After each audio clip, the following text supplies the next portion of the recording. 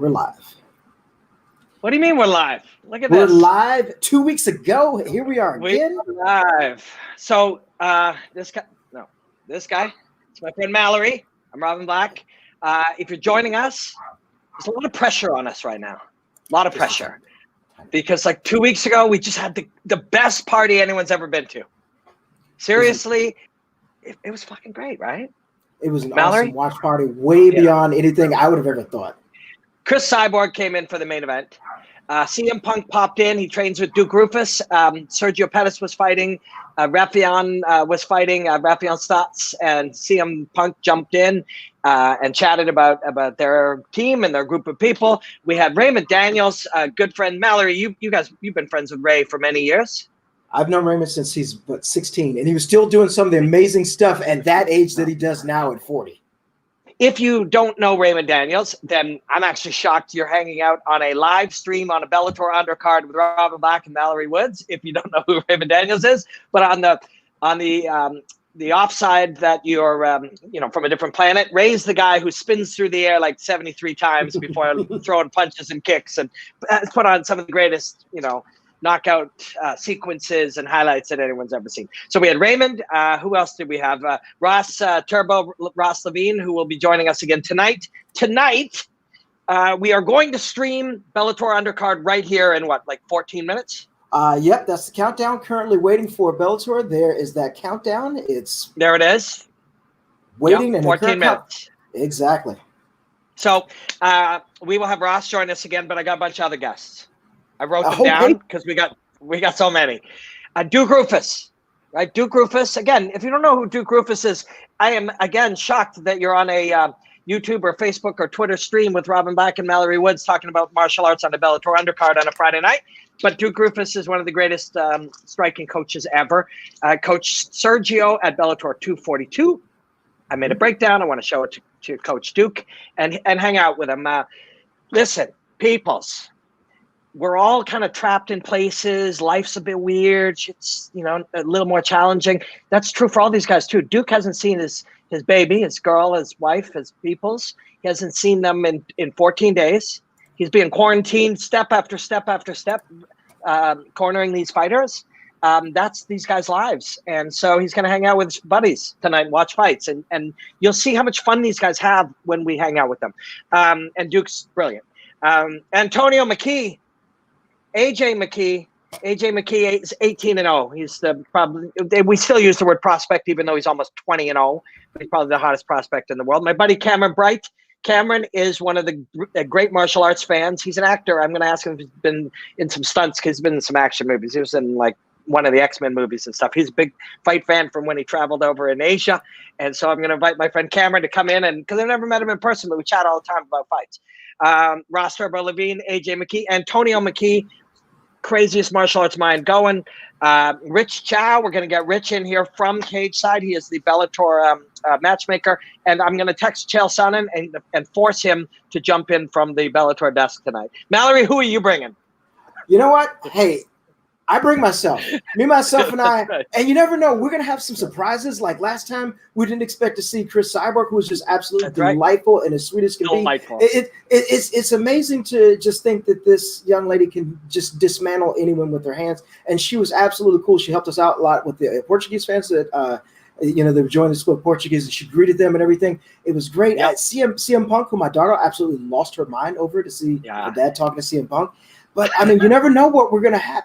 We had a great time last time just sitting around watching fights. This is what we'd be doing if it wasn't a global pandemic. We'd be sitting at a place, getting some great food, having a few beverages, and watching some great fights on TV. I mean, that's what more can you ask for?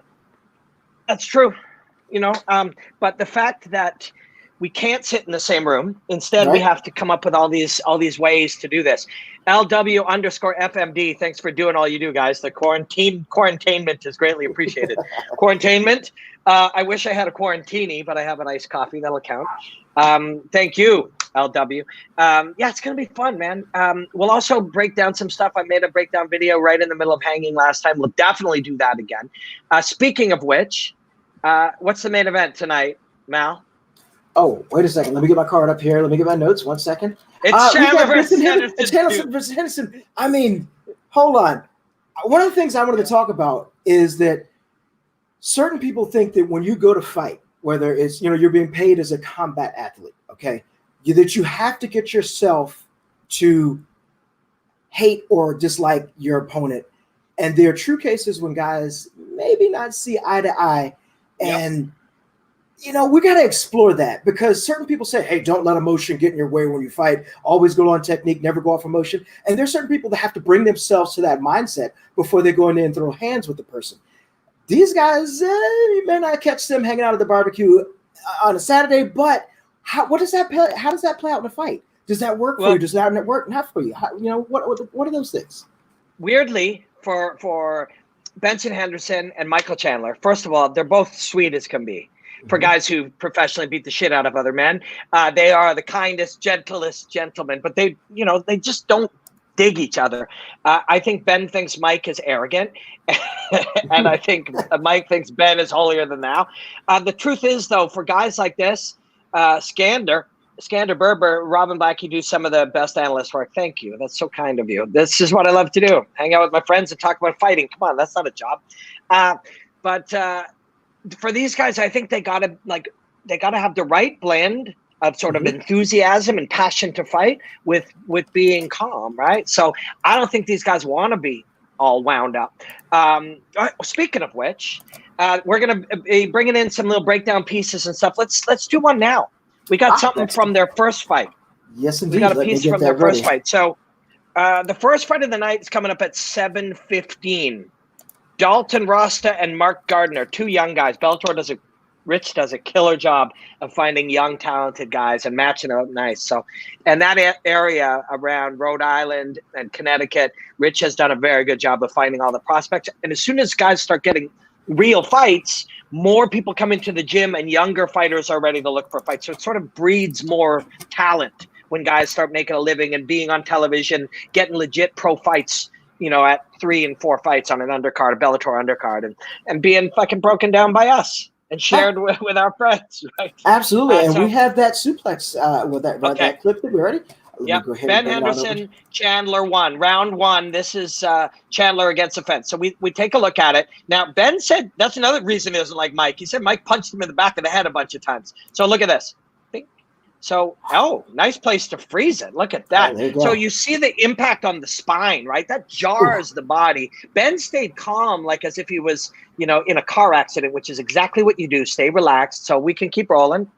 Or is that frozen? Because if it's frozen, you couldn't find a better spot. And then just, let that roll. I threw a few arrows in there. You'll see it. So this is the full sequence, right? And it's an incredible sequence. Mike gets the body lock to it. And and here, there's some arrows here. So you can freeze that. So what's going on right there? Those feet at that distance, look where Ben's feet are. Ben's basing out, and he's sticking his butt back very hard to get him. So if you just roll, look at Mike's adjustment right here. Very small. He'll get underneath. And I don't want to hear any jokes about it. Right there. Right. Look at that position. You can freeze that. Completely different scenario, right? Look how close the feet are. And look now, Ben's center of gravity, so the base of his spine, his tailbone, his pelvis, look, it's now behind him, and Mike is exploding straight to the sky. So body lock, and now you literally drive. Yeah, you can roll that, and it's an arc straight up, and it's quite simple. It's an explosion, and you commit to it. The key thing here is Ben stays relaxed. Now Mike's got to turn back in because it's a race, because you want to beat the guy to position. We call it, you can leave it frozen there for a second. We call that a scramble. But a scramble in wrestling, realistically today in modern martial arts, is lazy to call something a scramble, because we do understand every position and every place where we can get. It's lazy, or it's just because you don't have the time. When you commentate something, you have limited time. You don't get to freeze shit. So you say scramble for anything you don't have time to say. But right here is a race for position. Whoever has the higher hips will win. So you roll here. Ben spins back in there, but Mike's already in position. By the time Ben spins, Mike will go to punch there. Ben knows that, so he dives underneath. This is sick. 2 steps. Mike goes step, foot, out to other side, and then rips up high on his left elbow. And then right here, it's just driving like a steering wheel. Look at this. All of that was probably a second and a half.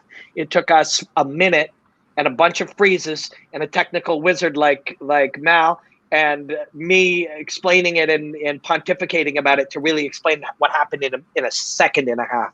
But it's pretty spectacular.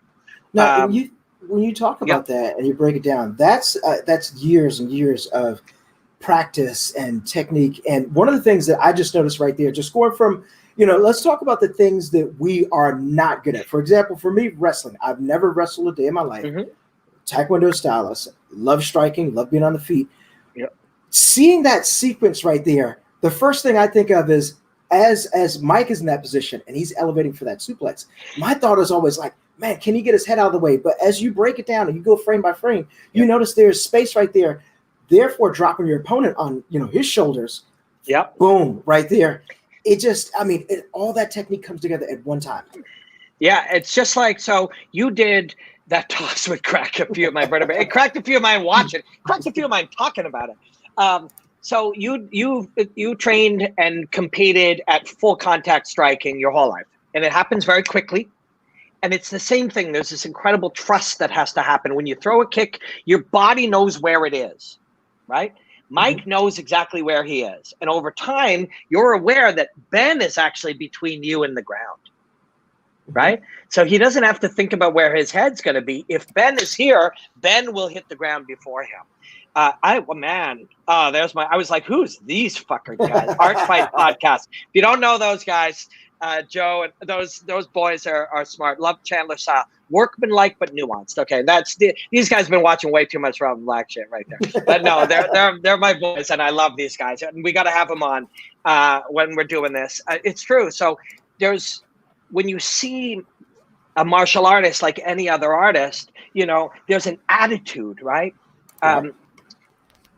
Sometimes we'll say a blue collar worker or a white collar worker or an executive or an artist, but those things are more a mindset than anything. Like, I want to be a blue collar artist, right?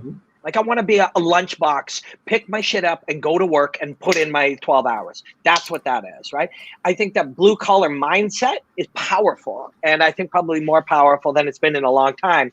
And that's what they're getting at. Mike Chandler shows up on the work site, he puts on his hard hat, he gets his lunchbox, and he goes to work.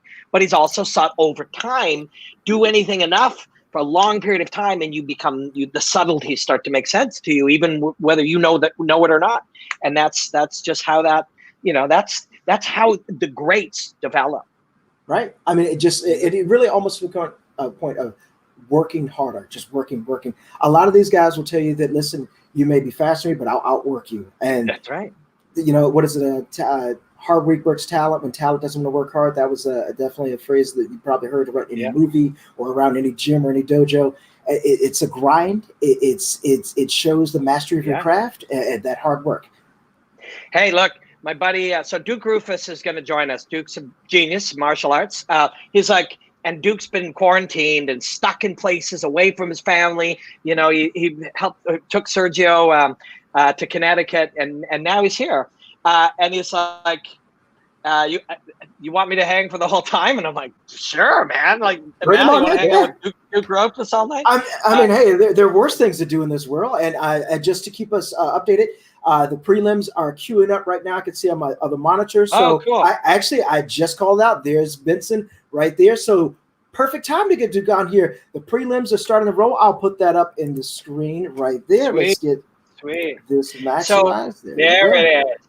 All right. So have we got some people joining us? I'm going to be using this device here to make some breakdowns in real time. And I'm going to hang out with you, and we're going to bring in Duke, and we're going to bring in some other guests. AJ McKee will join us in the main event. Antonio McKee, I love to have him and Duke talk for a bit.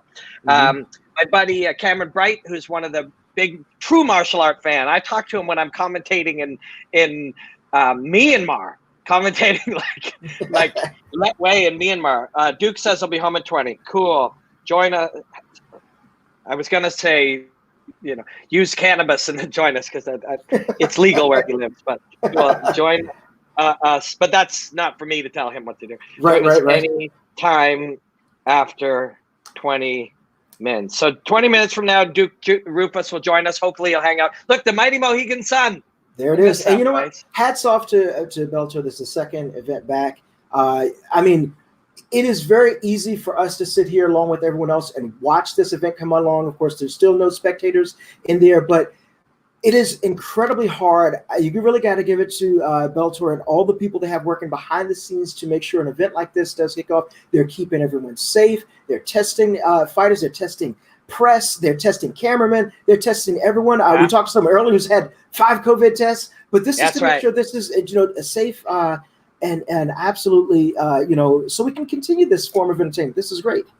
Yep. Jay Sand 7, what up? So look at that main card before the main event. Mitrione Johnson, Miles Jury versus Georgie. We got a Georgie breakdown. Saba Hamasi and Millender. That's sick. Saba, I should have brought that one in. Maybe I can find it and we can look at it. There's a breakdown I did of just this brutal, penetrating. I think it was an overhand left that he just. It was his first fight back in Bellator. Crippling shot. That's a sick main card. But yeah, man, the team has done a crazy thing. So it took a while, to get back because they wanted to make sure everything was right. It's one thing you hear these platitudes when people are talking about fighting. Safety is the #1 priority, and everyone talks in all these cliches, and you hear it in every show, and you hear it on TV. But honestly, Bellator is a different level of just making sure. When you work with that group of people and you work around them, they're concerned with people's health and they're concerned with the mental health of the team and they're concerned with because everybody's going to work 12 and 15 hours nonstop because this is a passion-driven league, right? This is a league.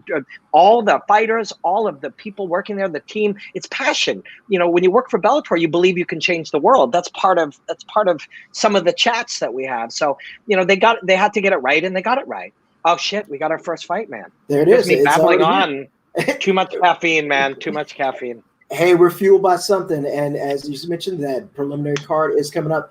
And it's not easy. I mean, you see that there are other sports leagues that are having trouble getting their event and keeping people healthy and everything. This is not easy. It is a lot of work goes on to it. So definitely, congratulations to everyone under the Bellator umbrella for bringing this here for the second week in a row. Hey, look, couple Fridays ago, you guys didn't have this. So here we are. And of course, we'd be remiss not to mention that at 10 o'clock on Paramount Network, the main card will be. So if you got Paramount Network, those fights are free for you. So if you're hanging out with us right now, thank you. And we're going to dig into all this. We're going to break down some other stuff. Duke's going to join us in 15, 20 minutes. We're going to look at Sergio's fight from last week with Duke. I do have to tell you, we will not have the main card. You're going to go over to Paramount for that. Maybe in the future one day, this party is going to be so happening that we're going to have to stream the main card. But we will still hang out, and we'll bring on our guests, but you're going to have to turn on your television and simulcast us with Paramount. But right now, for the next 3 hours, we got it right here. Dude, it's been 2 weeks. We saw some UFC and we saw some European fighting and stuff like that, but this is the fam here. So I haven't been in this little space where it's that quiet. I'd love to be there. No glove touch. That's always interesting. Especially when you're young.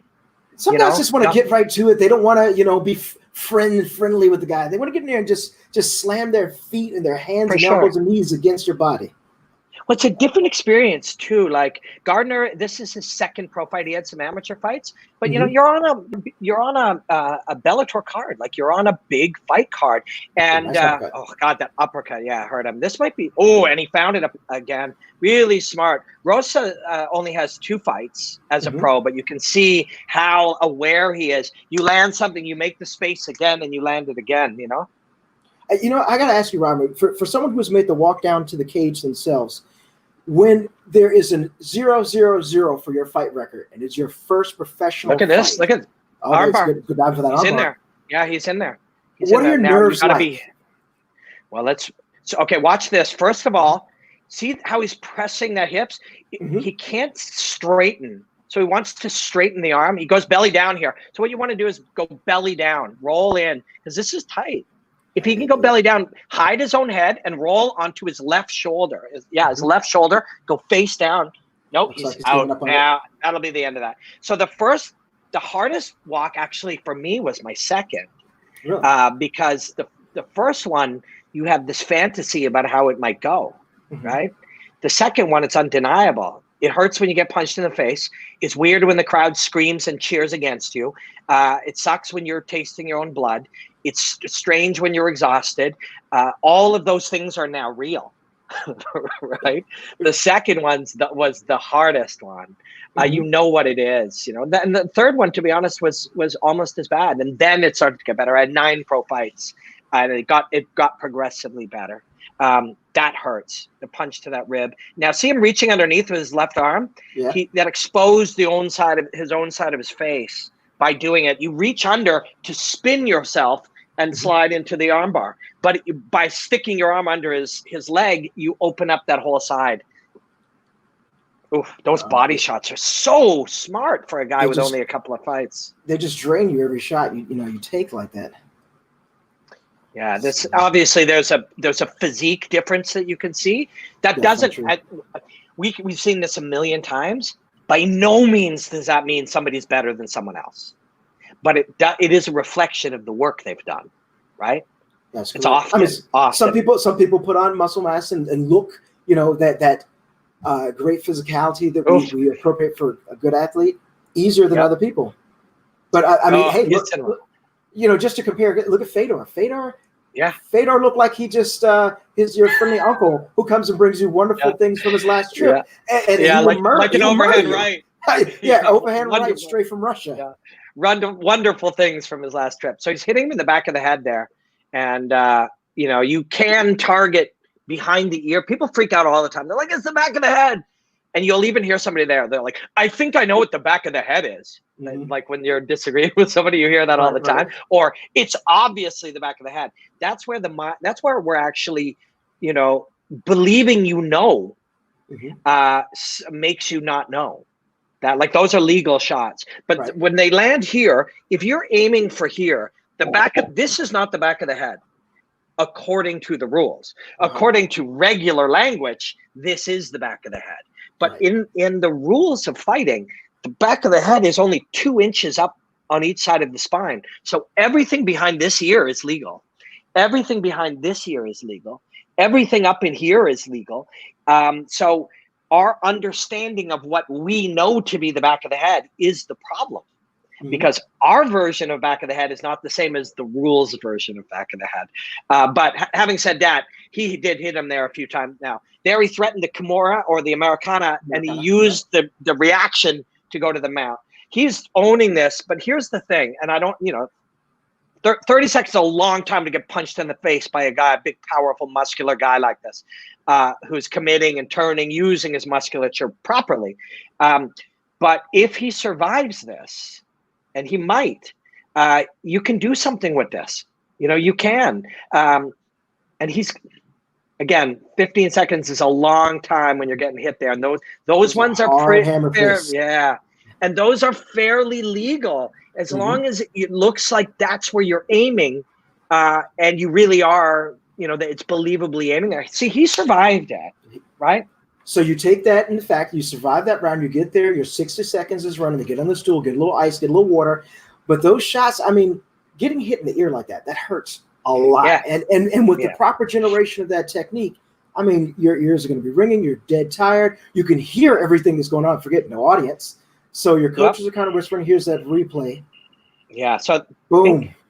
And there's a few of those. There's another. Watch it, one more here. There.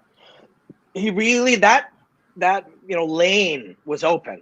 That lane was open, and it was open repeatedly. There, he went to the mount off that Americana, but he pushed it back. Watch, see? Watch, turns to the other hip, and he pushed it back into half guard. And obviously that's what happens when you get punched in the face a lot by a big, powerful, young professional athlete, but he's in the fight. And guys fade. You know, the idea, everyone's heard of the front runner, right? The idea of a front runner. We get that from horse racing. In horse racing, a horse that just gets passed by a millimeter will end up on the back of the pack. It's not his fault. It's just how he's wired. If he's not winning, he's losing, right? If he can't hold on to it, the horse gives up on it. Humans do that too. When you are crushing somebody by a lot and they come up to even, it can feel like you're losing. Right. And so you react poorly, right? Oh, so, they waved it off. Wow. Irrelevant. Okay. Yeah, irrelevant. Doctor had a look and he didn't like what he saw. He motioned here. So let's take a look at on the bridge of the nose. I mean, the swelling's there. The kid wanted to fight. Yeah, you got to give him that credit. Jesus, look at the shape that guy's in. I mean, there's a total difference. So there's one over the right eye, but he said the nose, and I don't know if he meant the brain. Oh yeah, that nose is quite damaged. But well, good for Dalton Rasta. But good for Mark too. Like, this kid knows that, like, he did not surrender. He was hit, and this cannot be taught. You're hit, and your reaction is move towards it, try to shut it down. Continue to fight. The natural human reaction when you're hit is cover and turn away. That's genetic. It is the fight or flight response. I mean, most people who have never wandered to a dojo or to, any type of gym or any type of things that you're going to be punching and kicking someone, they really don't know. When you get hit for that first time with full power or some power, it changes your way of thinking. Your body says, let's get out of here. Let's just That's move. Right. That's exactly right. And it changes it in ways that are new to you. It's not like I can ask you, what do you think you might do if you felt this? You've never experienced it ever before. In my first fight, I got smashed a lot in the first couple of minutes, really, really badly. I had a cut on my eyeball. There was a trifascial nerve or trigeminal nerve, something like that it's called. It was damaged. I couldn't feel my face for like 4 months. I had damage to my plate. I had a broken nose. And I kept turning back towards him. And I remember at one point getting spun around from a punch. And as I spun, my brain was going, you have to turn back. Quickly, it was thinking, you have to turn back towards them or they'll stop the fight. And I was very proud of that. Because you shouldn't be proud of it because it's sort of lucky. You can't control how your brain will behave in moments of extreme trauma. Hey, look, it's Chael and Jay. There it is. Man, as soon as they're off this, I'm going to text Chael and I'm going to be like, just hit this link and join us right here. Chael can pop in right there. Have a real gangster on the show. That'd be great. Yeah, that's right. We're going to do that. But it is something, I mean, for that moment of clarity, if you're thinking about it, in the moment that your opponent was striking and as he's rearing back, you had the wherewithal to think, if you don't turn back towards him, it's going to look like you're surrendering and turning. You're not intelligently defending yourself. They're going to stop this fight. And you made a decision at that point. Do I want this fight stopped? No. Yeah. And you turn into it. That's right. But I don't take, I said I was proud of that. I should say grateful because that's just how it went.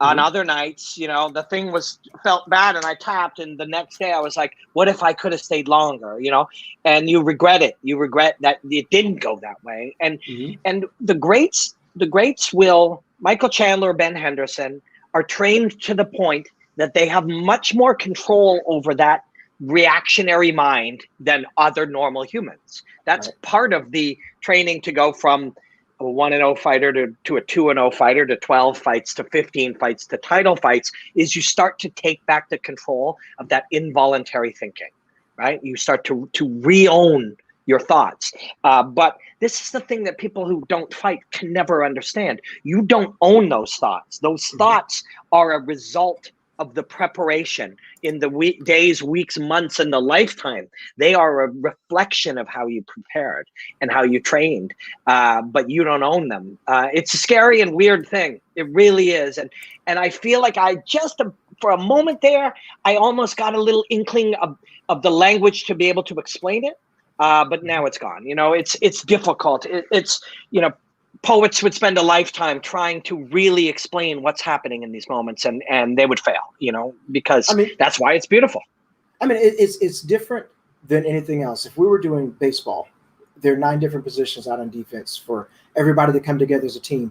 When you go up to bat, you're there by yourself. It's you versus the pitcher. That's the first part. Then you got to get around the bases. You do all this training with your coaches, your training partners. You do all this preparation, and then there's maybe mental anguish. Maybe you're worried about this guy because he's got a better ground game than you. Maybe you're worried about him because the last guy he broke his face into 20 different pieces, or his devastating leg kicks. So that mental warfare is going on this entire time. You're hitting bags. Okay, I'm working about it. And then comes that walk, and you do it with your coaches, but you enter that cage alone. There are 3 people in that arena: the referee, your opponent, and yourself. but all those thoughts are still in your head. Somehow you have to shut that down and accomplish that goal of what's going on. And what do you do when you hit the guy super hard and he just says, thank you, man, I have another, you know? And the thing is, you don't really get to master yourself is a lifetime. So we're like, hey, this is happening. You got to get your brain under control. Well, the greatest masters have dedicated their lives to getting their brain under control, and they can't. Right? That's the nature of it. So I invited my buddy Cameron to pop in and join us for a fight. Cameron works as an actor, but he's a deep, dedicated martial arts fan. Like I said, he was texting me when I was in Myanmar, commentating Letway, 1,000-year-old bare-knuckle Burmese martial art. And he was like, man, I really got into this when I was living in Thailand or somewhere in Southeast Asia. I'm like, you're a real fight fan. You should come in and hang with us. So, but that's the great thing about fights. You can be a fan of it. And I mean, Halle Berry's a great, she loves it. See her many MMA shows. This is as basic as and as primal as it can be. And anyone could be a fight fan, and from what you're telling me, Chandler's really into it, which is great. And you just pick it up. Once you see one person, and you can't say one man knock him over, because the women are setting the world on fire too. Once you see one fighter knock out another fighter in a devastating fashion or a great or slick submission, you become hooked instantly. And that's what everybody here that's watching this broadcast around the world, and everybody that's watching with us, they've at one time experienced their first fight. For me, it was way back in UFC 1 to see, wow, what's going to happen? This guy's a wrestler. This guy's a boxer. Yeah. What's going to happen? Yeah. And we still don't know the answer, because even though that guy beat that guy on that night, once the game starts to change, and the game does change. Hey, I was just about to say, let's see what else we can break down, but I think we got another fight coming up. And I think Cameron's going to pop in here any minute. If you see somebody join, that'll be Cameron Bright. But be good to have, another thought and perspective. But I went back and I looked at Mark Coleman versus, it just escaped me. But one of the original striker versus grappler fights. Correct. And you're watching a guy mount another guy, but Maurice Smith. And Maurice Smith was this kickboxing world champion and genius kickboxer. And Coleman was one of the great wrestlers ever. Neil, the security, good evening, fellas. Can't wait for Duke Rufus to join. Duke will be in about 15 minutes, I'm sure. Maybe, and he might hang out all night. Duke's been trapped in quarantine. Nobody loves martial arts more than he, us, and a few other people popping in here. So Duke will be here. He's going to have some crazy insights. But so I'm watching it. Word, is it video or how does that work? Video on phone, use earbuds. And last time I just asked CM Punk in the middle of our stream, and he jumped in. I asked Chris Cyborg, and she jumped in. So I texted George St. Pierre. I didn't get a response, but I texted him. Asked him but you sent it out there. I did send it out there. And Saunders and a couple other buddies. So some people will be joining us tonight to watch some fights. But Maurice Smith, and he's mounted by Coleman, and he's stopping all the strikes just using Muay Thai framing. So in retrospect, it wasn't, even then, it wasn't wrestler versus striker. Oh, it's on the ground, now it's wrestling. The wrestler was being stopped with the Muay Thai framing experience that most Maurice Smith had. When you look at it again, it's brilliant, and the whole game changes. So let's watch this one. Fist pose, bink. I mean, both of those things are brilliant. Fist pose and bink. So we got, I think we got Dung and Campbell, but Campbell and with the tattoos. These guys having a few fights each. Both Americans from the region, and 155 pounds. Campbell's got a bounce. Dunn coming in with a record of 3-1, and Campbell at 1-1. Yeah. Campbell's got that sort of bounce, that sort of, inspired by the last 6 or 7 years. In the last 6 or 7 years of MMA, you've seen a lot more little bits and pieces of Taekwondo brought in, bits of Stephen Thompson, people like that.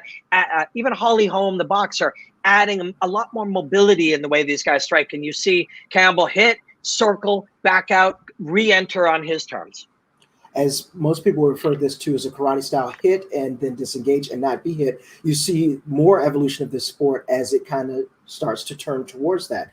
Looks like an unfortunate low shot, and if you've never experienced that, well, one, good. Two, yeah, lucky you. Lucky you. The 5 minutes is well earned. That wasn't really. That didn't look low. Right. I'm gonna say that from looking in. The guy that the second one. Okay, there we go. That the thing is, he didn't react on the first one, and I thought, why did he react? Oh, that one. And it's funny. Anybody who's ever been hit like that, they have the same reaction. Well, there's always a reaction like that once you see some poor guy who is earning that 5-minute timeout. You know, that's never an easy way to earn a break for there. Yeah, it's true. I'm just texting a guest. No problem. Yeah. So, and who do you see as Campbell versus? Do you have Dung? Well, or do you have a different? I like the way Dung is moving. I like the way he's engaging, striking, and moving. When he got caught up a little bit in the clinch, but he managed to escape it. So both these guys, a lot of kicks there.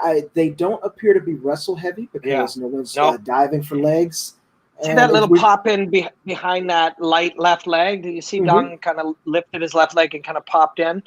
He checks quickly too, but again, we way too heavily generalize and create these narratives when we do commentary. Look, Campbell looks like he's played a little more Taekwondo and karate, whereas Dung is a Muay Thai fighter. We overgeneralize these things so heavily that we really do a disservice to the fighters and the game. But there is elements of that at play here. There are some elements of that at play. All right, looks like we may be the first takedown attempt, at least a threaten. He scoops him, and there he is down. Now let's see what we got on the ground for Mr. Dung. So Campbell on top. Watch where his right knee is. See, his right knee is trying to stay at the rib cage and under the armpit, and then now he's crowding the left leg. Oh, it's a good ground though. Yeah. So that left leg, he's got. He's keeping him moving around, forcing him to move.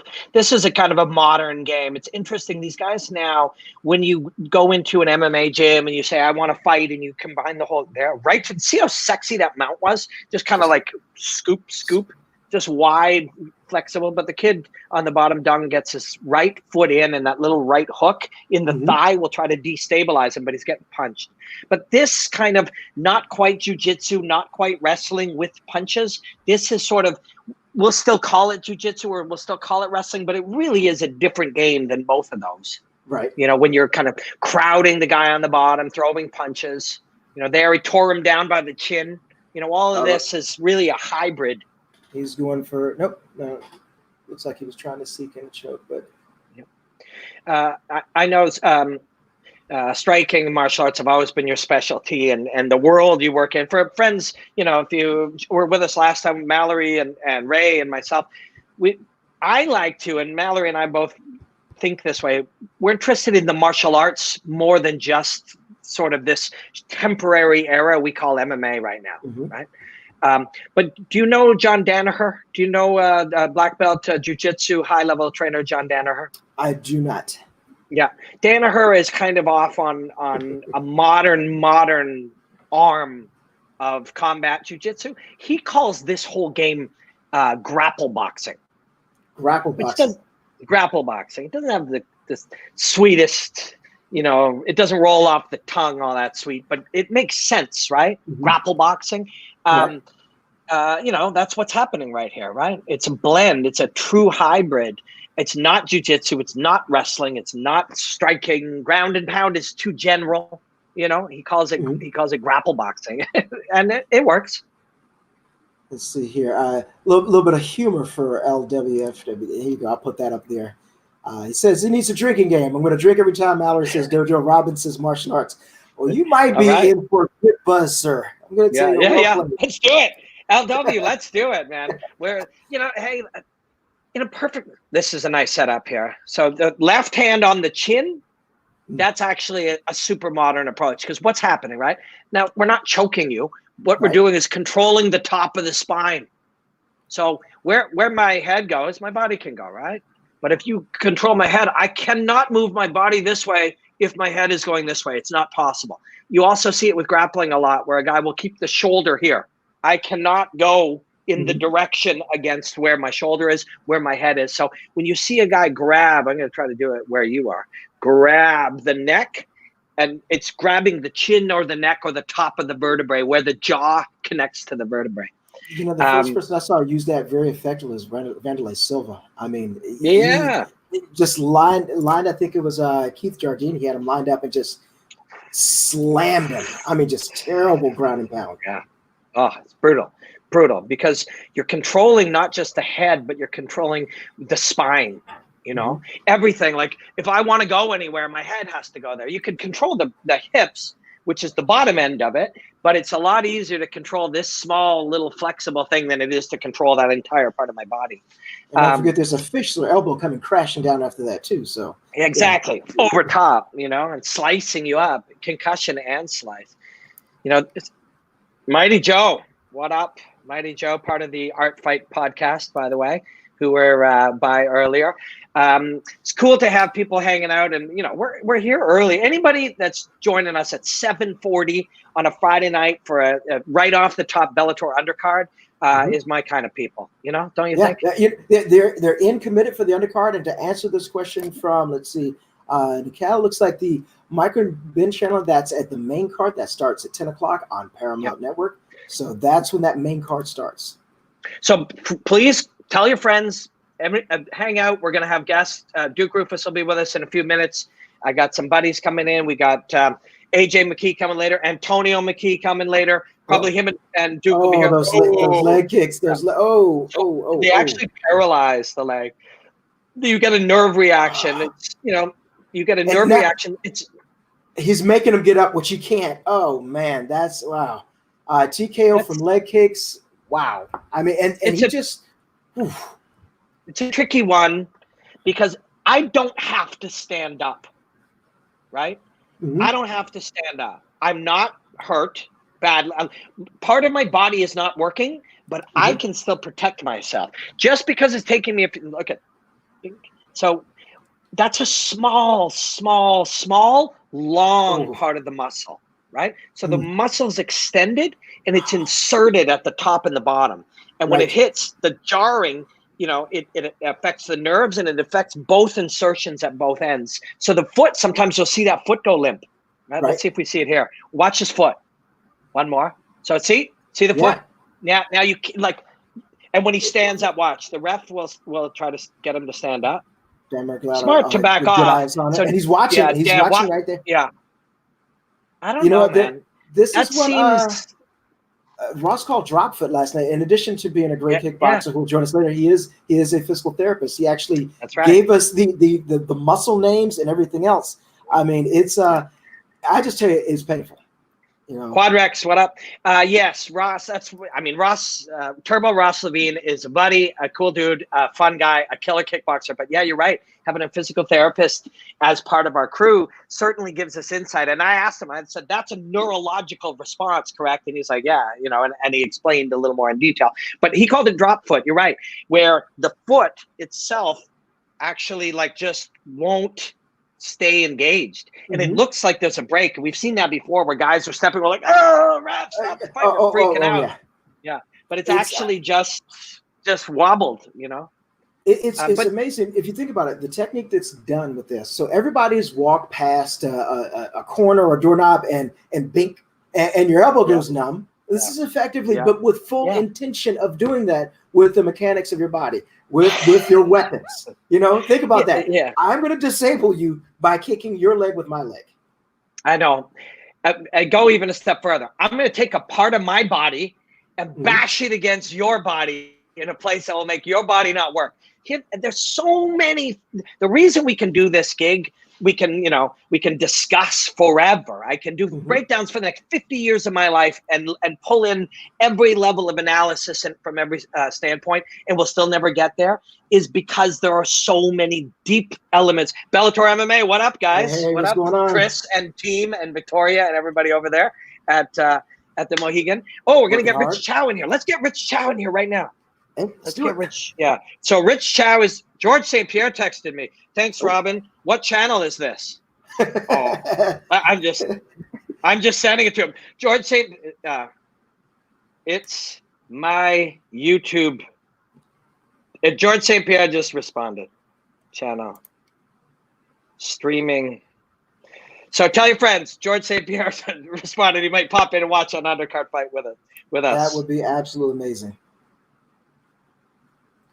Man, I mean, just undercard watching fights. Okay, so please stand by. Mal is going to talk because I'm texting George St. Pierre. Ray Daniels, he's friends with Raymond. I'll say Ray Daniels was with us last week. Man, so I mean, all you gotta do is click the link. All you gotta do is click the link. Click the link, as brother. Typing out. All you have to do is this will be streamed by us. Oh, go ahead. Give us an update. Yeah, so I texted George St. Pierre. He was like, "Yeah, what channel?" And I'm like, "My YouTube channel," because he's not concerned. You know, George does actually commentate the UFC now in the Quebec. French, but Quebecois French. That's not the same. We got our own French up here in Canada. So it hasn't been read by him.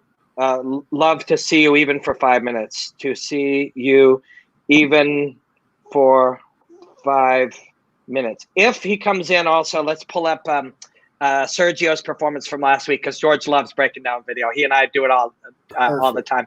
I on my Instagram, there's a breakdown of me and George analyzing Conor McGregor. If George was going to fight Conor McGregor, what he would do. It's really fun. Oh man, why we got to keep showing Tim knocking out my guy Tyrell like this? So on the left is Tyrell Fortune. Tyrell was an undefeated heavyweight who is a badass, and he'll be the future Bellator champion.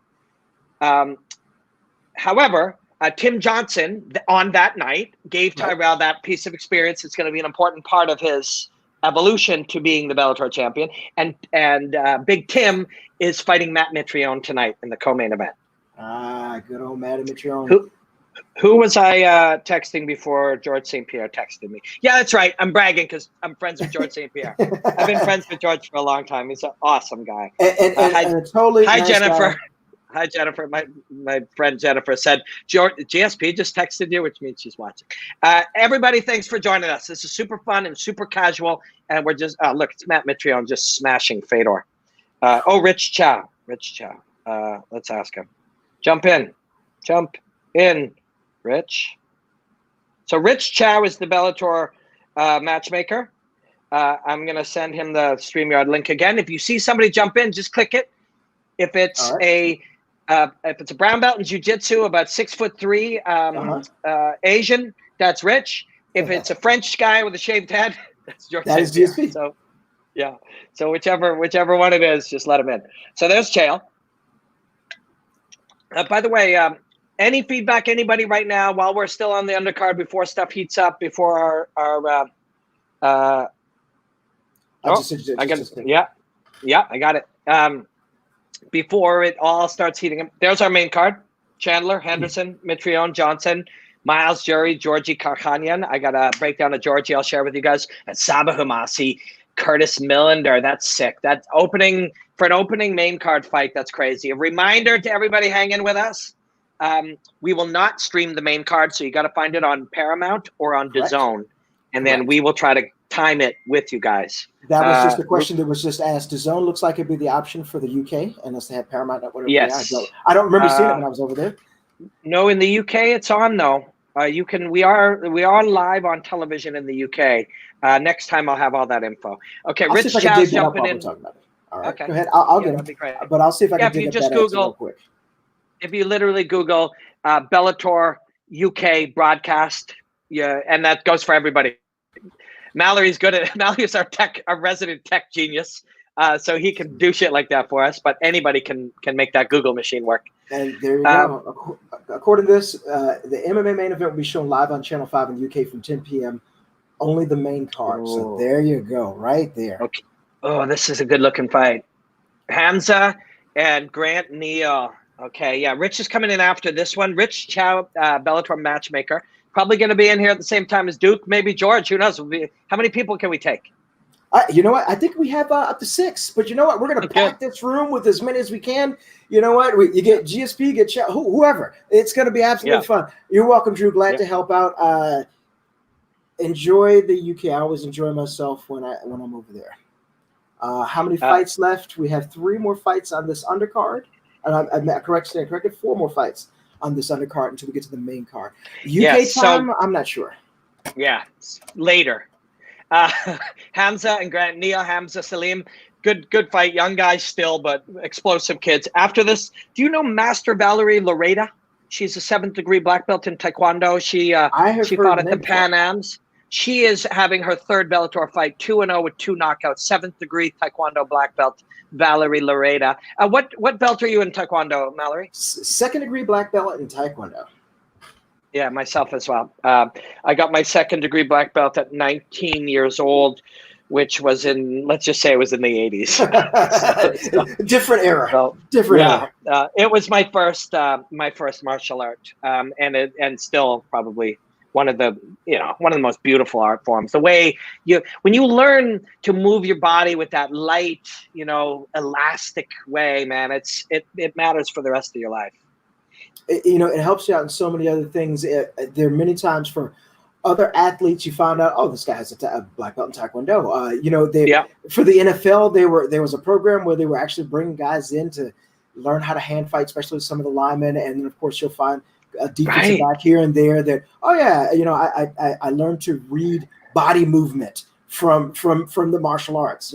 It's just a different game. Instead of striking someone, someone's coming to tackle you. Very interesting. Somebody might not understand this if they hadn't done it, but to do martial arts, to do Taekwondo, something very mobile with a lot of direction change as a child, makes you understand your movement and the movement of someone else too in a different way. That's a very interesting thing. So look at these big 205ers. Man. Oh, when you try one of those suicide trips to stick your leg out and pull, it's dangerous. You end up, this is a choke right here.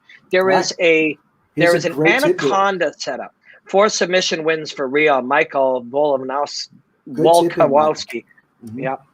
Nice. Yeah. So Grant Neal was immediately into an anaconda. People often ask the difference between an anaconda and a darce.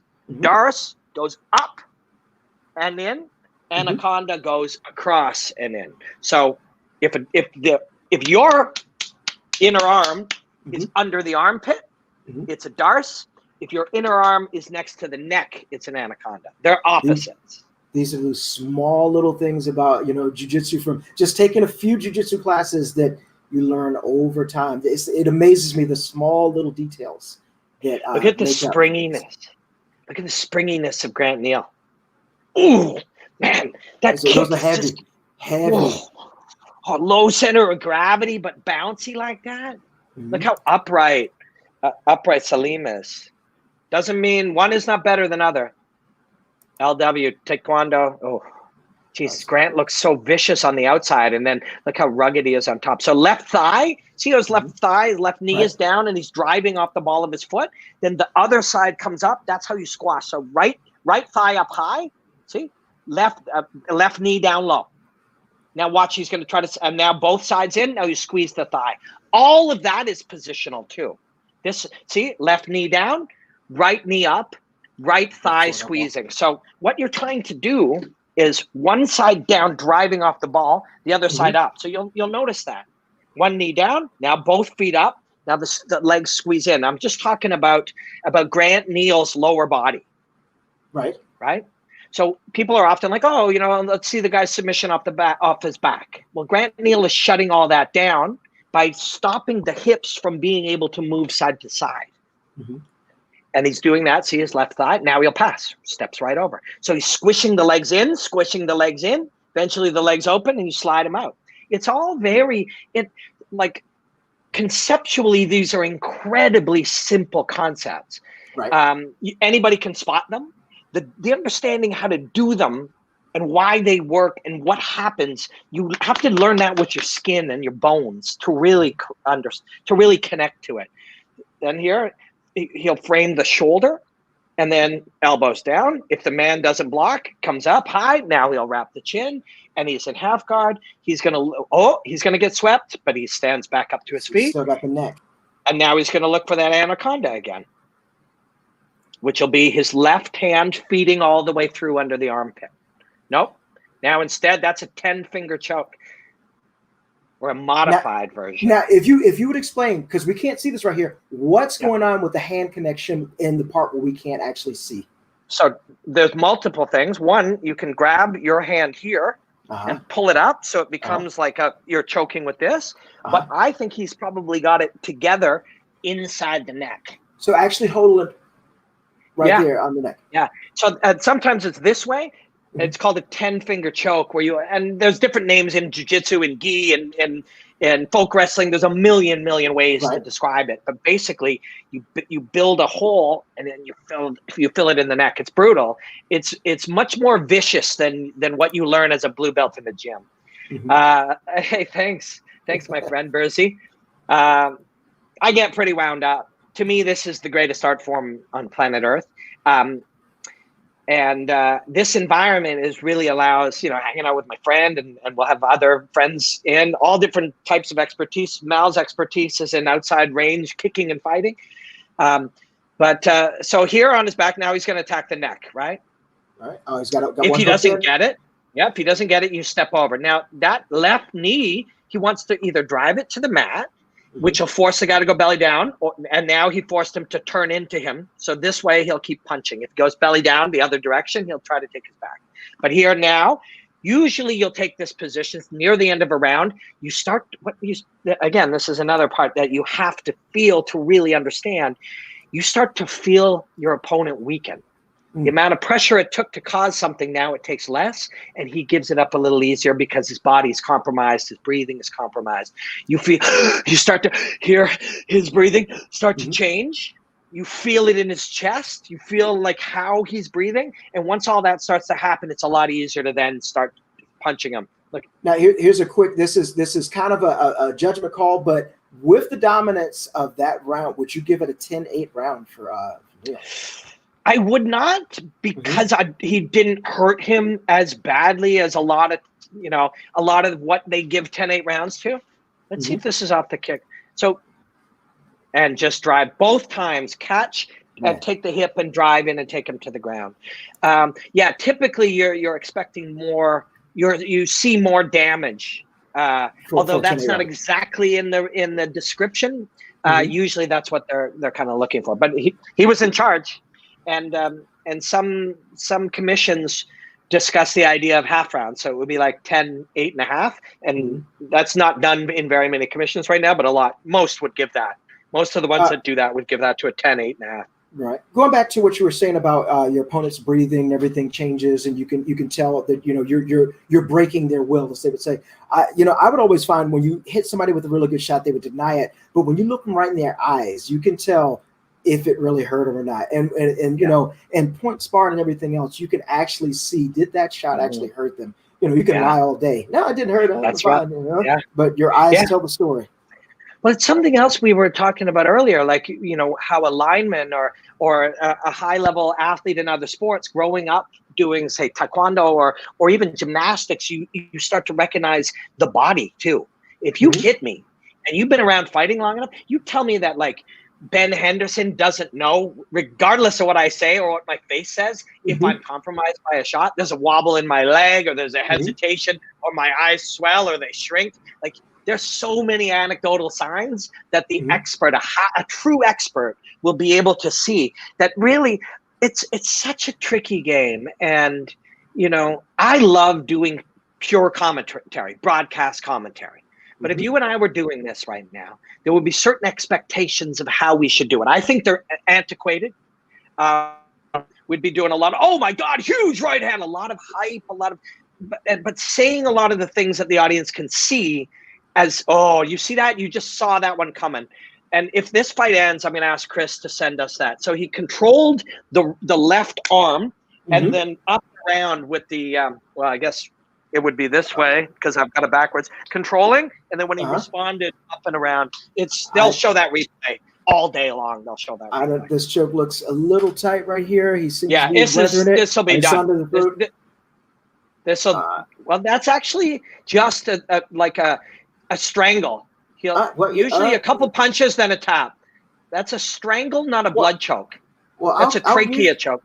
I'll give Salima. He's gutting out. You know. Oh God, I love Salima, man. So like every single one of us watching this just tapped right there, and I don't mean that to belittle my Robin Black or Mallory Woods or anybody watching this, but we all tapped where he did not tap here. Exactly, and it's that fight to, do I give up? And you know, you always see when right before someone taps, they raise their hand because they're thinking about it. Unless the tap is instant, unless it's that painful. Yeah. But he decided, no, I'm not done yet. His hand comes up and then he makes a fist and he hits twice. And I thought he was going to tap, but he started punching him. So well done, sir. That warrior spirit is strong. For sure. Grant Neal too here. He may choose to go knees. I'm just watching because see if George is coming in. He still hasn't read my WhatsApps, but he did ask, so he could be in here. I don't want to tease anybody. If you're staying, don't stay because I said George might come. Stay because you're having fun, but George still might come. Absolutely, man. Those are bad, man. One of the very first nights. So I met my wife in Winnipeg, and you know, I asked her to go out and we had a couple of drinks and she went home because she's a lady and she went home a lot of times, you know, when we were first dating. But one of the first times she ever slept over at my place, I had been kneed and this is dead true. I had been kneed in the gluteus maximus so hard that I was semi-paralyzed down that leg. And in the middle of the night, this young girl that I knew already that I was in love with and is now my wife, I had to ask her to help me to the bathroom, because I was training for my fourth professional fight and I had to add because I couldn't move my leg. And that was probably the second night or third night she ever stayed at my house. Because fighting sucks.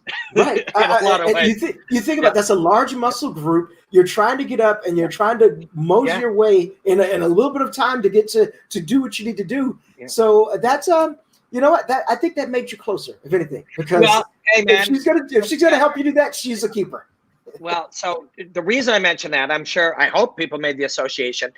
Grant kneed him in the glutes 2 or 3 times against the cage. That's the kind of shit that people out there to the rib cage. That's the kind of shit where people, Mighty Joe, butthurt for real, yeah. These are the kind of things that when people watch it, they don't understand this hurts. They'll be like, oh, you know, oh, big right hand anytime somebody hits somebody on the feet. But these things people think, oh, we just say dishing out a little ground and pound, or, you know, he's got to advance his position, or he's looking for transitions. Like we just say stupid commentator shit. This shit hurts, right? This is fucking fighting.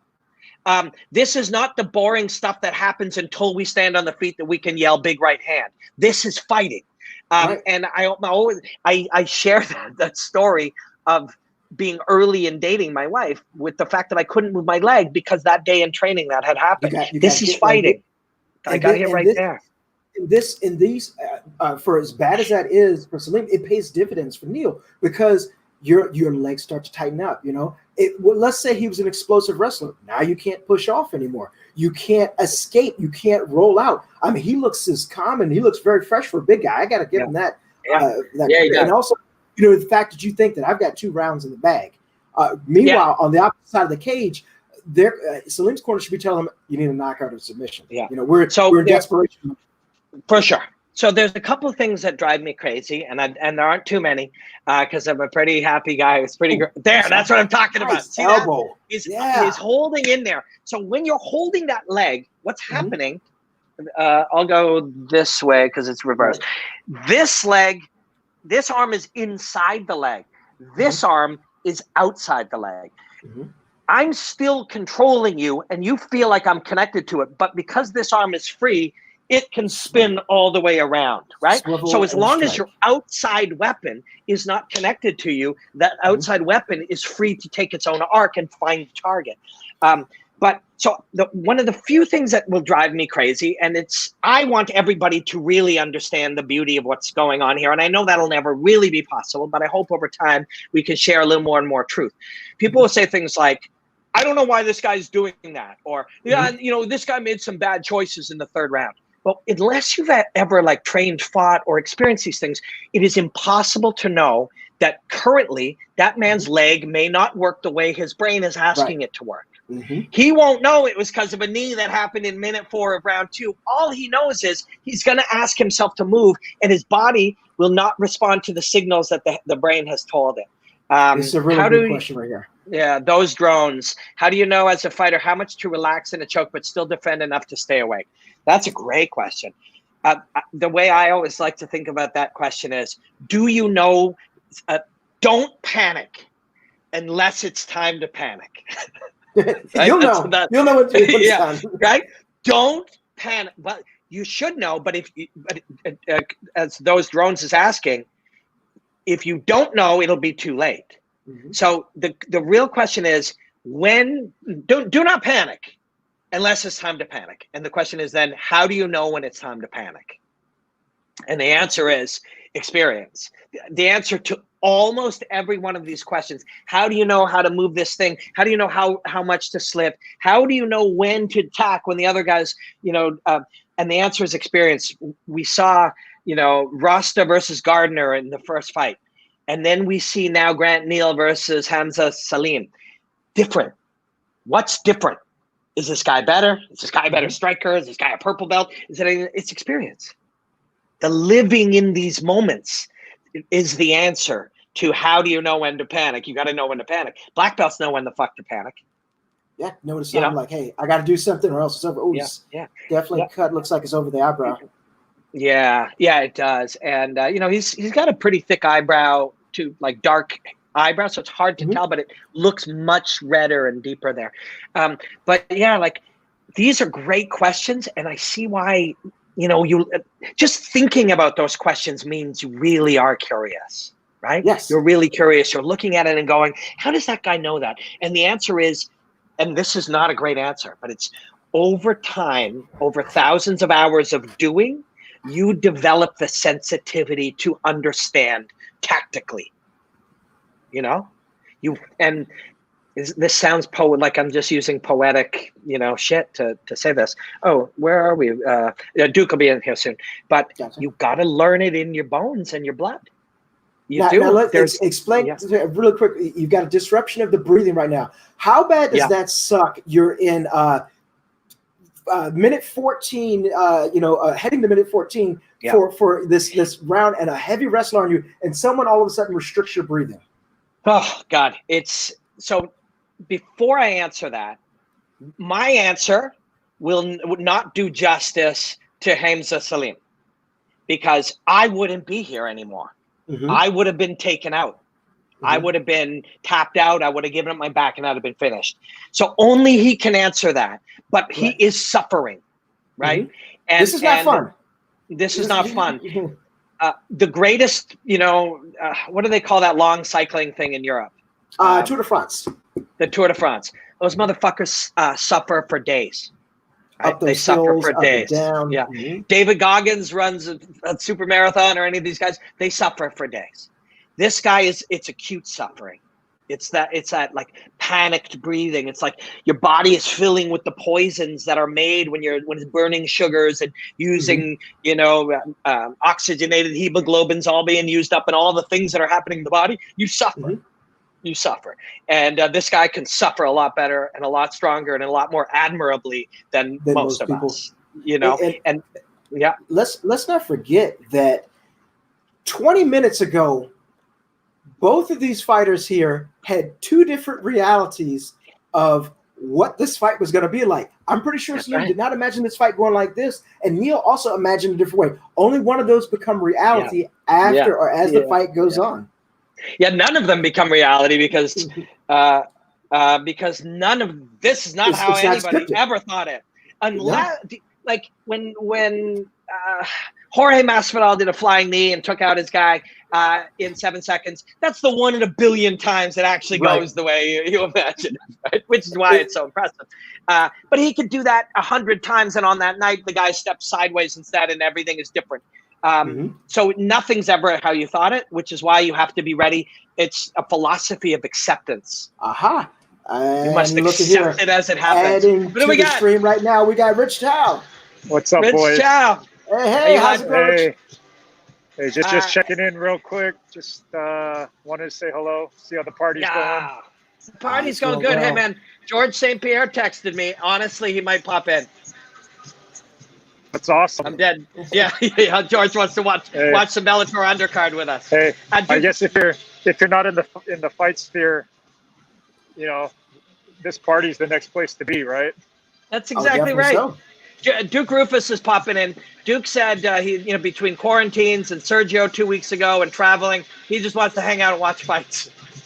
Yeah, absolutely. Well, we got a couple good prelims in so far, and hope you guys are enjoying yourselves. And yes, this is an amazing fight. This was absolutely great for some big guys, and they lasted the entire 3 rounds, man. It's been lots of people watching. The main card is at 10 o'clock, people, on Paramount Network.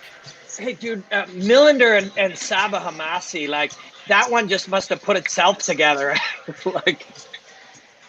Yeah, absolutely. That's easy work, man. When you got guys like that, they make it easy. Yeah, no kidding. This is also cool. The next 2 fights, we got a 7th degree black belt in Taekwondo, followed by just a genius of jiu-jitsu. This is the kind of shit we're into, Rich. This kind of, seeing all the different aspects of the martial arts. Yeah, this is where we geek out, so to speak, on all this fun stuff, especially with these prospects and their development. It's very, for us, intriguing to see somebody at these early stages, to see where they are, how they grow and develop, and that's what makes these fights so fun. So the first several fights here all feature prospects, and for us, that's what we enjoy seeing these fighters grow. Was Tim Johnson just as chill as usual over the last couple of days? Oh yeah, man, yeah. Cool as the other side of the pillow. That's who he is. So shaved his mustache, so we'll see if that plays a role in his performance tonight. But that was the only thing different. Yeah, he's just so, you're right. Cool as the other side of the pillow. But I like that one. Like, between those two, it's an interesting one because Mitrione is so sort of fast twitch and super athlete. That's a really cool dynamic, that fight. Yeah, definitely. Matt's a very special athlete. Period. Not just for heavyweight. Tim, he's got that power though, as we saw in his last fight. So, hey, heavyweights, right? Only takes one. Only takes one shot. That's right. Yeah, for sure. Yeah, man, the killer card. Like, good job, man. I know how hard you've been working. Like, every second week, just another card full of people. You guys are going through all testing and all of the precautions and the protocol. I know everybody's getting tired, but the whole team is just killing it. I'm just so proud to be a part of it. And me and Mal are just proud to do this stream and get people into it. Hey, thanks for doing this. And yeah, I'm very proud to be part of this team. These last few weeks, actually few months, have really shown the grit and character of this team. I'm just so proud and happy to be here. And I got to get going now for this next one, guys. But just wanted to pop in and say hello. Thank you guys for putting this on. Hope you guys have a great evening. Enjoy the fights, and we'll do it again soon. Be water, my friend. All right, again. Bye, guys. See you later. Man, matchmaker extraordinaire, Rich. I mean, this is a guy who has to do all the homework. You think about it. So, yeah. He doesn't mind because he's obsessed. Let's see. My buddy Cameron's coming in, but I'm just waiting for Duke. 1 sec. Hang tight. Waiting for Duke. Actually, yeah, let's bring him in. We'll bring him in. But so Rich doesn't mind that. Yeah, that stuff. because he's a martial arts obsessive like us, Mm-hmm. right? Mm-hmm. Rich is a purple belt in jiu-jitsu. Brown belt in jiu-jitsu under Jean-Jacques Machado. Like, this is not some guy who, knows fighters' phone numbers. Like, this is a martial artist. And I've geeked out with him about Kid Yamamoto and, like, early martial arts stuff, people he trained with in Guam. Like, this guy's a real martial artist. He's a true friend. Rich has become a true friend. And so he's not he's good at business. He's good at booking fighters, but he's a martial artist. That's what I like about Bellator too, man. It's like Coker doesn't talk about it a lot, but he's a multiple black belt in Taekwondo. Mike Kogan had a Muay Thai fight or two coming up. And has been around martial arts his whole life. Rich Chow is a brown belt in Brazilian Jiu-Jitsu. These guys are not businessmen. These guys are martial artists who have figured out how to build business around their people. So it's cool. It brings a real martial arts flavor to this company. More martial art than football or baseball or hockey. You know what I mean? Right, that's right. I mean, it's being students of the games and being passionate. They always say, if you love what you do, you never work a day in your life. So guys like you, Rich, you guys really don't work because you love what you do. I get messages from you all the time, like, does this guy sleep? He's up early and he's boom, boom, boom on the ground, loving what you do. Midday, going in, eating shawarma, going boom, all the time, doing everything. Yeah. It's, very passionate. And everyone that has never followed this is drink. Yes, please do. When you have that going on, the people who watch and love your breakdowns, they really see it and they appreciate it. I'm wearing my Enjoy the Hostilities Robin Black t-shirt, which I've got. Yeah. It's shoprobinblack.com. There you go, a little shout out there. And they get it to you fast too, I will tell you. But they see your passion in the work that you do, and you see Richard's passion in the matchups that he makes. And overall, you see this product that Bellator does, which is just great. Once again, a great Friday evening. Have yourself a cool drink or a cool caffeinated drink, like Robin. Yep. Or an LMFD, or like an LMFD, an alcoholic beverage, because I'll say dojo. There you go. Yeah, I'm going to have a beer for the main card because I just can't keep consuming this much caffeine. But I was up at 6 a.m. this morning, and Bellator is like at least 50% of my month and often a lot more. And there is a lot of passion that I have when I'm doing Bellator stuff. I love, as I've gotten to know, you see these Patrick Mix, Juan Archuleta fight. You see these fights coming together. You see Chandler and Henderson. It's a different, there's a passion and a true commitment to artistry in these fights and in these fighters. Sergio and our guy last week. It's just Bandejas. You see these fights and you see these guys and you see AJ McKee coming up, and there's something different happening. And so I'm really passionate about it, but I'm still also, I do cover some other stuff, the other guys for TSN in Canada. I've got a weekly show developing in Myanmar right now, covering Letway. I cover bare knuckle boxing in England. So all day, every day, but Bellator has become kind of the big anchor to it. We're building a lot of cool things and a lot of, this stream. I mean, what if we do this every 2 weeks, brother? Hey, I'm all for it. I've cleared my calendar. Yeah. I think my buddy Cameron is going to come in any minute, and then Duke will be in at some point after that. So here's Valerie. This is your game, man. I'm gonna bring you in more. I know I talk like crazy. Valerie is a 7th degree black belt, Master Valerie Laredo. Man, tell me what you see. Look at that! Look at that! Those kicks, man. She's loading up a lot of power in those kicks, and they are zooming in. Look at the back. Look at the way she snuck that back kick in there. Yeah. Flowing. One of the things about Taekwondo is the further you move away, the more you're in target. That's right. You just gotta watch it. It looks like we may be getting joined in by the one and only Duke Rufus. He is Duke. Up and introducing now trainer extraordinaire and of course one-time competitor in the AKA Grand Nationals. That was a long time ago. I remember that. An open tournament is Duke Rufus. Welcome to the stream, Mr. Rufus. Duke. Can you hear us? How you doing? There we go. What's going on? Hey, man, where are you right now? Yeah.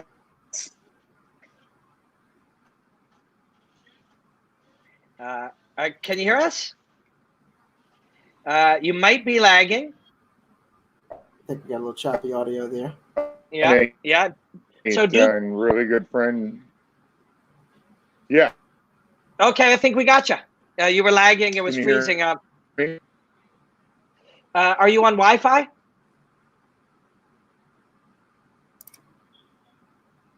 Duke, if you hear us, just feel free to click out and then come right back.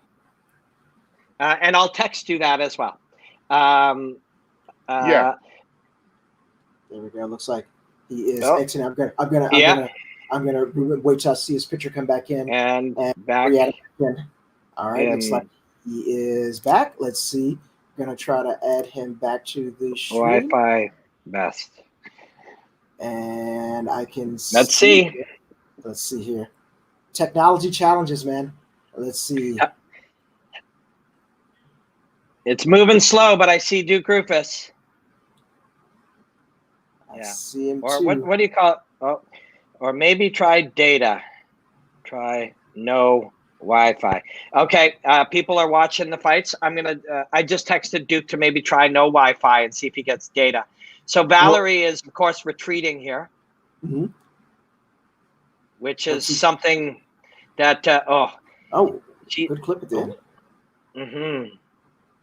She looks like she knows what she's doing. Oh, I'd love it if Duke was in here too. Duke's a long pants kickboxer, point karate, taekwondo.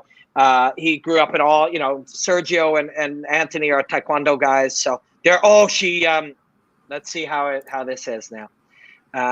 You see the mobility by Master Valerie. Hey, Duke, I see you now. There we go. That's looking a lot better. Are we in? Yes. Yeah. All right, I got rid of the Wi-Fi. Nice. That was it. That's it. Perfect. Duke, we'll catch up in a sec, but let's get right into this fight. You see retreating Valerie Lareda. Do you know her? 7th degree black belt in Taekwondo? Yes, as a matter of fact, she had considered possibly training with me. So I've spoken with her. And because I grew up doing Taekwondo and sport karate, it was a natural fit. Yeah. Love for the sport karate. Love it. So Mallory grew up in the Taekwondo game. Last week we had Raymond Daniels too, who of course came up in the same world. Yeah, but Raymond's a different animal. That's a whole different species of guy right there. You're absolutely right. Yeah, isn't he something else? Yeah, he's amazing. He's just one hell of a guy. He's the nicest badass on the planet. Yeah, man. True.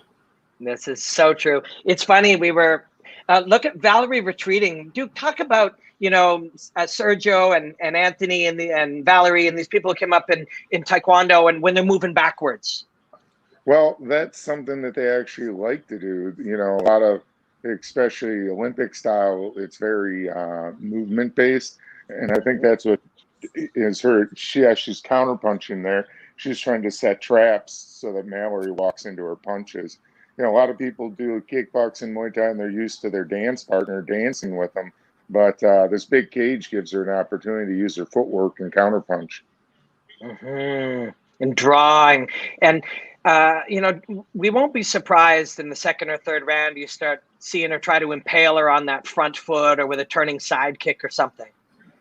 Yeah, definitely. I mean, that's the, big counter is in Olympic style, definitely is that quick spinning back kick, spinning side kick. Again, it's hard to find people to emulate, people like this. It's a very special skill. That's why I had a lot of success coaching against Stephen Wonderboy Thompson, who I think another nice badass guy that I think the world of. But like when Tyron fought him twice, we brought in some really good sport karate and Olympic Taekwondo people, and even Tyron, it was a struggle at times. Luckily, Anthony, it was a little easier for Anthony because he's used to that as his first discipline, so he understood the Wonder Boy algorithm, if that makes sense. Totally sense. Makes sense. Duke, if I remember right, do you remember a fighter named Avery Plowton? I think he helped out with that camp. Yes, he did. I know Avery's father very well. Richard, yes. Yeah, I used to compete when I was a teenager in the men's black belt division. And besides whipping my ass, he was also a mentor of mine. So him, Steve Nasty Anderson, and Billy Blanks, those are the type of guys that I used to spend my weekends with when I was a teenager. Those guys showed me the ropes and then some.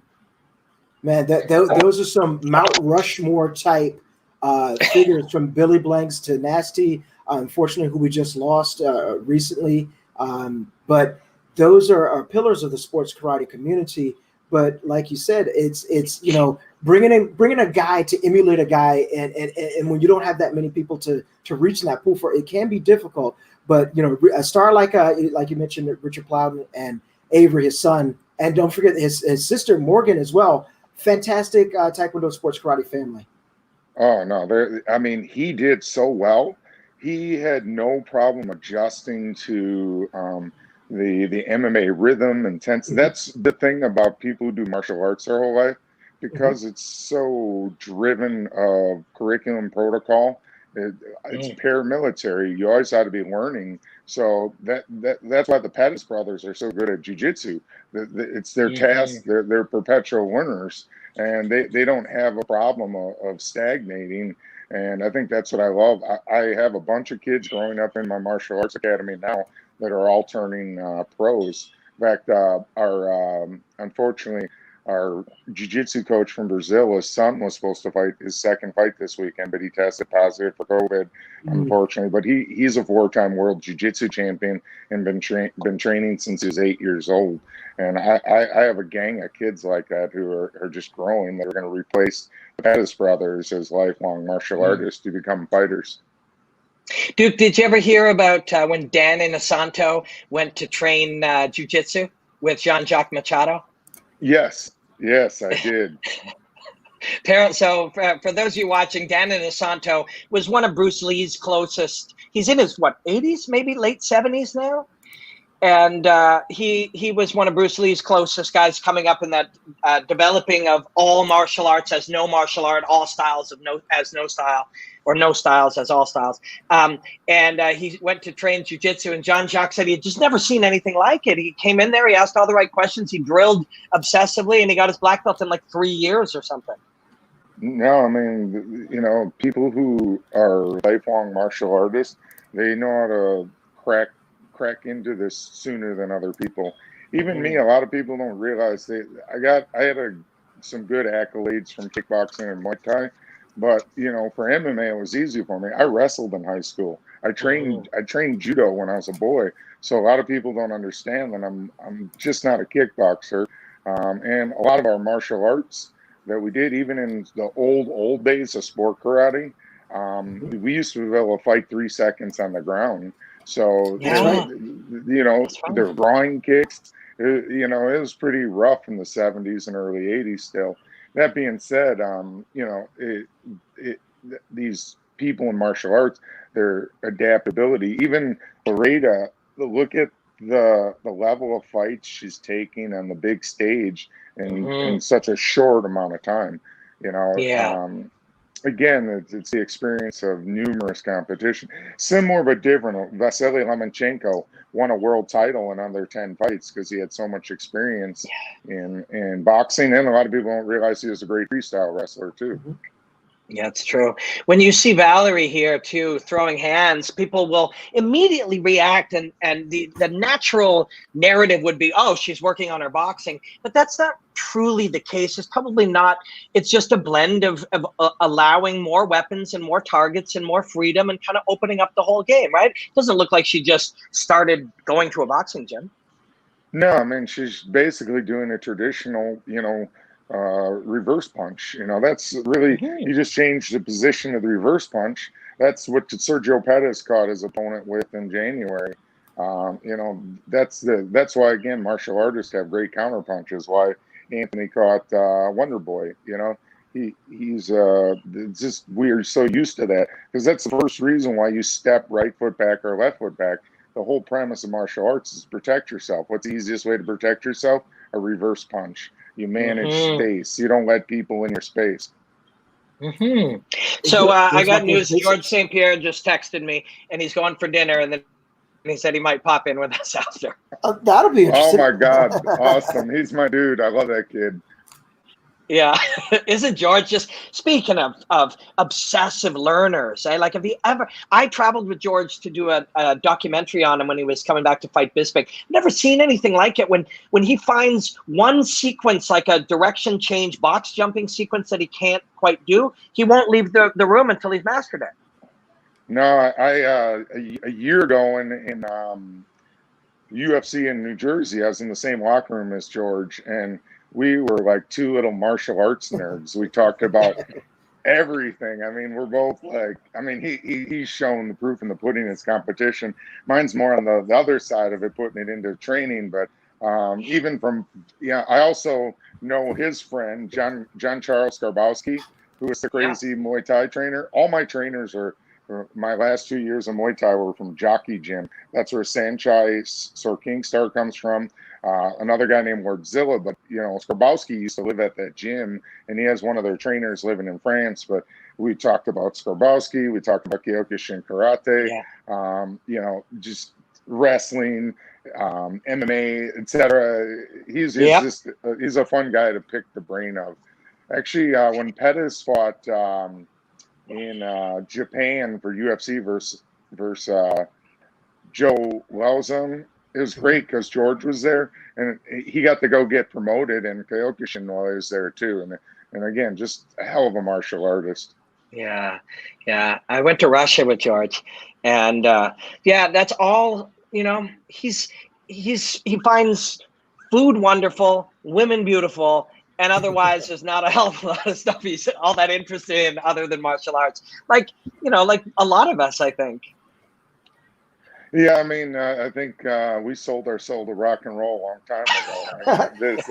In fact, this has been the wildest thing while I'm on quarantine right now. I can't go home to my family because I was exposed to my teammate. Yeah, and this is the least amount of martial arts I've ever done physically during this year. It is absolutely bugging. It's not being able to go and punch and kick someone is frustrating. So Valerie dropped her there, but few seconds left. No, stop the fight. Wave it off, and it's a good time to introduce and bring it to the screen. We've got Cameron. I think she was out cold for a second there. That was crazy. Is that my friend Cameron? So Duke, Mallory, Duke, I want you to meet my friend Cameron Bright. Cameron is an actor, but he's an obsessive martial arts fan. We were chatting when I was in Myanmar commentating Letoy, and he and I were chatting, so I wanted to bring him in. How's it going, Cameron? Yeah, not too bad. Enjoying the fight so far. Good to meet you guys as well. Good to meet you too. If you guys are scrambling for your IMDb, he started a little movie called X-Men. You may not have heard of it before, but a fantastic actor. I'm looking at his IMDb page. Plenty of absolute accolades, and it's good to meet you, Cameron, and glad to know you're a fight fan. Yeah. Look at Look at her turn the knuckles down on that punch. Duke, what's that about? What's that about on that? That's how you break a board. That's how you break boards. It's not a circus trick. The reason why you break boards is to get torque on your punch. When you torque your punch right, that's how you break boards in karate and taekwondo. And it's the twist, the torque. That's what gives you the power on that punch. I'm requesting that punch to break it down. If we're fortunate enough to get that, guys that are watching right now, we appreciate it in the stream. Robin actually did a live Bink breakdown. You get to see how the bread is made. You get to see his thought process. And I just make it right here and then send it to Mallory, and then we put it up on the screen. I'm just requesting it now. Cameron, have you ever done your own stunts? Do you do any fight scenes? Definitely, like nothing too crazy, but it's funny. I was actually thinking about it right before. I'm like, what have I done? I know he's gonna ask me, but I haven't done too much crazy, stunts, but like especially like Ultraviolet was one. Sick fight scenes. That was kind of. Yeah, that was kind of the start of it, but of course I was just like involved. I was the one getting like thrown around rather than doing the fighting. But it was just fun being in the background because we were in China for like 6 months filming it. And so the people that we were surrounded with were all like, you know, crazy traditional martial artists. And Mila Jovovich is obviously huge into it as well. So yeah, she was, it was fun. It was a good time to Duke, have you been, I was like 11 or whatever. Have you been to China, Duke? No, it's one of the pillars of martial arts countries I have not gone to. I've been to Korea, I've been to Japan, I've been to Thailand, but I have not been to China. I commentated the World Wushu Championships in China.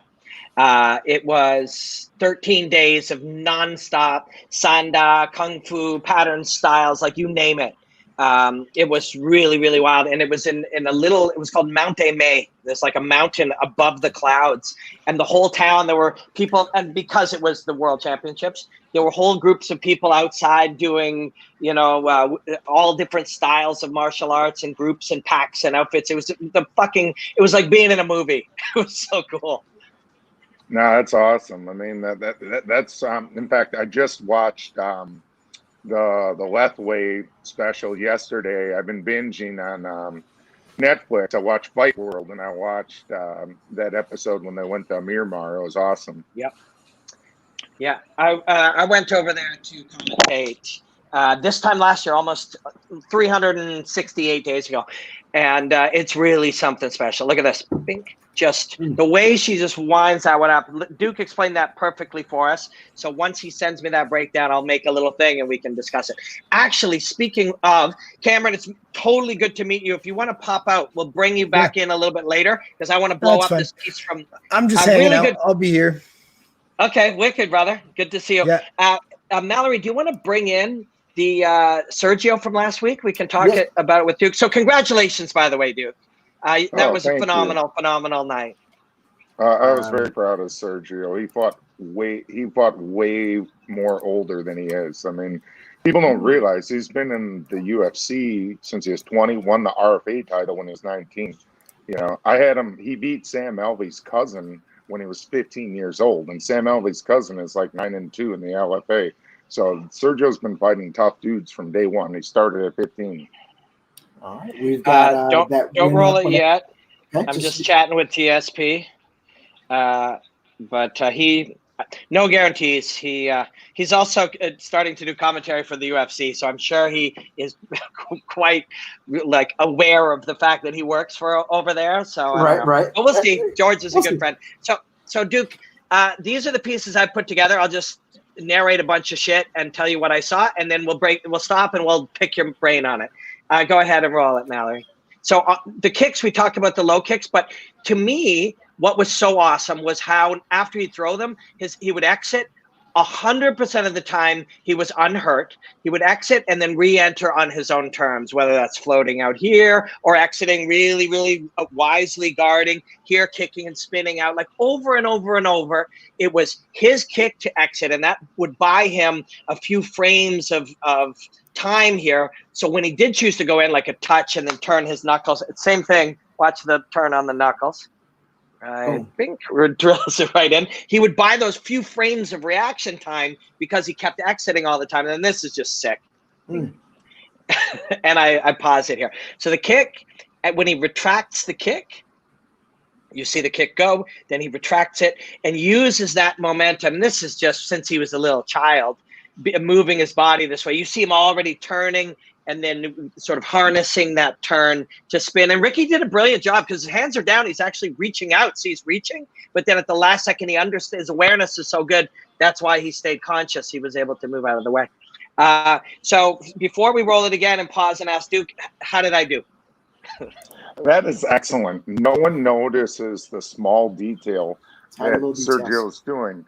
When Sergio low kicks, he steps off and exits. That's something I learned from jockey gym trainer Mong Kong Kiao, who trained like the Khao Klai, the Giant Killer in K1, Sanchai, Lordzilla. In fact, Lordzilla's coming to our gym next week for a week to train my boys. That being said, the way he loaded the spin kick as well, he used that as a harness or a spring. You know, it's I'm having a lot of fun right now at this stage of my coaching career because I look at fighting like Bruce Lee very much so. We're integrating a lot of boxing, a lot of martial arts, kickboxing, Muay Thai, all of it together. Fencing. There is no style. And fencing, yes. Yeah. So Mallory, is the next fight up or no? Let me bring the next one in real quick. No, on YouTube, is it up? Otherwise, I want to let Duke look at this more. And if the fight's up, we'll look at it. We'll come back to this. Fight is up, and I will bring that in right now. All right. But yeah, it's isn't it amazing, Duke? Like all of a sudden, I agree, and I'm at a different stage in my martial arts journey than you are, and I have less hands-on experience. But I'm just starting to see it now, so purely about the individual, not about the technique or the style. It's not about a punch or a kick or a check as much as it is about the individual. And is that the experience that you're having in the way that you're teaching and relating to it? For sure. I mean, you look at Anthony and Sergio, they're brothers, and I try and nurture them so differently. Sergio, literally, we don't have a lot of game plans for these fights. He's an old school fighter. He just goes out there and starts feeling you out and kicks you apart. That little kid can kick my ass, man. Like, we spar, not obviously hard. I'm up there in age, but I still move around with my guys. And Sergio is the toughest go in the gym for me. Really? Because he's just so smart, so cerebral. I try and play chess with him, and I get whooped at my own game. It sucks. Yeah. So this kid, Chris, they call him Sunshine. He'll be rounded, but of course, AJ is just an elite. Nate Diaz is generally in his corner or amongst his team. He's one of the Diaz guys. He's a genius on the ground, as you can see here, trying to kind of pull to half guard. I got a funny AJ story. My first tournament I did, jiu-jitsu tournament, he was my referee. It was at the Gracie Challenge at the Arnold's, and he stood me up from mount. I was mounted on a guy, and I won the gold medal. I won 4 medals. I won the medal. But he stood me up from mount. And what belt, or were you intermediate, or were you belt? I was just competing? white belt. That was my first tournament. Yeah. Amazing. What age were you? 40. Wow, awesome, man. How cool is that? IBJJF has the Nogi Worlds in December. If it comes back, I'm doing it at purple belt this year. I love it, man. You heard it here first. So he finally pulled half guard. He almost pulled bottom mount, honestly. But AJ now will have some control. But look at Sunshine doing exactly what you'd want to do. A lot of people didn't think he'd be in this fight, but he's fucking AJ up right now.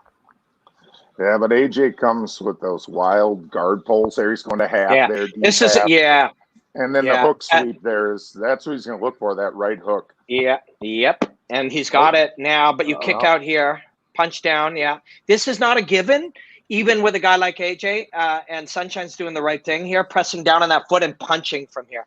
AJ takes a lot of punches, in fights he wins. So. But yeah, see how he dug under? Do you see the way he dug under? Now he'll look to get the back. Like, very, very, very cool. Yeah, you try to jump out, and now you're not going to triangle him. Smart to kick off. Smart to kick off the chest. There you go. Now AJ is going to be in charge. Man, it just hopped on the back just so easily. I would have gone for the back instead of the legs myself. I mean, just like Rafian Stotts did against the top dude a couple of weeks ago. Taking the back never goes out of style. Damian Maya, he's the best at it. I would have put the grapevine, or excuse me, I would have put the broomstick in and pulled him to the mat instead of throwing him. It's a lot easier. That's what Damian Maya does. Excellent. Yeah, just plays it. Yeah, just floats it in there. But here he's got the back either or. Yeah, I mean there's a lot of different ways to get to a street. And there are 2 minutes left on the clock. That's a good amount of time to decide which way you're going to work your attacks from here. Yeah, and look how easily he goes to mount. So smooth. Yeah, so that's the thing. Not only is he a high-level dude, but here's the thing. The Diaz brothers, and then they have Kron Diaz kicking it with him. That's one sick jiu-jitsu room that they have over there. I mean, their level of jiu-jitsu is just so insane. And it's in fact, I learned a lot from the Diazes.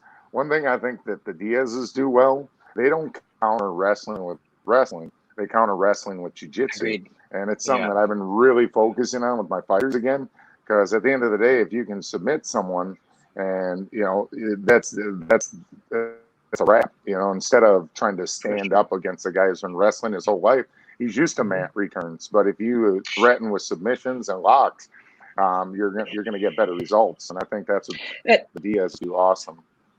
You can even win positions by playing that instead of resisting. Wrestling is human beings resisting each other, like judo. Although judo then uses that resistance, but that philosophy, jiu-jitsu has that philosophy of non-resistance sometimes.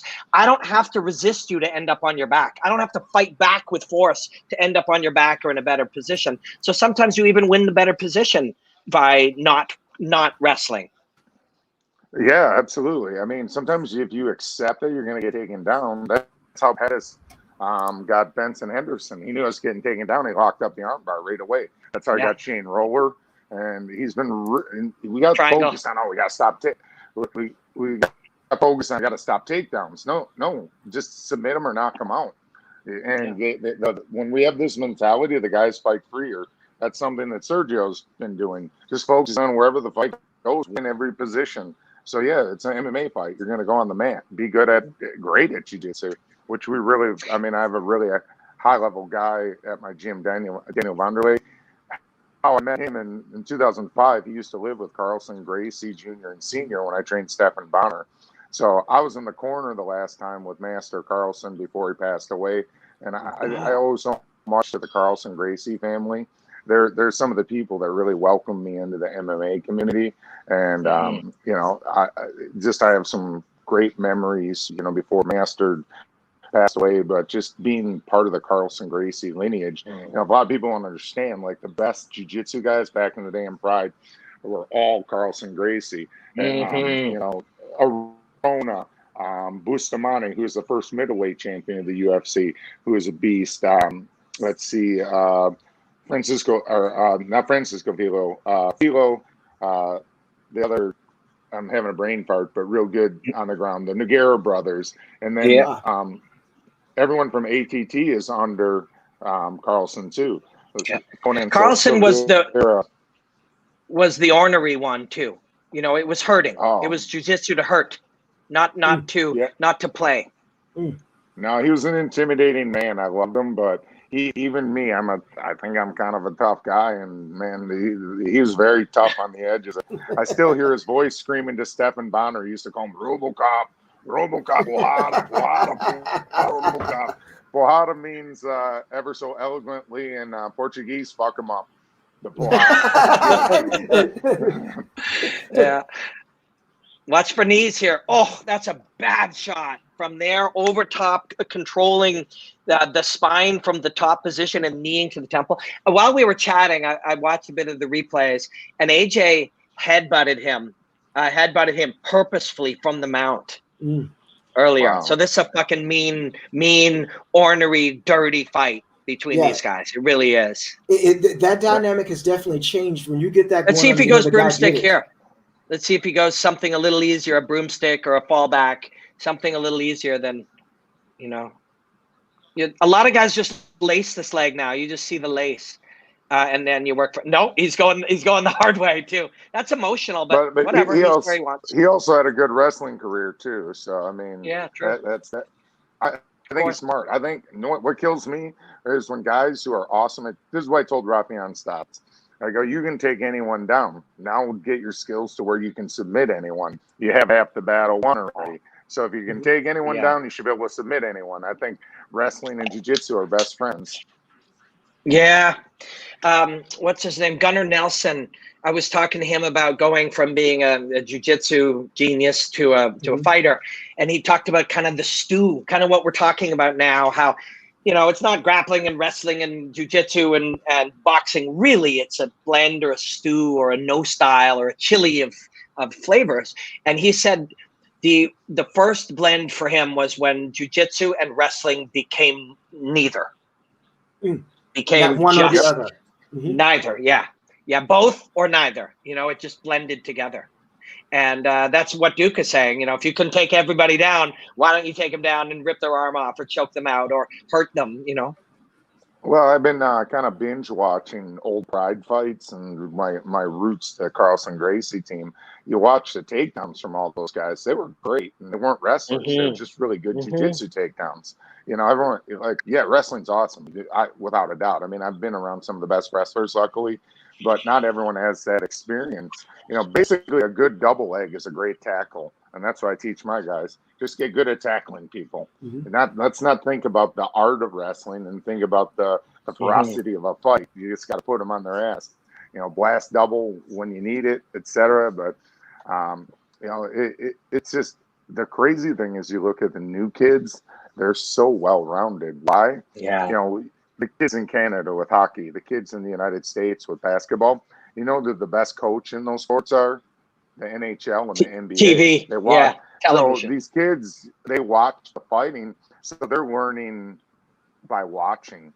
That's why they're better Mm-hmm. than the next Yeah. generation. That's why in Thailand they're so good at Muay Thai. It's on TV all the time. All the time. Mm-hmm. Everyone knows how Yeah. to move, etc. And you know, same thing with countries that are really good at a sport. It's everywhere, and through osmosis you learn.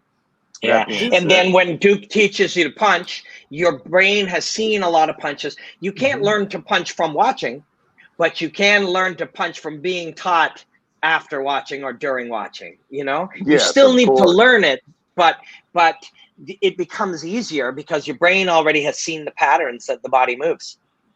I think that's how I got really good. I've always been a huge. That's why I have my Duke Rufus Striking University. I teach online. I'm a huge fan of watching. Watching is how I get better. I mean, sometimes I don't get to roll as much as I used to, and guys will be like, "How the hell you haven't been rolling and all?" But whenever every day when Daniel teaches the team, I lock into every detail he's showing in every sweep, every sub, every position. You know, it's the mind is a powerful thing. It I mean, is. Bruce Lee. My dad's Taekwondo master actually is Jun Rhee. Do you know who that is? The founding Yes. father of American Yes. Taekwondo. My So father's a you Jimmy know, Blackbelt. Yes. my you know, June helped Bruce with the sidekick. He also had a great relationship with Muhammad Ali and with Sugar Ray Leonard. But you know, Bruce, he was so smart. He learned, you know, the sidekick from Muhammad Ali, or excuse me, from Junri. He wanted to box like Muhammad Ali, and you see it in the way he moves. And then the round kick from Muay Thai and the knee. Another guy who's a lot like Bruce Lee was Masoyama, a very smart guy.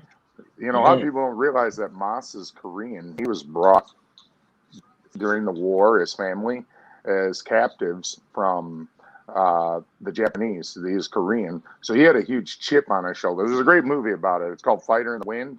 It's got subtitles, but it's about Masoyama's story. He was so destined to get revenge on the Japanese that he took the spin kicks of Taekwondo, the hard Shotokan from the Japanese, and then he added the knees and the low kicks from Muay Thai, and that's how you got super karate and Kyokushin karate. Yeah, amazing. The history lesson. I like it. The idea of blending what works and leaving what doesn't has been around for a lot longer than you know people think in the last 30 or 40 years of talking, or since Bruce Lee in the 70s made it a popular concept. It's been around. That idea has existed as long as people watched somebody do two things and said, I'd like to do those two things. Well, allegedly my ancestors, Rufuses, come from Greece, my dad's father, and allegedly my ancestors started pankration. I've seen you call those fights. And in fact, I want to actually compete in pankration when I get a chance for fun, just because you don't get hit in the head and I can still play a little MMA. But yeah, I called a lot of those fights. Actually, Sambo did the same thing. They take Kyokushin karate, Russian boxing, freestyle wrestling, judo, and there you have Sambo. Yeah. I got a quick question for Duke. Just because we have a great fight that's going on in the background here. A lot of bit of heat going on between these guys. A little extra. We saw the headbutt. We saw the little extracurriculars after the round. If you see one of your fighters, you're in the corner. You see one of your fighters getting emotional. what do you tell them to calm them down, or do you feed into that? I know it's going to depend on the fighter, but what's your thought process here? You know, like you see your guy getting frustrated, he's throwing little cheap shots. Do you fuel that, or you tell him, hey, look, get your head in the game, or you're going to lose this thing? Head in the game, because two things. One, we're martial artists. We're men of honor. We're respectful. You know, I can punch somebody in the face, but I can't foul them or be an ass. You know, we only hurt ourselves. Yeah. You know, I mean, I get that's AJ's thing. He's kind of the bad boy. You know, but you know, I just think it throws your game off. In fact, you know what? I'll tell you this: Nate Diaz. I'm very proud of Nate Diaz. Not that I didn't like him before, but I think he's evolved as a martial artist and a man. There was no trash talking when he fought Anthony. He was cool as hell before, after, during. I was very proud of him because I think the world of the kid. I'm a big Diaz brothers fan. I think they're wonderful. And, you know, if someone like Nate doesn't need to do that, I don't think anyone else does. You know, it's just, I think that's why people like MMA over a lot of other sports. We're not entitled, you know, people, etc. You know, we keep the martial arts and mixed martial arts, you know. Yeah, it's true. You're right. Diaz grew up. Those guys grew up hard. Look at beautiful stuff. Come in over top and just go with those Thai style elbows. But those Diaz brothers grew up tough, and they grew up that way. And you're right, to turn into a professional athlete and you know, an honorable martial artist is really cool. And those Diaz brothers, man, they're the real thing. They really, really are. And anybody that's been around them knows it. Oh yeah. I mean, you know, here's my thing. I told Gilbert Melendez this years ago. We were all in Japan together. Jake Shields fought on the same card with Anthony. We had some drinks after, and we were hanging out in Roppongi. And I said, I get you guys. I get the scrap pack. We're cool unless we're fighting you guys, and then you don't like us. I can live with that. And I have a good middle ground with the scrap pack and those guys. They you know, I know they're about that life. We're about that life. But then afterwards we can be cool again. And I think, you know, a real rep, you know, recognizes real, you know. Yeah. I think there's a lot of kids these days think, you know, people forget Conor McGregor didn't get where he's at because he trash talked. He got where he's at because he's Irish. You know, my dad's half Irish, and I understand the Irish thing. The Irish have no one, man. So, like, but there's so many Irish expats all over the world who are proud of being Irish. So there's Irish people in Australia, South Africa, the UK. In fact, and they love a winner. Give us Northern Ireland back, please. And then here in Canada, the US, you know. And so there's such a following for Irish people that, I mean, to the point, I got to tell you, in January when Conor fought, there was no Irish people in the crowd. There was none. There was very little. He's kind of lost his luster. If you saw the way the UFC sold the fight, they started sounding like Mayweather. It's all about the money. It's no longer about that he's an Irish kid. Because, I mean, a year before that, or a year or so before that, when he fought Khabib, the place was packed with Patties, and there were none there. And I've never seen, and I was also there at Madison Square Garden when he fought.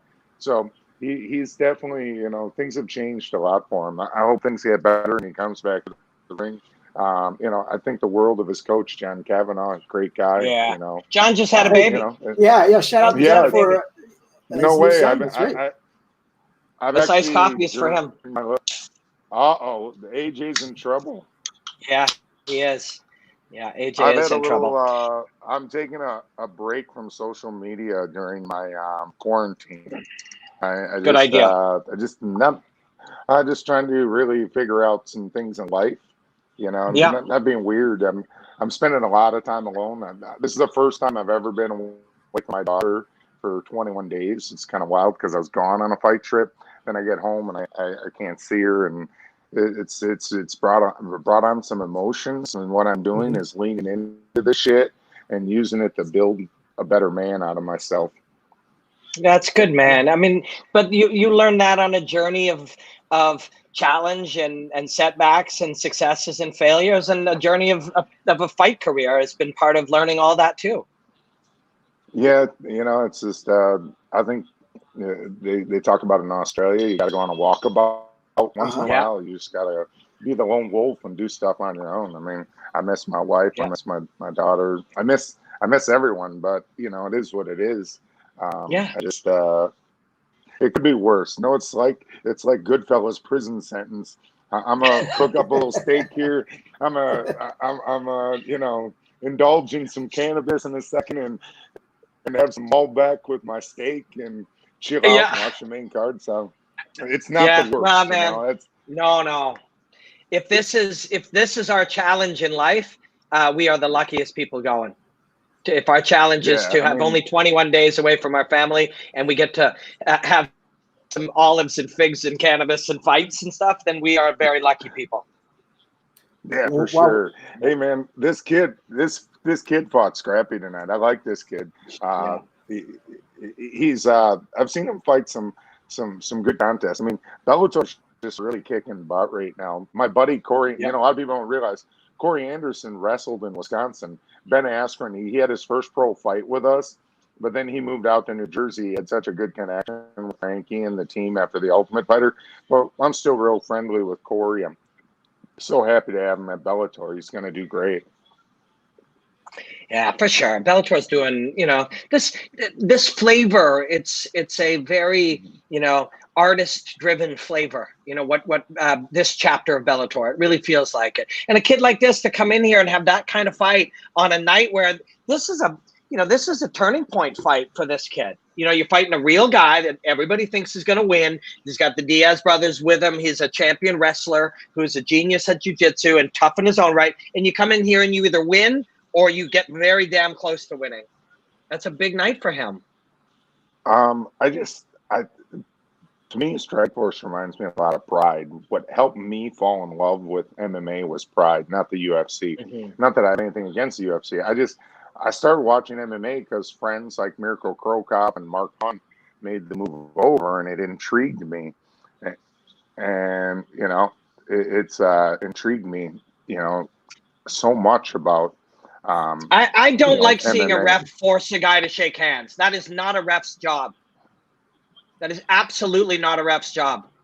And I love this referee, but he just tried to force AJ to shake this man's job. Your job is to protect these fighters and to facilitate this fight, not to make these guys be friends. That's a mistake. That's not his job.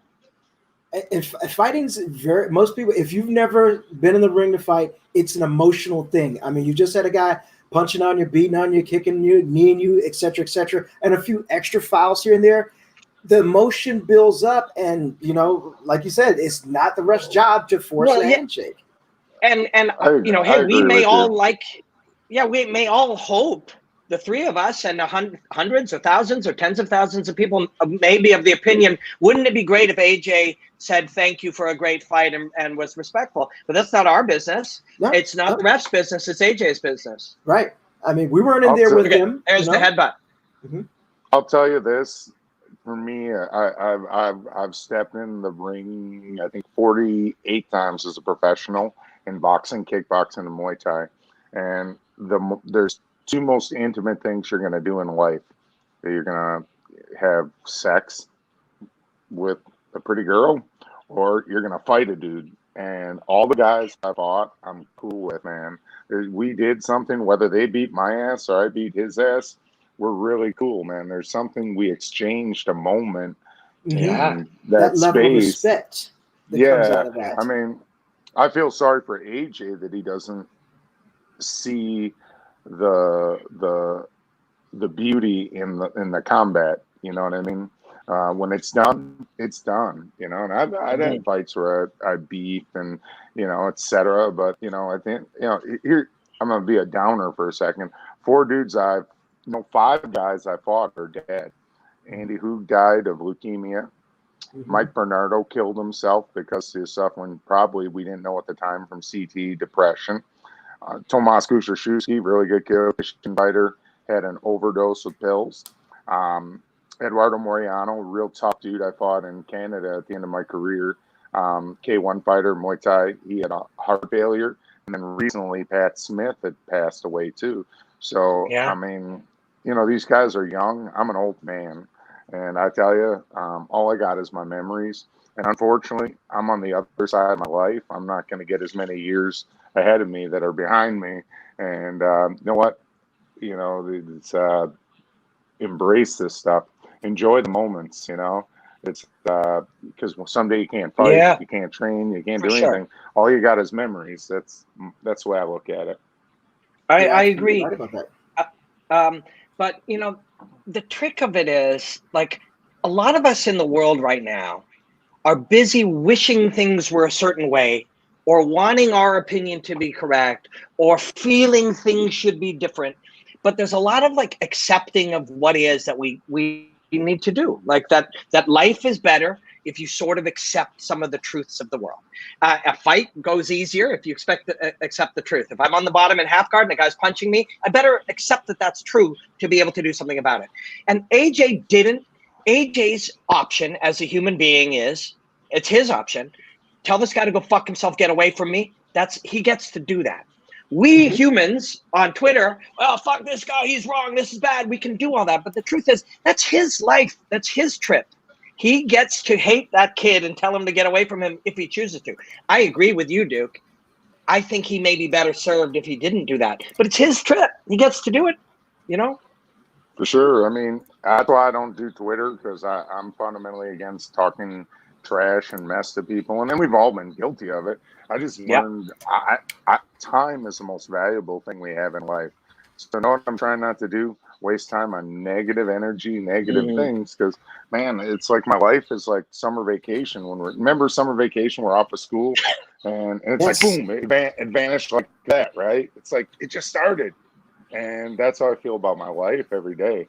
Not in a bad way. I use it as a vehicle to, all right, I gotta be positive. I gotta be happy. I gotta, you know, I mean, the pandemic, that's the most time when I got quarantined with my wife that we've spent the most time together.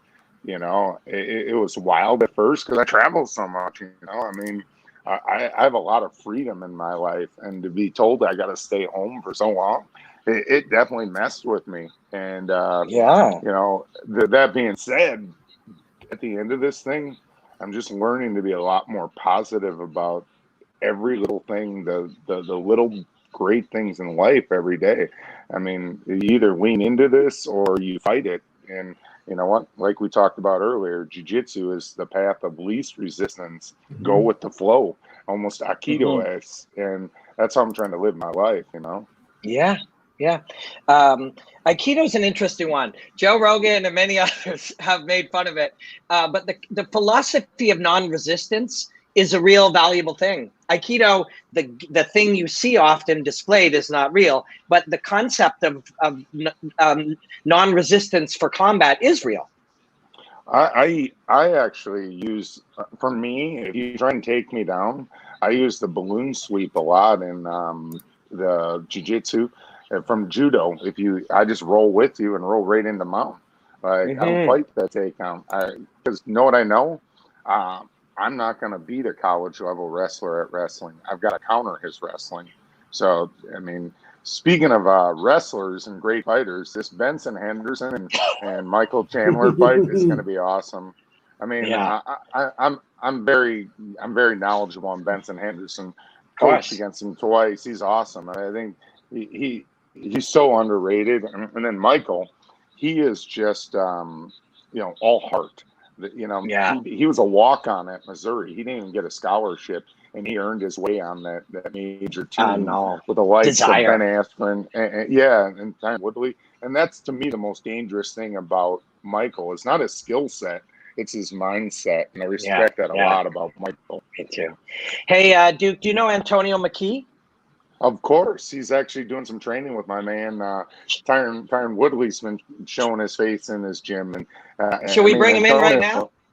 Should we bring him in? He's an awesome coach. Yep. Okay. Come in right now, sir.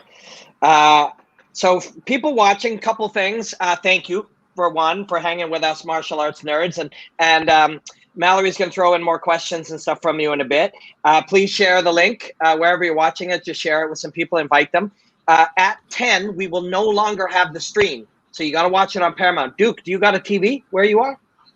Yeah, I got the Okay. stream going as I'm watching. Yep. Oh, good. What? Good. Yeah, we're not the fighter house isn't that bad, brother. You get to watch TV here. Good. Well, so because we're going to stream these fights right till 10 p.m., but then you got to go to Paramount. And we are going to bring in Antonio McKee right now, which is going to be a real treat. Have him and Duke together here. Antonio is a real crazy thinker as a martial artist, as a coach. You know, he grew up in wrestling and then sort of came from a different arm of martial arts than Duke, but very, very similar in that they just kept expanding their minds, but real different. People are going to dig Antonio. So Duke, tell us your experience with him. Well, I met Antonio through a fighter I used to train from Wisconsin named Solomon Hutcherson, and I love Solomon. Yep, yeah, great guy. And you know, one thing I know about Coach McKee, well, one his major body of work speaks for itself. His son, you know, his son is and himself. I mean, and himself. Yeah, I mean you know, it's just amazing that he fought on the same card as his son. That's incredible. It's that cool. is incredible.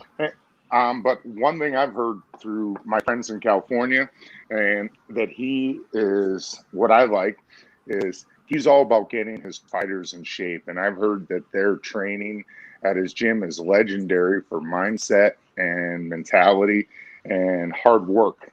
And I find that's something that we're losing in MMA. We're trying to make it a lot like football, too many X's and O's and not enough mentality. So I love people like Coach McKee, who he's a mentality man, and there's not a lot of guys left like that in the game, honestly. Yeah, he's a thinker too. He's since age. So AJ's 18-0 and better fights all the way along. And he had AJ mindset training on monkey bars when he was like a little kid. Like he's been nurturing him, and of course AJ loves it. So you know that's the right mix of leadership, but also intrinsic passion. You know, but yeah, it's pretty wild. There's that turn. So I'm waiting for that KO to come in so I can break it down. We can share it. They also showed here, Duke, Nemkov versus Bader is in 2 weeks. I got some Nemkov footage I can look at with you. Have you looked at him very much? I've watched him a little bit. Yeah, I mean, I think it's going to be a very competitive, compelling fight.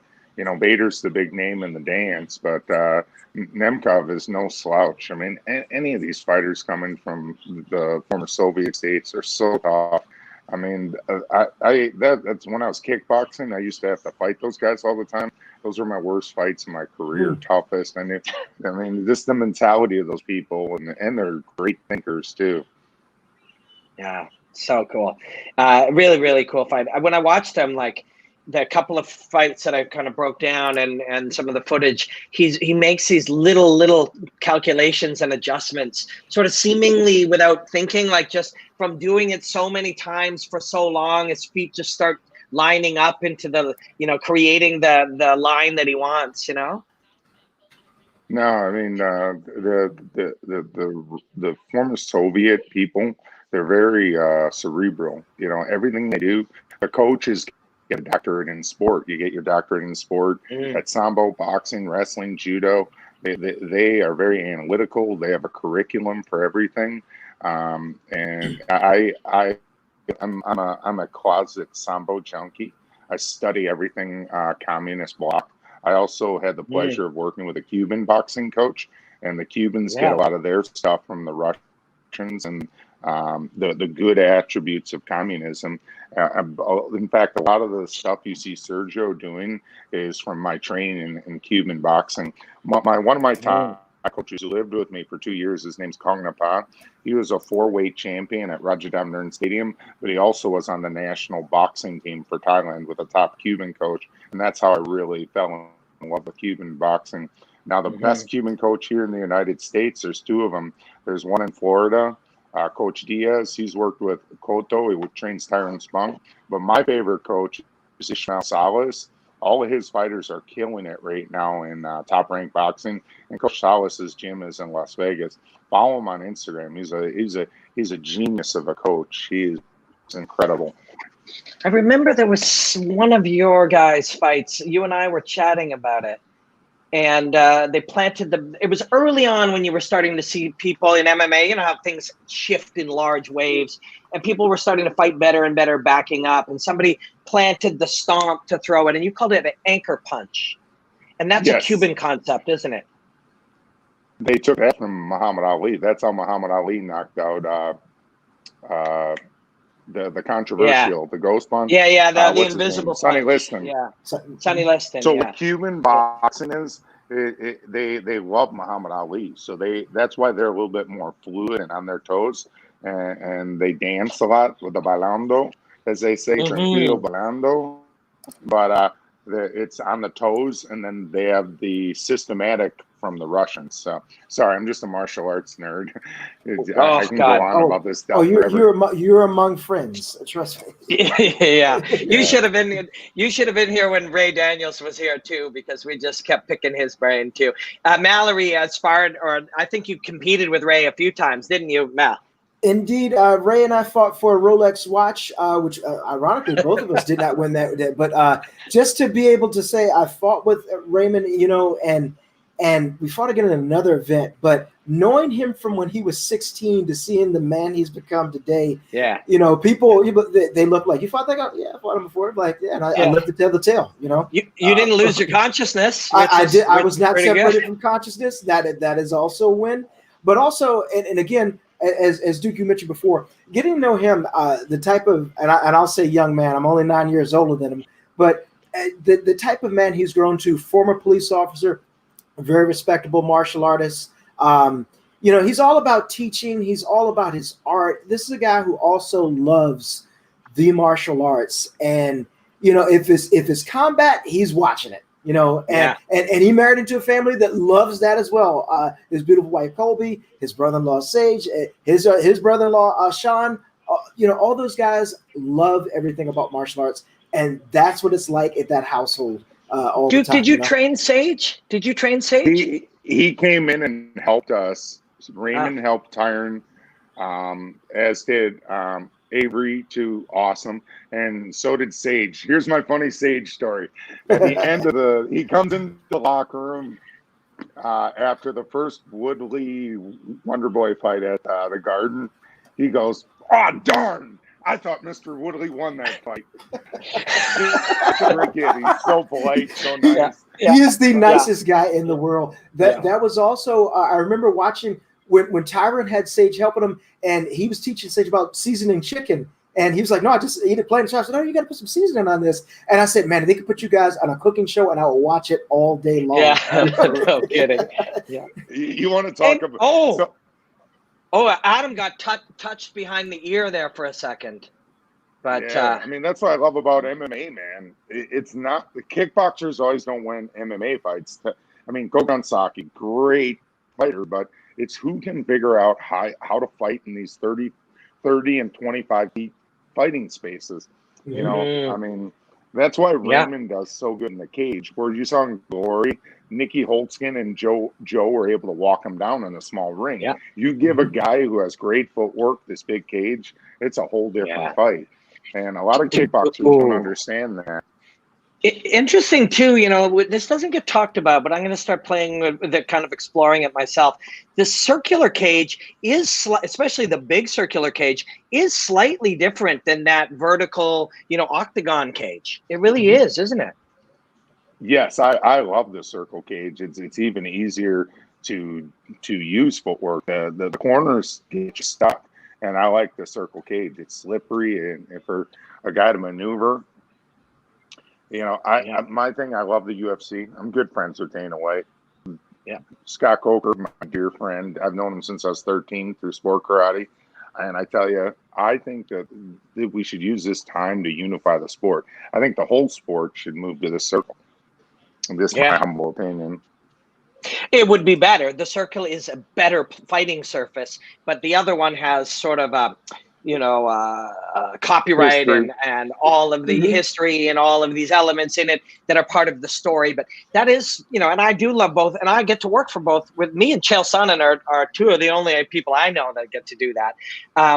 But this game, this particular brand, doesn't prioritize things like story and copyright and things like and things like that quite as much, and marketing and branding quite as much, and which I think is why you won't see the octagon change. It's part of the branding, you know. Well, I mean, the UFC kind of modeled themselves after the WWE, so they've done great with it. I'll tell you this, and I'm not being a hater, I'm just going to be the facts. The room here in Connecticut is way cooler to fight in than the Apex, guys. The Apex, it's like kind of a buzzkill. It's hard to go in there and fight. It really is. You know, you're at the Apex. Where the way they set the studio, and we felt like it was still a real event, if that makes sense. Cool. Yeah, that's really good to hear. Bellator you're one of did only a good job to do that. You're one of only 30 people that have ever been in there, because this is only the second show. So you're able to give us insight that very few people could. What did you think right away when you went in there, when you guys were in there that day? What was the vibe?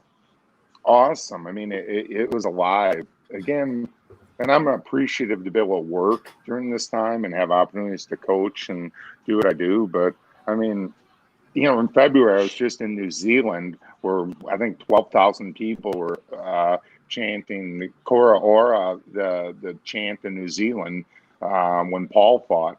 I love fights like that. I remember when Alan Belcher fought Cote. I'm getting goosebumps, guys, talking about this.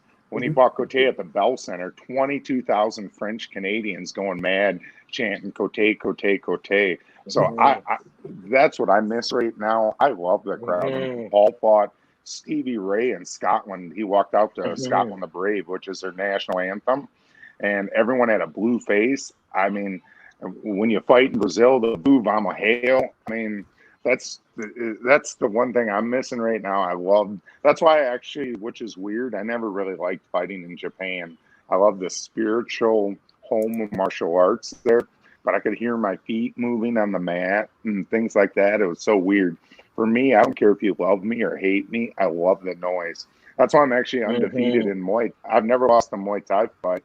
I love the music, the Dantri Muay, they call it, the drum. It's so primal, and the music and the A every time you hit and the noise. I love it. Yeah, and it's a weird. That's why some fighters are having a hard time. The emotional fighters, they're not getting the pump from the crowd. I mean, man, I got to tell you, that was a close fight with Hooker and Paul. Do I think he won? Yeah, but I got to take my hat off to Dan Hooker. That crowd kept him alive. I mean, Paul rocked him so many times. And I remember Izzy was behind me.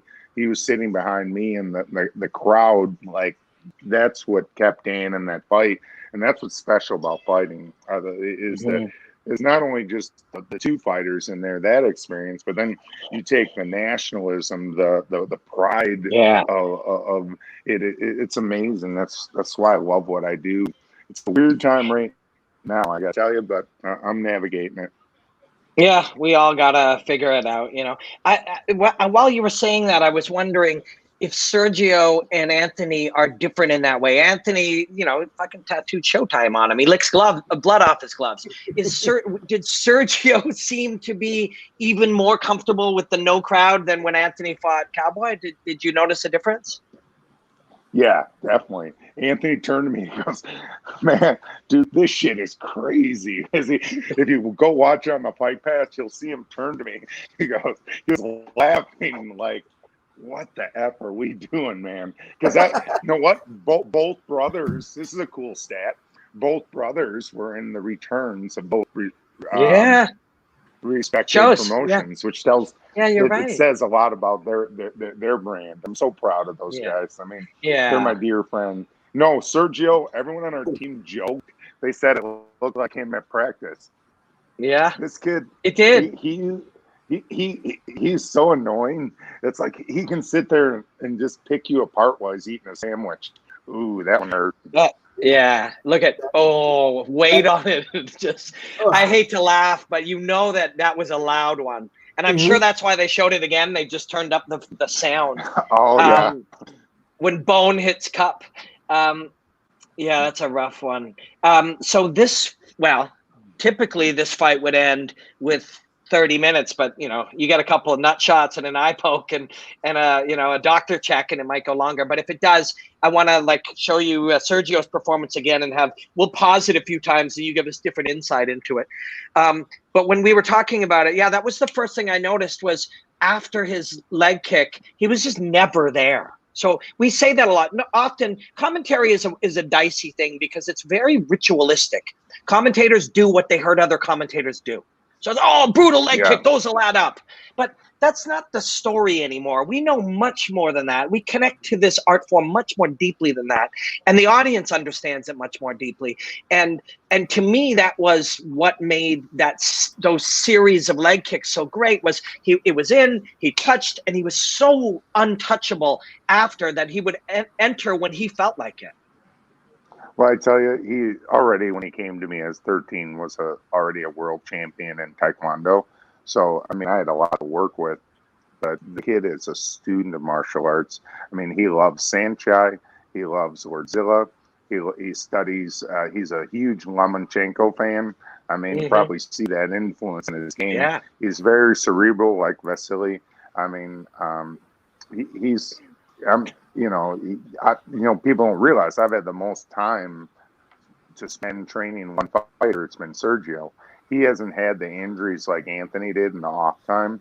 So I've been able to give my brain. It's like he just plugged in to me and just sucked out all information.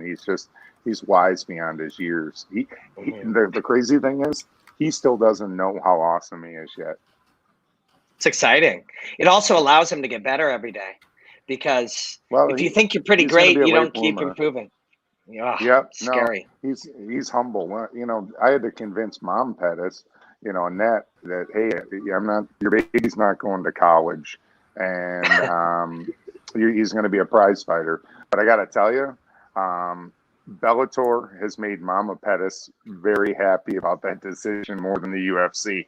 I'll just put it at that. Our treatment, not only just our working environment, and I love the UFC, but just the financial rewards that Sergio's been given, it's gave him more confidence to be even better. And it's just there's a freedom there, and we're gonna see hopefully he fights for the winner of the title. It's gonna be awesome. Go ahead, Mallory. Real quick, one of the things that was really cool to me, and this happened a little while ago, the video to see the, I think it was Anthony that bought his mom a house. To be able to give back to your parents, especially your mom, is the dream of any son that is successful. It's really good to see that. Oh boy, you opened up a can of worms. I got a crazy story about this. This is great. All right, story time. So.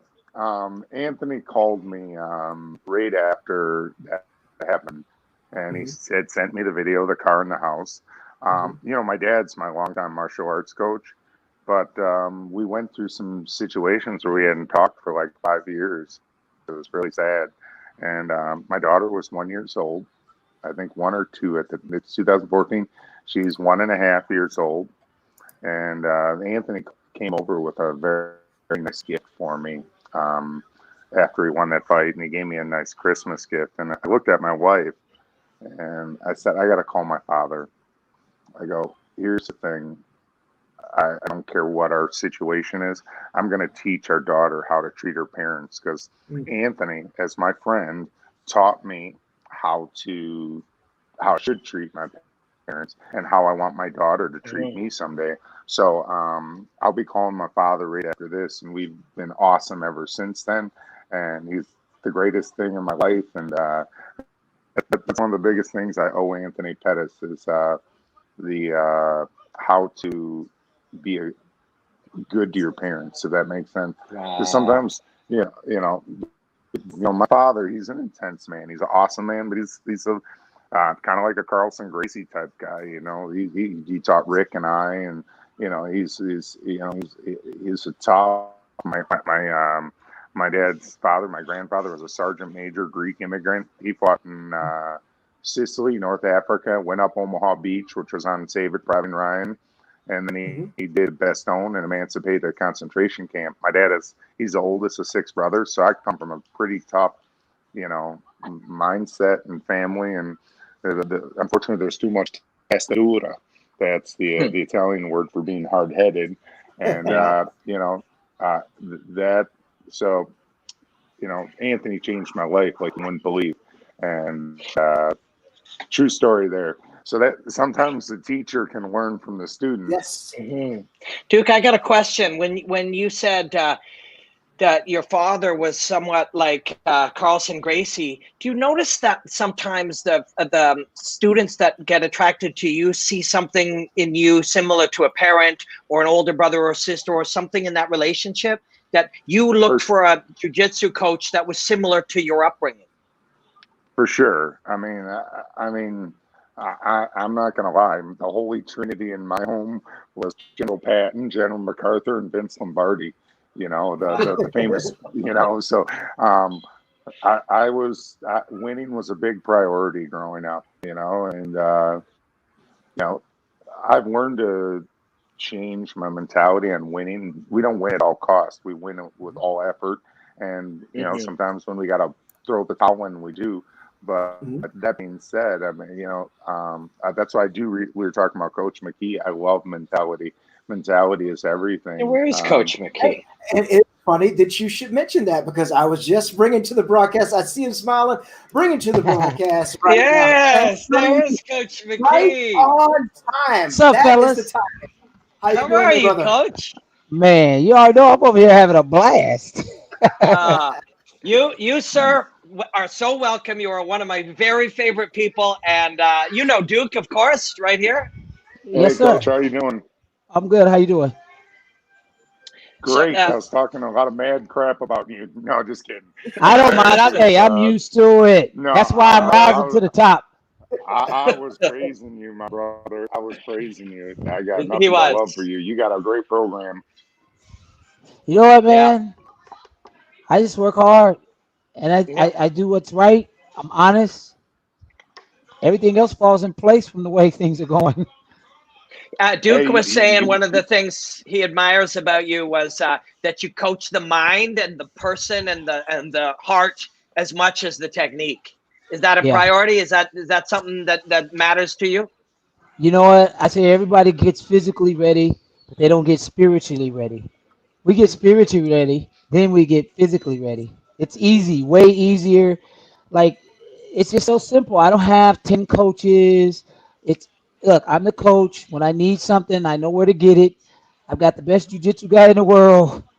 And we sit around and we make stuff up, and we're not high. We don't smoke weed. We're actually going over stuff sober-minded, and things that are non-reality, we kick them out. Things that are real, we take them in. Like, we've got submissions that people, when they get caught in, they ain't gonna know how to defend it because they've never seen it before. Yeah. Ask Derek Campos. He was one of those guys. Great guy. I love Derek. But he didn't understand what happened, nor did the jiu-jitsu world. Had AJ landed that submission before, or was it part practice, part improvising in the moment? We were practicing it in the gym. He gets the position on me all the time, but he could never finish it. I'm a little different. I'm a little stronger than the average person, but he could never finish it. And so when he hit it that night, I'm like, okay, how's he going to finish it? And then he put the arm and secured it, and I was like, okay, that's a moneymaker. Hey, your son is joining us for the main event. Did you know that? No, I didn't know that. He's in the back. Yeah. You know what? Just to step in and ask a Coach. question. Yes, sir. Go ahead. Hey, Coach, I'm really proud of what you've done with your son, because my dad was my coach. And, I just think you've done such a great job being coach, but still being cool with your son, because that's a hard dynamic in fighting. And I'm very happy for you, because sometimes it doesn't, you look at Floyd and his dad, you look at Roy Jones and his dad, you look at even Shane Mosley and his dad. It's tough. I'm happy for you that you got that dynamic going. You guys are awesome, and much blessings to you, because I told the story earlier. At times I wasn't always the best with my dad too. We're awesome now, but he's coaching me either. So God bless you for that, because it's a hard thing to juggle in this business, and I'm happy for you. You know what, bro? Thank you. I appreciate it. But out of respect, I went to each and one of those guys that you talked to, that you brought up. I Yeah. went directly to each one and I said, Really? look, I'm a coach. I'm coaching my son. What would you do different? What are the things I need to look out for? You know what? I think at the end of the day, it comes down to just being humble. You know, I had a different style. My style was the ground and pound, take you down, never give up position. And I was successful at that. But a lot of people thought that I didn't know anything other than that. So by listening to all those different parents, I just sat back and I made it fun for them. And I said, you don't want to do it? You don't have to do it. You want to do it? You're going to give me 110%. And we've had our ups and downs, but at the end of the day, I always tell them, when you meet somebody that's willing to die for you, steal for you, kill for you, lie for you, then don't listen to me anymore. You need to listen to them because I'm willing to do all of that. And you know what? We have a really good relationship. I know when to be dad. I know when to be coach. But he's a different breed. I've coached a lot of kids, a lot of people. He's something different. Him and that Joey Davis, they're Yeah. just different breeds. People won't even understand it until maybe a year from now. Then they're gonna go, now we see what he's talking about. Antonio, if I Well, could jump in with a speaking of question. speaking of Joey Davis, sorry, make sure you have him help get at Colby. You get Tyron right. I know you're the man for the job, Coach, because I love Tyron like a brother, and I know that you're the guy who can get him to where he needs to be to win that fight, my man. So stay, do what you do, okay, Coach? Because And this is Tyron for needs who? you bad right now. Oh, Tyron. Tyron Woodley. Yeah, you know what? Yeah. I keep everything private when I work with guys. I'm not looking for the clout. I'm not looking to be paraded on networks about what a great job I'm doing. That's all something that's in me. But Tyron's, he can be the best in the world. I've worked with him, a couple of weeks, but a lot of it's just mental. He's got to get his head right. And I told him, if I'm going to help you, get your mind right. If not, I can't help you, because a lot of the stuff he's dealing with is a mental issue and not pulling the Yep. trigger. So there's some things that I see that I can help him with. But I told him, I don't want to change your style. I want you to keep doing what you're doing. But we're going to add some stuff because you're so athletic. Why aren't you doing these things? You know them, but you're not doing it. And we know what the mental block is on our end, and Yeah. that's what we'll work on fixing. And if he can't come to fruition with that, then I can't do my job. Well, I think you can, and I'm not that like I'm for greater good of a fighter, and he needs a guy who can get him back to that mentality. And I believe in you, so just keep taking care of Brother Tyron for me. Yeah, you know what? First thing, man, is trusting the program, trust the process. Don't question it, Hmm. trust it. And Tyron's always been his own individual, and that can hurt you when you get up to the high levels, because you need a team and you need a Mhm. coach. You don't need to go all over the place and do this and do that. You need to ground yourself. And your coach's responsibility should be, if we're lacking something, let me bring this in. If it costs more money, I'm the kind of coach, I take it out of my pocket, because I want to see you successful. So I thank you again, man. And you're a great guy too. I mean, we all are good. It's just you got to have the right chemistry with your fighter, And sometimes the chemistry is not off because maybe you don't agree with what they're doing, or maybe what they're doing they don't agree with what you're talking about. So you have to depart your ways. I've had that issue with a couple of fighters. Great fighters. We have great friendship. But when it came to me being a coach, there's certain things that I don't approve of, and you either do it this way or hit the highway. And there's, when it comes to that shit, I don't bend. I'm stern about it. And everybody knows. I hate No, weed. no, I and when I say I hate weed for MMA fighters, for high level athletes that have to process and make a decision. Do Yeah. I move left? Do I move right? Do I switch? Do I block? Do I cover? Do I roll? When you're smoking weed, I put it up under the test, under the laboratory. I've looked at the cells and what the cells are doing when they're high, and it just fucks them up. There's But no way around it. but for you, well, coach, it's even more. It's any drug for you, Antonio, right? Any kind of drugs, alcohol, any kind of yeah, Steroids. You know yeah. what? People are taking steroids because they don't want to train properly. You can train properly. Some people are taking steroids because they're overtraining. I'm 50 years old and I'm still fighting. My testosterone levels are like 375. Oh, that's Yeah, so but you're an low. You need, animal. You're not you normal. know. You're a Well, monster. but I don't drink. I don't smoke. I don't do the things that other people do. I'm more hood PTSD. I got childhood syndrome issues from being shot, kidnapped, stabbed, molested. I'm all jacked up. So You're all when I jacked get in up. a cage, it's like freedom. Oh, I'm here. Yeah. Antonio, I was going to ask you, as we were all sons before, if you became fathers, what does it mean to take this journey to have your son with you? From I obviously he's been training me forever, but to be able to be there to see his successes and to enjoy that from the point of a father to see your son succeed. When he was 5 years old, me and Rampage, I've been training Rampage for probably about 15 years, 20 years, on and off, on and off, on and off.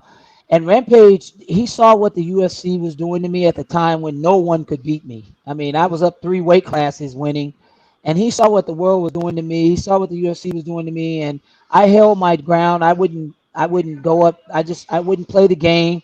I did what I wanted to do. There just wasn't enough money involved for me to stand up and get my teeth knocked out. And if you look at the damage of some of these guys that I trained back in the day and that I look up to, it just wasn't worth it for me financially. So Rampage told me, and we made a song that AJ would be my revenge to the sport of MMA. And right then when he said that, I looked and I said, you know what? I think he's right. Because he was a wrestler. He was a good wrestler. I mean, he beat Aaron Pico once in a world championship, but he never took it serious. He played around. He's always fighting. So I was like, you know what?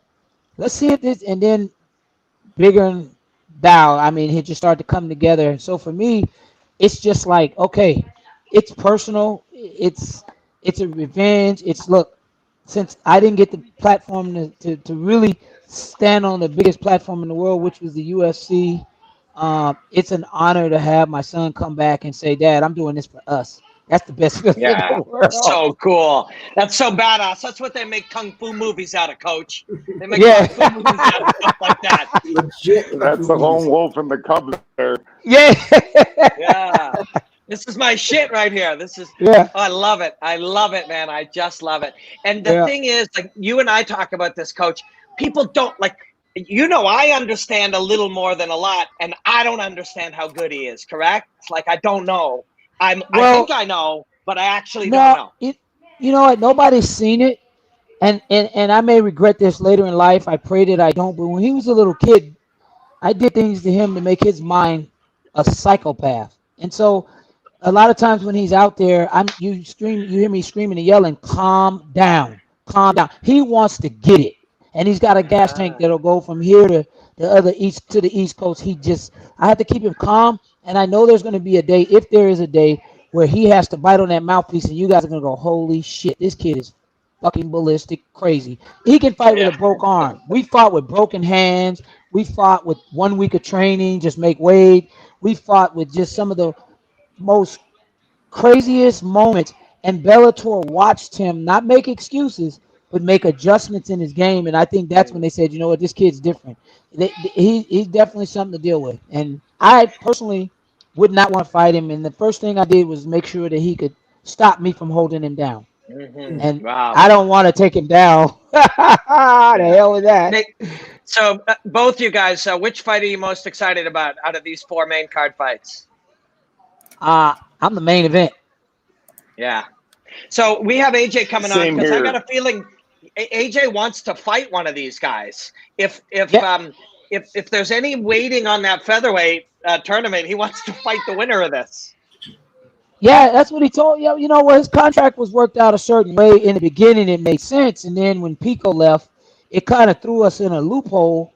And at that point, we sat down and we reassessed some things. And we decided, AJ, go into the tournament. Pico's not ready. And very shortly after that, everything just kind of fell into place. But he was supposed to fight for the title in the next fight, which he fought somebody else. And then he was supposed to move up in the 155-pound division because he's a big 55-pounder. I mean, AJ can get up to 180 pounds, 170 easy. And we just kind of do everything as safe as possible as we can. I'm constantly making sure all his vitals are right and the weight cut is good, his health is good. And if there's at any point in time where he's to a point of where he's dehydrated and I don't like it, we pull the plug. It's just, I don't give a crap about the organization at that point. It's all about the health of my son. And I've seen a lot of these crazy ass coaches that just make these kids, man, and they're gonna pay for that when they're in their 50s or 60, 70 years old. So I'm about safety first. Got to have a life after the sport. A life after the sport is very important. Right. Yeah. I'm not trying to cause shit here between you guys, but Antonio, did you know that some of Duke Rufus's guys talk about cannabis? Yeah, I hope they keep doing it and smoke that shit every day that they can to think that they're moving in the right direction. And I tell you what, when it comes to that 5th or 3rd round, we're gonna wax that ass. Please, hey, I'll send them some, because I'm not even going to give the education on it, because Joe Rogan wouldn't bring me on his show. I called him a little pussy for that. Bring me on the show and let's talk. I'm very educated. I'm not just a coach. I'm not just a father. I'm educated on the science, kinesiology. I'm studying every angle of the sport to be and create the best fighter that I can. And this is why I don't have a lot of guys. I've got about 8 guys that are going to take this shit by storm within the next year. You're going to hear body shot, body shot. You already heard it. The best in the world come to me when they're almost done and they need to rehab their careers, and I give them that spiritual enlightenment in conjunction with the science behind the way I train. And I think if anybody is smoking weed, I'll buy it for them. Duke, do you have any supporting evidence for the value of cannabis for an athlete? Well, I like it because at the end of the day, it helps you sleep. I don't think you should smoke all day. I don't think you should smoke when you train. It's stupid.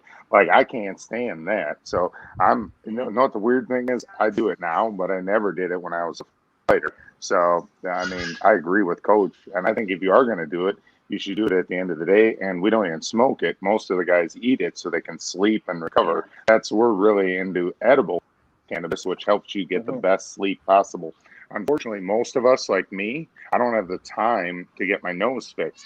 I snore like you wouldn't believe.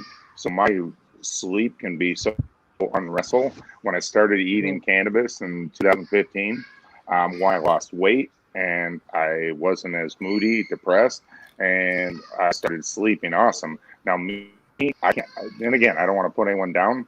People who smoke before they roll or train, or you're an idiot. That's like drinking wine or having a beer or whiskey before you train. So for me, it's all moderation. Do it at the end of the day and use it as a way to recover. Not, like I don't get like the jiu-jitsu competitions where they smoke up and roll. It's crazy. I would never compete with anyone who is unimpaired. Sorry, I love jiu-jitsu. Yeah. But that's not jiu-jitsu to me. That being said, if you use things responsibly and use them for your health, like I said, it's changed my sleeping patterns. I used to never sleep, and I feel better. That's why I use it. Maybe that's what I need, because I don't sleep either. But medicated. I was just gonna ask. Medicated, medical marijuana is totally different than a lot of fighters. And when people, they just don't know the science behind the actual the way it's grown. And if they do, they probably should grow their own. But when you use it to recover, it actually does completely the opposite. It slows down your recovery. This is why cancer patients, people who have cancer or people who have immune deficiency diseases, they like it because it actually slows down and it allows the body to try to create some type of solution, antidote to cure. But for high-level athletes, I've looked at the cells. Usain Bolt, Michael Phelps, they're the fastest in the world. It don't matter what they're doing. But when you're a guy like Emmanuel Newton and you're trying to beat John Jones is a very unique athlete. Emmanuel Newton is a very unique athlete, but at a different level. I don't recommend going home and smoking, because it also destroys a lot of the cells, and people don't realize that we're going to have a serious case of Alzheimer's. People are going to start to become dementia is going to, they say it helps, they say it doesn't, but when you're so young, we're talking not like Duke's an older, mature guy, he's done fighting. Hey, if cannabis works for him all day long, great thing. But most guys that are athletes are smoking it because the girl gets on their fucking nerves, or they're just stressed out about the fight. Exactly. Or, shit. That's not the right reason. So, a maturity and also the adult mentality, you have to understand why you're doing it. And then if you think I'm lying, go look at yourselves high, and then look at yourselves when you're not high, when you're working. You know what, Coach McKee, next time I'm talking to Joe Rogan, and I do talk to him, I'm going to tell him to have you on, because your your sensible, calm, and analytical nature on this topic is very, very, very different than a lot of people who are, super combative about it. You've got to really, but that's how you've always been. That's why I've always loved you. Like, you're just so thoughtful in the way you look at things. Look, I looked at the cells under a microscope. My eyes did not trick me. I saw the cells and what they were doing when they were high. Those fuckers were moving in slow motion, and then they were sticking together. You're talking about a drop of blood. I analyzed a drop of blood, and then I said, "Well, that's not good enough. Give me someone else." Okay, let's analyze these cells later. Man, those cells were so active, and these are the cells that got to take oxygen to the muscle. Yeah. So, I can tell you a lot of fighters that are having problems because they smoke weed, and it's not a physical problem; it's a mental problem. They can't pull the trigger. I had a guy sitting on a stool that told me, "Throw in the towel. I don't want to fight." I'm like, "What?" Because he was craving the high. His nervous system was affected when the adrenaline glands needed to go. His body was saying, "I need the weed. Give me some weed. Give me some weed." You're not giving it to me, and so he didn't want to fight. Similar but different. Why fighters, old school fighters way back in the day, didn't have sex before fights, because it makes it's pleasure. And to be a great fighter, you have to restrict your pleasure. Yeah. I mean, I'm old school. I won't do it a month before a fight. I call that the misdemeanors. The more I'm the meaner I get. You gotta suffer. I'm guilty. You gotta suffer. I'm guilty. Those misdemeanors. Hey, I am guilty as hell. With food, with weed, pleasure. As a fighter, I love your mentality, Coach. Not Coach McKee. He's doing it the night before. Wait, no, serious. There were some times where you guys would watch me fight, and I was defending my title, and I did it. And I'm going to tell you something. The reason why I couldn't get up, I had no legs. I'll tell you what it does mentally is, I was running a test. Does the sex take away mentally or physically? Okay, so physically, it allows you to produce more testosterone. But check this out. When you take a man up in the mountains and you take him away from his home, his family, his wife, his kids, and you don't give him no nookie, you're creating a monster. Okay? True. Misdemeanors. If I lay in the bed with my old lady, I'm like, I just want to get this fight over with. I love the world. Everybody's good. So they say science-wise it doesn't affect you, but it does affect you mentally and spiritually. True. Yeah. Just a shout out to everybody that's on the stream right now. The Bellator prelims have ended. That's why we're all in here together. The fights will be on Paramount Network. So those of us that have TVs will have our TVs up there and we'll be tuned in. We cannot stream those. It is streamed live on Channel 5 for the UK. Just Google it. Whatever country you're in, you should be able to see it. For those here in the United States, Paramount Network. Speaking of, I am going to go right now and get my TV set so that we can have everything up and ready. Do it. Coach McKee, you got a TV? Yeah, Duke, you got a TV right there? Coach, can you put it on Paramount Network? Joe Schilling on the screen. Huh? Yeah, Joe Schilling is a badass, man. That's Joe Schilling. Joe Schilling. Yeah. Is that your son there, Coach McKee? Which one? The little one. That's AJ. No, that's Mason. That's the little one, and that's AJ. Yeah. We'll you guys see will have AJ him on for the main event, huh? Okay. Right. And that's Rampage's son over there. Oh, hey. That's Baby Jr. Rampage. Baby Rampage. What up? Is Rampage over tonight? No, he's not over tonight. I don't know what he's doing. He's actually somewhere racing green cars. Is there another way to watch it? Give him my love. I love that cat. DAZN or Paramount? Oh, DAZN. Yeah, if you got DAZN, you can do it on there. I can show you DAZN, AJ. Hey, AJ, are you going to fight the winner of Chandler and Henderson? AJ, they said you're fighting the winner of Henderson. Hell yeah! I had Boy's a stud. Pitbull, he got the belt on lock. Let me just go ahead and knock Benson or Chandler out the way, and we could line that up. I got winner. Cool. I prefer to fight Benson. I think it'll be a more exciting fight for the fans. Yeah. Well, Chandler take me down, see. I'm gonna just elbow him in his head. You know what I mean? Benson, we can play a little jiu-jitsu there. Fun either way, man. Well, we'll get AJ. Yeah, no problem. We'll get AJ. We'll get you on during the main event. You can pick apart the fight with us and plan how you would fight both of them. Are you licking in your papa's ear? He's lucky you didn't smack him. You got you muted, Coach. He muted you. He muted you. He muted you. Yeah, he muted you. Hey, remember I was talking about earlier, Robin, about like what your dad does to you? The hard zone. Yeah, he just. Okay, Duke, you're muted. You can exit and come back because Duke just muted too. I don't know how, Antonio, but AJ just muted you and Duke somehow too. Man. I'm not on? No, we got you. On. We got you live. We got you. You're on. Okay. You're on. But somehow he muted Duke. AJ wasn't even in the same room as Duke, and he somehow messed with Duke's stream. I don't know how he did that. Yeah. Oh. So fights are up in 5 minutes. Did you watch the fights last week? Did you see young Sergio, Coach? Sergio, which one is that? Pettis.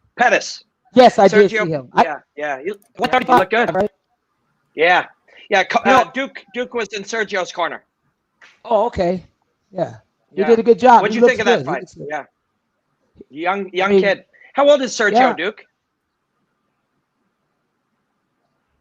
He's 26. Duke, he grew up a lot like AJ. He's been training with me since. Yeah, we got you. He's been training with me since he was 13, training since he was 5. Wow. Crazy. Yeah, hey Duke, me and you gonna be seeing a lot of each other, aren't we? Because I've got another guy used to put it on. Yeah, unfortunately, but Aaron Pico, and they don't even know who he is yet. But Bellator has seen him, but he's gonna be something special. Again, something special. So I'm gonna be seeing the best of you, Duke. You'll be seeing the best of me, and we shake hands and go eat. And you can eat and smoke some cannabis, and I'll have some sparkling water. Awesome, gentlemen, and nothing but respect for you, Coach. Yeah. I mean, at the end of the day, I know the kids beef and things like that, but my relationships with the coaches and you guys. Well, you know what? I talked so important. Like that's the thing. I don't get involved with that. That's the kids' game, and that ain't a bad thing. That's what fighters do. But as a coach, I respect my peers so much. Yeah. I talked to Bellator. I appreciate that. I talked to Bellator about that. I said, listen, there's a certain level of promoting fights, but I heard a guy say he was going to kill my son. And when I heard that, that drew a different look. I come from a dark place. Those words we don't use. And I approached that individual. I said, listen, I understand you're trying to sell the fight. You're doing what you do, but don't ever say you're going to kill anybody. And I told Bellator, correct this, have a meeting with your fighters, because I come from a different mindset. I'm not saying I'm untouchable. I'm John Gotti. But if I hear someone's going to kill my son, I have to deal with that. Whether it's the street way, it's the street way or the legal way, it don't matter. I told Bellator, I don't take those words lightly. You need to make sure that this is not what it is, and it's promoting the fight. Because if it is not, you guys are going to have a serious problem when you do a show in LA. And so I dealt with that, but there's a certain level. See, I'm old school. I'm an old school street thug. You know what I mean? And I've learned the American business way. There's still street thugs. There's still street thugs doing it the American business way. They don't talk about it. So when I heard that, immediately I went to, oh shit, they're going to try to kill my boy. I better get on this. Yeah, and we'll kill them first. Yeah. Hey, it's a different game. So look, don't say stuff like that. That's something different. Yeah. Talk about me, dad, whatever. But you start talking about you're gonna kill somebody, man. And Bellator dealt with it, probably, right? Bellator dealt with it. I had to do it several occasions because it happened again with the Pit Bulls. And I told Pit Bull, look, I don't know where you come from, but don't say those words. Now, if you say those words, then I'll do what I have to do. I'm not gonna say those words. But I love my son, just like you love your son. If someone told you they were going to kill your son, what would you say? Yeah. This is a sport. This isn't no fucking gang banging. I lived that shit my whole life. Yeah. Killing and robbing in the streets. I came from that. And you don't throw those words around. When you have children, you not only realize your own mortality, but when you have children, you realize that it may have been the first person you've ever met that you will lay down your life for. Absolutely. And Wouldn't how even it think about becomes it. 100% real, and not even a question in your mind whether you'll do that or not. Man, we don't even got to talk about it. That's how serious it was. Yeah. And I told Bellator, Yeah. hey, I don't mind going to jail for life off of a threat. Yeah. You can't do that. I'll Somebody take that jumped time. on the streams and made some examples of other times you've seen that, where shit goes real bad when you start talking about family, or you start talking about, you go into religion, you go to some of these places. You're free to go there if you like, but you're going to have to deal with what comes when you do. Yeah. And that's real. Absolutely. You know, this is an art, and it's a sport, it's martial arts, and it's growth, and it's all these things. But now we're talking about deep, personal, philosophical family shit. You know, it's different.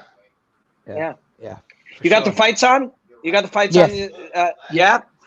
So everybody watching at home, thanks for your comments. And it's good to have Coach Antonio, one of my very favorite people, thinkers, coaches. Duke will be popping back in, probably smoking some cannabis right now. It's legal where he lives. It's legal where he lives, by the way. And we got a couple other people popping up later. AJ is going to come in. And we had Rich Chow pop up, my friend Cameron, who is a actor, martial arts fan, and martial arts fanatic. Look at these guys. You see this package that they put together. Looks good. Bellator is putting on some great shows. Good. You know, the whole team's putting together good shit, eh?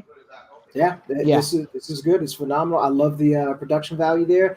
Really classic. You know, you got that spotlight showing the beauty of the martial arts, kicks and punches. I mean, hey, they're really showing it out. So, Coach, do you know Curtis Millender and Saba Hamasi? Do you know them? Do you remember those two? Saba fought, I think, the night you fought. I'm more of a face guy. I'm horrible with names. Same thing. You'd know Mike Brown corners him. Mike Brown from ATT. Okay, I know. Him. Yeah. Mike's a good dude. I asked him if he wanted to pop in tonight. He's like, hey man, I'm working. I'm cornering Saba. But then Miles Jury and Georgie. Of course, AJ knocked out Georgie in the fastest knockout ever. But Georgie's a good fighter and an honest fighter. You know. You know what? I've been trying to get Georgie to come train with us for a long time. No disrespect to his coaches, but I'm like, look, man, this game is not forgiving. And there's so many fighters that I see that could be so good if they just added a couple of little things to their game. And I just want to help everybody. You know what I mean? And I've done it for free at times. I just want to help everybody be the best they can be. But we knew that was going to happen. I didn't think it was going to be in 8 seconds. But like I said, when you call out AJ to perform, you're going to get it. I would like to see more drug testing. There's a lot of guys that are still doing steroids. I know they're doing it because I know what the muscle density looks like when you're juicing and when you're not juicing. They go on and off cycle. I just like to see it be fair. Because if you made me not gas, I would win the division at 155. If I wouldn't get tired and I would recover immediately because I'm on something, I would win the division. You might not like how I did it, but I would win the division. Yeah. So I don't think it's fair. You know, I just don't think it's fair. I think there needs to be real testing. I'm going to require and ask that for this tournament. Yeah, that's smart. USADA, I'll pay. Go test these 4 individuals that there, randomly test them, because we're natural over here. There's no steroids. And if you're on steroids, you can compete physically with us. And now it's not about how good your skill set is, it's what your body does. And I know the advantages of it. And we've seen the best in the world test dirty. Yeah. Well, there starts to be these anecdotal things that you can see, and some of them are the guys who juiced a lot are burnt out in their 30s if they juiced young. You see them burn out. They don't turn out to be as good of fighters. So you do look at the guys in this tournament. Caldwell, that's a clean athlete from my eyes, because he's consistently been that same athlete. You look at Pitbull, that guy's been around for a long time and hasn't changed a lot. So these guys who have been around, to me, are the guys that are the most likely clean. Because you saw it in the UFC when all of a sudden USADA came along. There were a whole bunch of champions that were no longer champions. There were a whole bunch of guys that were no longer able to compete. But the guys, they burn out quicker. the guys. So it's the ones to watch are the 24-year-olds who just are carved out of granite. But that's a way to get better younger, but worse older, in my experience. Yeah. You know? Yeah, Burns them I out. agree. But when you live out of the country, you know, when you live out of the country, I want USADA to show up and test you randomly, because these guys that are doing it, I mean, I'm in the business of training fighters. I would never talk about who's done what, but they know how to mask it. They know when to be on. They know when to come off. And I'm going to tell you, bro, it makes a big difference, because I roll with these individuals when they're on that shit. It's like they're strong and they recover immediately. Their skill level doesn't go up.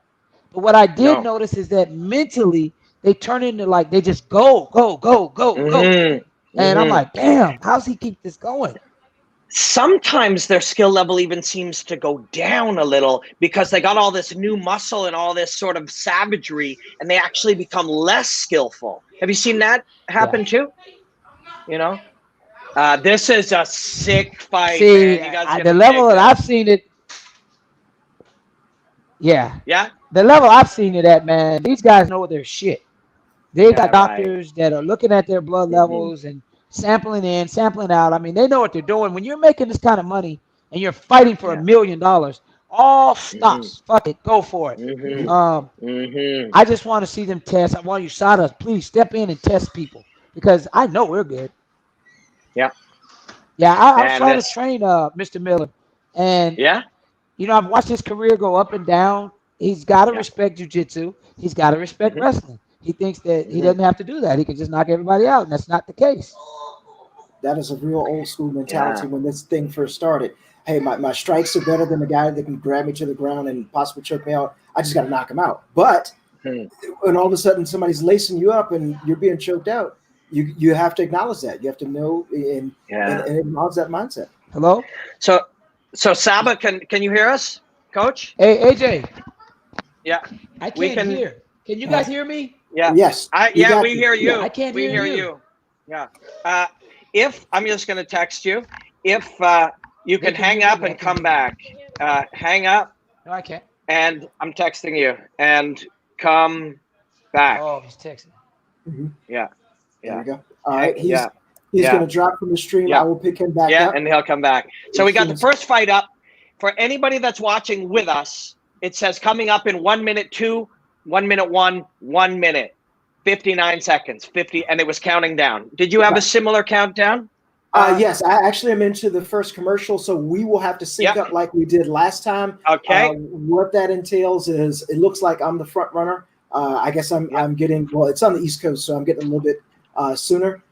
But whatever the case is, I'll pause and we will kind of count down and we will get the and looks like we got Coach back. Tested 1, 2. Are you back? Black is back. We hear you. We're gonna win. Check it out. To me, Black Little Public Enemy back. There you go. I heard that. So Antonio, you said Black is back, and then AJ said what? Never went back. What did they? That might be Public Enemy lyrics there. All right, let's keep it going. We're gonna get it synced up. So, do you guys know the band ZZ Top? Yes. Antonio, do you know the band ZZ Top? Yes. We're kind of like ZZ Top, and I'll tell you why. Because the two guys in ZZ Top have beards, and the drummer's name is Frank Beard. So you two guys are Black. And I'm Robin Black. And you're Robin very Black. Much like ZZ Top. Okay. Very much like ZZ Top. It's all full circle. Yeah.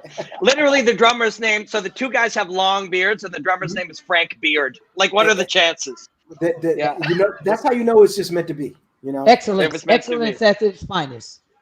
Yes. Indeed. So thanks for having me on, man.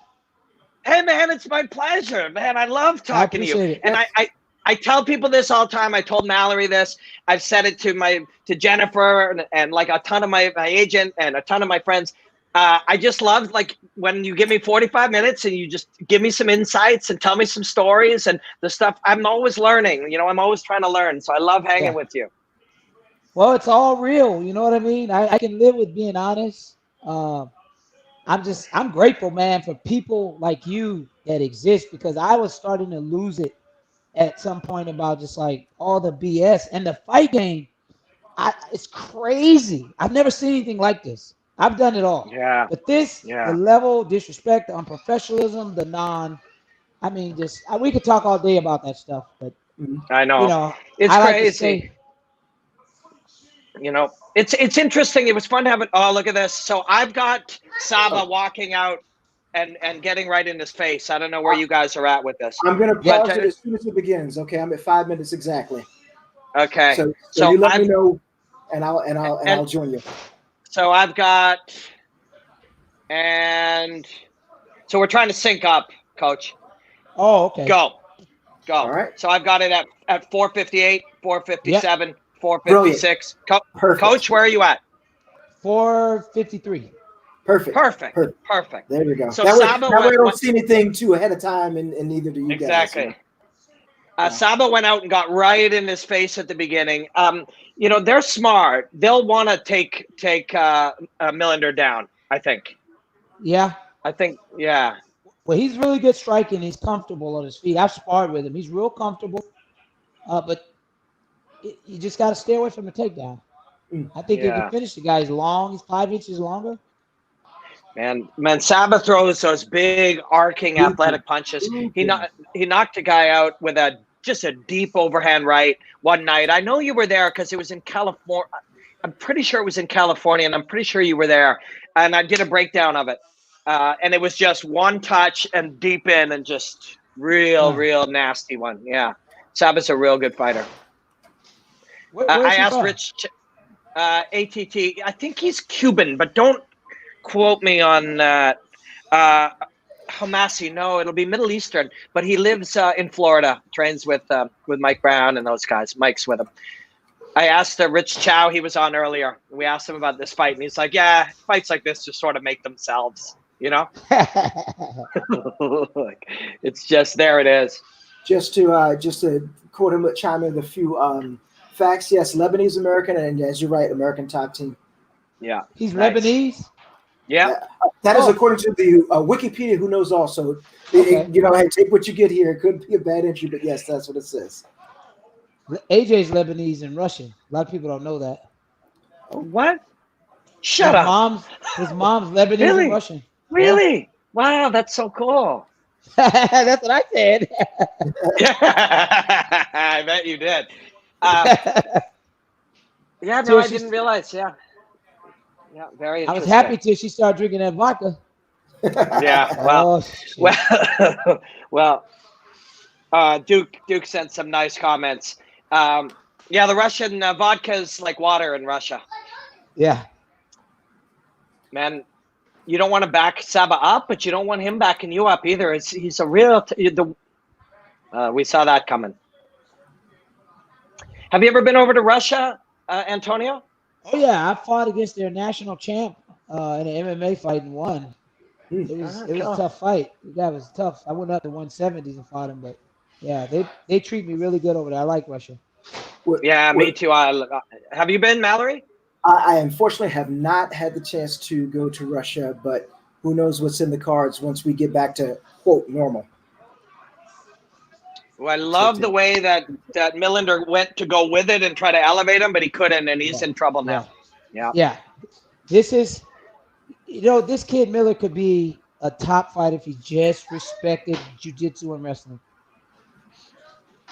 At least go get a wrestling coach that can show him how to stop the takedown and do a little bit back work to get back to his feet, and then he can knock everybody out. But, sometimes egos get in the way of success. Yeah. Is he in your area? Like, could he come train with you? You've invited him, right? Yeah, he's trained with us several times, but he just gets taken down, and our guys just eat him up. Mm-hmm. I mean, we're in practice, and we train with people who are different or we don't know. We just do what's safe so nobody gets hurt. There's no egos. Yeah.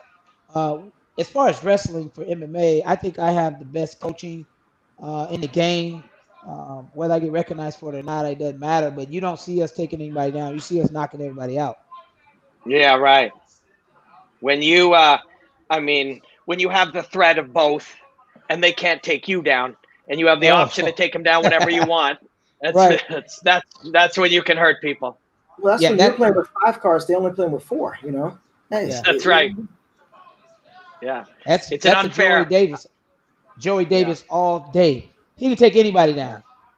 Anybody. Yeah. Tyron Woodley, GSP, he'll take anybody down in MMA. How is Joey? Is he doing good? Is he living a good life and happy and ready to fight? You know, we're working on it. Joey's got a lot of pressure on him being 133-0. He's 7-0 in Bellator. I just want him to take his time and get comfortable in the cage. Despite what they may see him as an athletic level, I want him to get comfortable in the cage, because once he gets comfortable in the cage, then he's going to be 15, 16, 20-0 as well. Yeah. How old is Joey now? Joey's 25, 26. Yeah, still young. Wow. Baby. That's a good question, Coach. From your experience and being a seasoned fighter, a lot of people are in a rush. You know, they want to be 9-0. They want to fight every week. They want to fight. What do you tell those guys to really tell them to calm down? You got time to enjoy it, to mature. I mean, how do you temper that with, you know, this is a rush world. Our attention span is limited. How do you temper that with the younger guys? You know what? I tell them, look, let's sit down. We have a meeting. Here's the plan that I have for you. What plan do you have? Let's bring those plans together and let's plan in the middle. If they get to that point, you know what? Hey, I got to let you go fight. But at no time do I want you to come back crying to me. In fact, there was a guy that I did that with. His name was Brett Cooper and Chase Gormley. They were 6-0. I think Chase Gormley was 6-0 with me, 7-0. Went over to Black House. Next thing you know, went to the UFC, got beat twice, career's over. Brett Cooper had 8 successful wins, first round knockouts. Yeah, I remember. Left me, came back. He'd been knocked out 5 or 6 times, knees and busted, shoulders busted. So sometimes people don't know what they have until they change it. You know, they don't. It's hard to know what you have. You always think there may be better or maybe more, or life might be better, or maybe you could find a different girlfriend. You know, maybe you could live in a different house or move to a different city. You don't realize sometimes what you have. Correct. I agree. You know, I said, if it's not broke, why are you trying to fix it? You're 8-0 with me. You're 7-0 with me. Pico, 4-0 with me. You're 4-0 with me. What? All of a sudden, you know it all, or I'm making mistakes. And then you leave, and then you lose. Yeah. I would think that there's something wrong. Oh, nice. Yeah. Yeah, he's smart not to get in a bang fest. Yeah. Yeah. He's willing to fight and willing to strike long enough to get in deep. Right. Which is smart. You know, you get the guy comfortable on the striking, and then you take him down. I used to do it all the time. Flip the script. Definitely flip the script. Antonio, weird little question about subtlety. You see a lot of these guys now just getting better at playing an overhook than instead of always fighting for an underhook. I know that's a simple concept, but do you see that happening out there? I see it because people don't know how to underhook because they didn't do it. You come and overhook one of my guys, you're going to get tossed on your head. Right. You can overhook, but the advantage is always an underhook. I mean, there's certain things you can do with overhook, but you're only limited. An underhook, man, you're dangerous the whole time. There's so much stuff that we work from underhooks, and I preach that. I used to train with Tony D'Souza.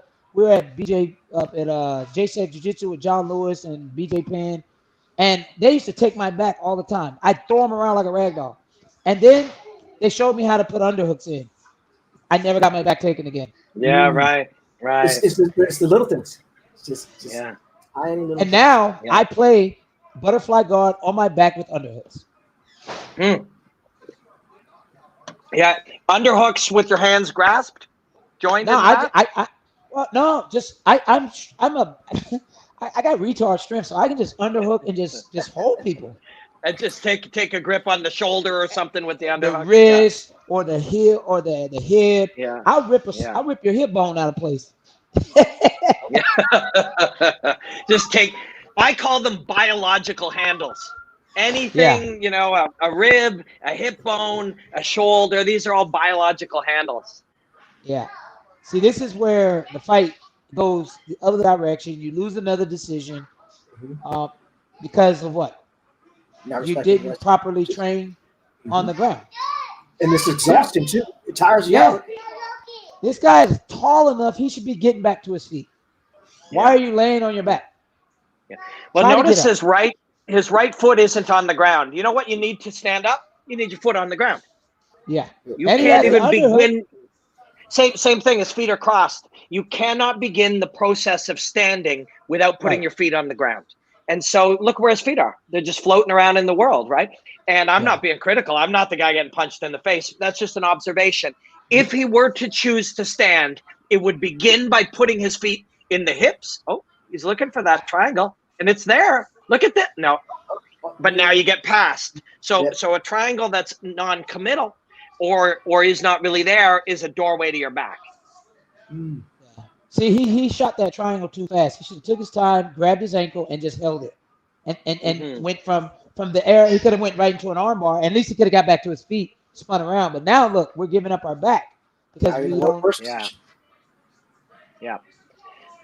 And Saba tried to drag him, on top of him, and he did, but not the way he wanted. So good for Curtis. Oh, look at this. Yeah. He's going to try Darce. Oh, no. He's gonna make me eat my words on the jiu-jitsu, huh? He's been doing it. Maybe he's got one day. He's like, hey. Good. Yeah. He's got a Darce. No. Oh. Yes.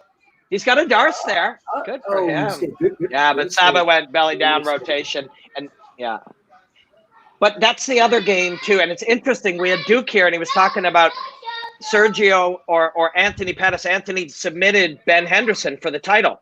And he said, if we don't have to win every wrestling exchange if we can submit. Right. Absolutely. But Curtis didn't win the wrestling exchange and didn't submit. So you got to do one or the other. Yeah. AJ's really good at that. He won't win the wrestling exchange, but boy, you better watch your butt because he's got submissions from every position, every angle. He's so slick. That's why I say guys haven't really seen it yet. And I'm really excited. I told everybody bet on him and he's going to win the tournament. Yeah, man. Let me ask you a question that we asked Coach Rufus while he was in here. With especially you mentioned today with fighters, and a lot of guys are throwing a lot of disrespect and they're doing this because it gets the oohs and ahs and likes. But where, in your opinion, where does emotion play for a fighter? If your fighter's out there getting emotional and they come back to your corner right now, what do you tell them? Calm down, take 3 deep breaths, and let's think about how hard we train. Let's think about where we're at right now, and let's figure out what we're doing wrong. Okay? What do you see you're doing wrong? A lot of times they know. I let them tell me. If they can't tell me, I said, okay, this is what. And see, I got a lot of code words. A lot of stuff I say I don't mean. And a lot of stuff I mean I don't say. So you got to be careful when I'm cornering you. Ask, what was his name? Pat Kern. I completely had Pat Kern froze the whole fight. He didn't know what to do. I'm yelling to AJ, take him down now. Now I want you to take him down. Then he doesn't take him down. And Pat was just like so confused, but it was fun to watch. Yeah. That was probably the most exciting fight for me because me and AJ was in another zone. And I was also talking to Pat Kern too. Yeah, right. Right. Yeah. Where you're finding different layers. Your words have multiple uses. Right. Yeah. That's a whole nother psychological game because I'm like, I'm going to hit you with my right hand. I'm going to hit you with my right hand. And then I kick you. I'm like, wait a minute. You told me I'm lying to you. And then if I double lie, what's the lie of the first lie, And then they say, okay, kick him. He's not going to kick. Then you get kicked. Now you don't know what to do. Right. That's the beauty in knowing your athlete. That's why I can only coach somebody if I have a chemistry relationship with them. It looks like Curtis is about to knock this guy out. This guy is tired out. He looks tired. Saba does look tired. Someone had mentioned actually in the comments, he was waiting for the gas. Interesting. Yeah, Saba was redlining the whole time, trying and pushing. And then he got attacked with a couple submissions. So all of a sudden, your heart rate goes up, the cortisol levels go up, your testosterone goes down, and you're a different fighter a couple of minutes later. And he's a different fighter now. Oh, my goodness. Woo. I'm glad that kick didn't land. That was it. Wow. Oh, he's going to get Darce. He's going to get Darce. Look, he's going to get Darce. He's done. No. You gotta pop him with that shoulder. There you go.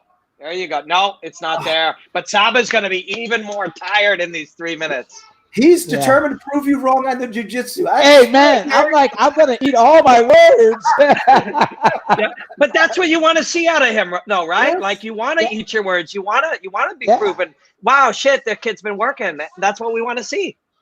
Yeah, he's been working for sure because I didn't expect him to go for those submissions. Yeah, Coach, good for him. Here's a good question coming in right now. Question for Antonio: While cornering, does the new quote no crowd feel like you want to throw out more fake calls? It seems like a new aspect to big fights. I'm loving it. I can't wait when there's no crowd. AJ's looking forward to it too. He's fighting against Caldwell. Caldwell's a wrestler. We've got the best wrestler, so he's not going to see some wrestling we ain't seen because there's only so much wrestling that will work for MMA. And we've got that down. We're not worried about that. Nice. Curtis is fresher with 2 minutes. Check this out. Curtis is fresher, backing him up. Uppercut under the armpit, elbow, frame. You got to go knee, frame, and knee here. See, Curtis has that overhook. He doesn't want that. Elbow, spinning elbow. So Curtis got to be tired too, because look, he just went in and took the 50-50 on the fence. Yeah. Yeah, you want to separate a knee. He was a little fresher with 2 minutes to go. Sorry, I cut you off. I got all worked up. But we were talking about that last week with Raymond Daniels too. Once people start hearing the other coaches, that's where you start putting codes in and making that to their detriment. That they think they know what you're saying, but they're wrong. Right. You know what? I used to get that a lot because I used to drop my hands and I would hear the coach say, he's dropping his hands. He's dropping his hands. And I got knocked out like that. I've never been knocked out after that. Never been knocked out before in my life. And I kept dropping my hands. And I heard the coach saying high, low, high, low. And I'm like, what is high, low, high, low? Well, I woke up and oh, shit. Yeah, right. Now you know. Yeah. Yeah, now you know. So you know what? So it's an interesting one. The simplest thing. People will be like, always keep your hands up, right? Mm-hmm. Why? Well, if I drop my hands, you'll punch me in the face. Mm-hmm. But what if I want you to try to punch me in the face? Exactly. That's where I start. So the rudimentary level is always keep your hands up, but only one level higher is show weakness in spots where you want him to think there's a weakness. Now look, when AJ fought Derek Campos, you're absolutely right because AJ dropped his hands, right? And he told me that he had tore his knee. He says, Dad, I can't move my knee. So now the strategy was AJ drops his hands to lure Campos to come in. And Campos came in and bam, AJ shot that uppercut and dropped him. So again, you got to know your student. Yeah. No, wait till mommy get back. But yeah, you got to know your athlete. You got to know your student. And I said, okay, because he's a very skilled fighter, dropping his hands and he's not tired. I knew something was wrong, so I didn't say anything. I just kind of watched, see what he was doing. Then I realized he's luring him in. Right, but you also trusted him to know that, hey, you know what? He knows what he's doing. That's that trust between not only from a father and son, but from a coach and a fighter. But check this out. If he surprised you with that action, imagine how surprised the opponent was. Well, I don't think the opponent didn't know that his knee was torn. He tore his LCL. He didn't know that. If he did, he should have stayed on the outside and fought on angles. And that was actually the game plan. Because I talked to him afterwards. Yeah. No, not right now, son. Tell him hi. What's up, man? Hey. We met before. AJ introduced me to you. Have you seen this kid at 2 years old grappling and kicking? I saw him armbar AJ. Man, this kid is going to be better than AJ. Building killers, man. It's scary, man. I'm scared. Yeah. You know, it's funny because people say, huh? He also knows how to get your attention. Yeah. No. Not right now. When mommy get here, you can have Play-Doh. Oh, okay. I see what he wants. He wants Play-Doh. All right. He'll leave me alone. But you know, I see here. I see all these different people doing things, and you know, it's in the blood of the McKees to fight. My dad was a fighter. He was a Golden Glove champion boxer. AJ, fighter. I'm a fighter. This guy's a fighter. How do we not fight when it's in our DNA? Yeah. It's true. I knew I couldn't win. AJ went to college. He I'm sorry. Go ahead. If you didn't fight, your lives would go to shit. I'd be in jail That's or right. dead. Yeah. I'd be in jail or dead because before MMA, I was fighting every other day. I was fighting, knocking out grown men, collecting money for drug dealers. And I was only 5'6", 5'7" at that time. And people knew when I came, you better, you know, it's going to be a different story today. But if I didn't have fighting was a venter for me because I was so angry as a child. I was mad. Why did I have to be put in a boys' home? Why was I this? Why this? Why? I questioned everything. So, you know, I didn't fight. And it's funny because AJ had a scholarship. But AJ said, if you don't train me to fight, I'm going to fight in the streets. And he was doing it every weekend in Compton.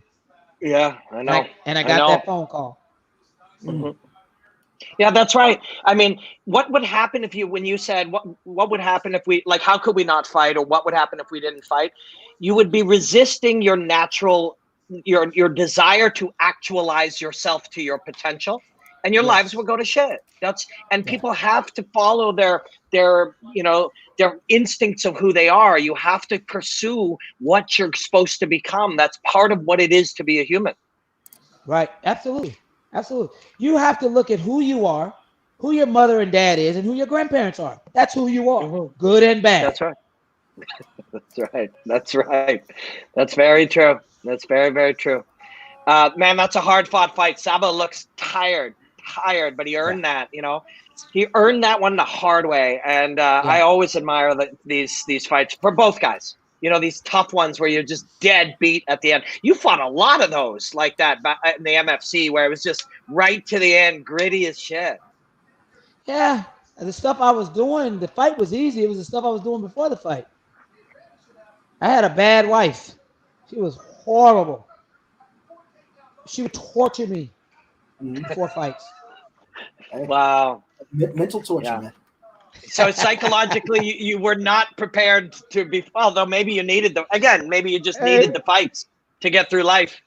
I just fought because I liked to fight. I had a spot to go to UFC. I wasn't interested.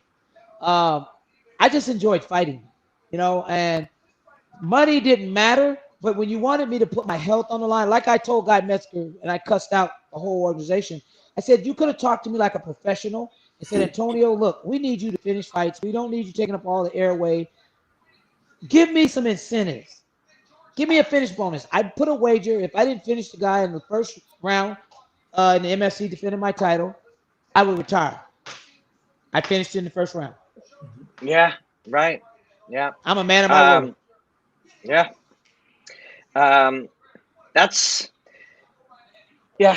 Yours was a crazy adventure, man. I watched it all. Like, that's why before I got to know you, I watched the whole adventure. You know, I'm in Canada, so I saw the whole MFC adventure. I saw that whole thing. You did it the hard way too, but it'll make it easier for AJ, the fact that you lived that adventure.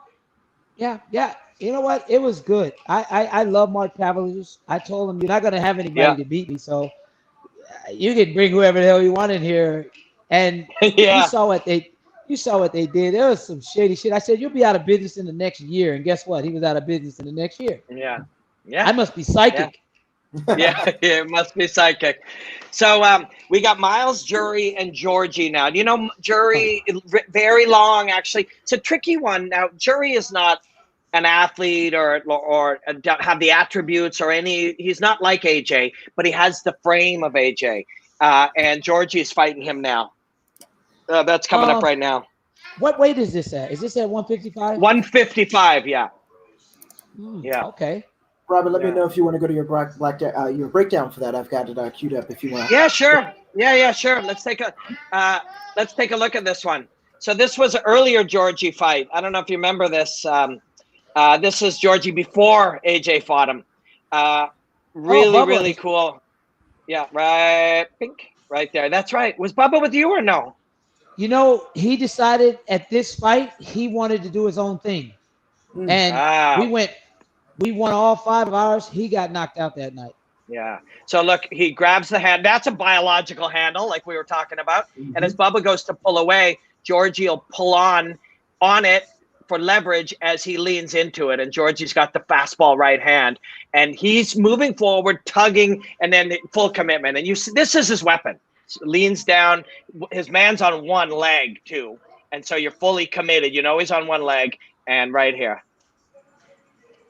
What would you say? Bink. That's exactly what I would say, Coach. That is exactly what I would say, Coach. You see it one more time. Hold. Bink. Watching his sight line on that, he never took his eyes off his chin. His eyes were on that target the entire sequence. He knew where he was going, and you saw the result. There's a beauty in for some of these guys, and this is something of Georgie. These guys who have one real weapon that they truly believe in. Like Georgie knows that right hand is his. So he's got a handle. The guy's on one leg. You're right. He never takes his eyes off. The target's there. He's hit 1 million targets with that weapon. It's a cool little one. I was actually in Bahrain with Bubba Jenkins. Really great guy, man. Really good dude. Were you Antonio? Are you? Did you train with Bubba? He trained with me for almost a year, and he was 3-0. Yeah. And again, it came down to AJ. Everybody's worried about AJ. And the sad part about it is I trained them more than I trained AJ. And they just felt that AJ would be at some point a problem in the division. And I said, no, AJ will move up to 155. He left against Georgie and got knocked out. So wow. Yeah, I told I don't welcome you back. We're gonna stay at 145s, and we're gonna make things happen. Yeah, and sometimes that's it. I mean, you have these relationships with these guys. It's all or nothing. Like if you're gonna be a body shop guy, it's all or nothing. And you know what? I don't ask for contracts. If you don't like it, leave. I've had everyone that has left, and I call it the body shop curse, has lost or got knocked out back to back to back. Aaron Pico, Bubba Jenkins, Chase Gormley, Brett Cooper. No one else left. Yeah. And so I'm not going to change as a coach when I'm winning with what I'm doing. Yeah. You know what I mean? For sure. You're the athlete. You're the new guy. And all of a sudden you know everything once you've won 3 with me. Now you know everything. You think you got it all. Coaching is a nonstop growth. You as a fighter should constantly be getting better and better. And I as a coach get better with you, coaching you.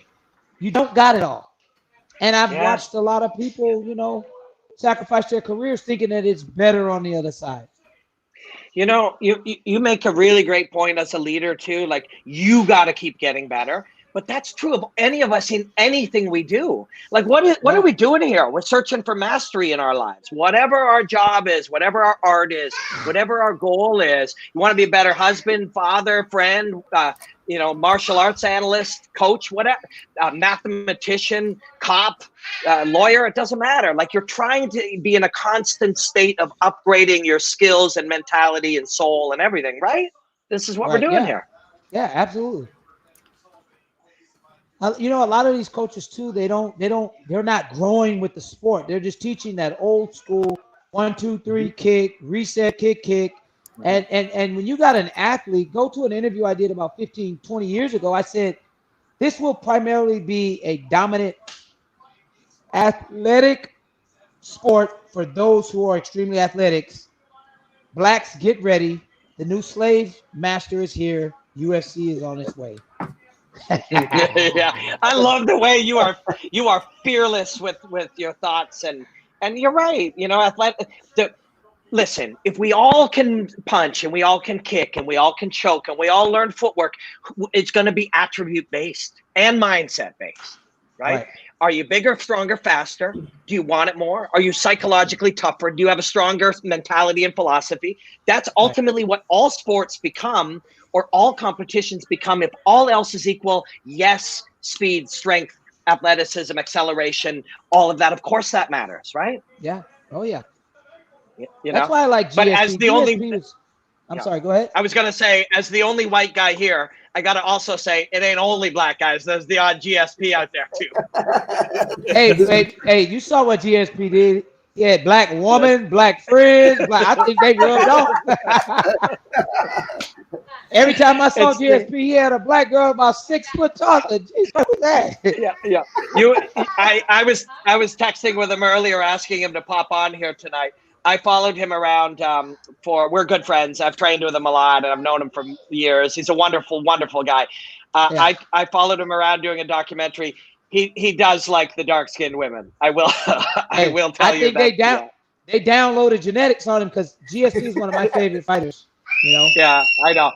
Yeah, we got along quite well when I met him, so that has to be it. Yeah. He is a brilliant fighter, but he's also a brilliant human and human being and man and everybody, everything.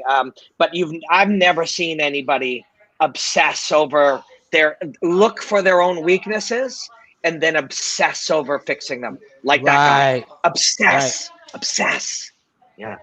You know, I noticed the guys that got bullied and beat up or treated like crap when they were kids versus the guys that's on the streets that are tough gangsters, tough, big bullies.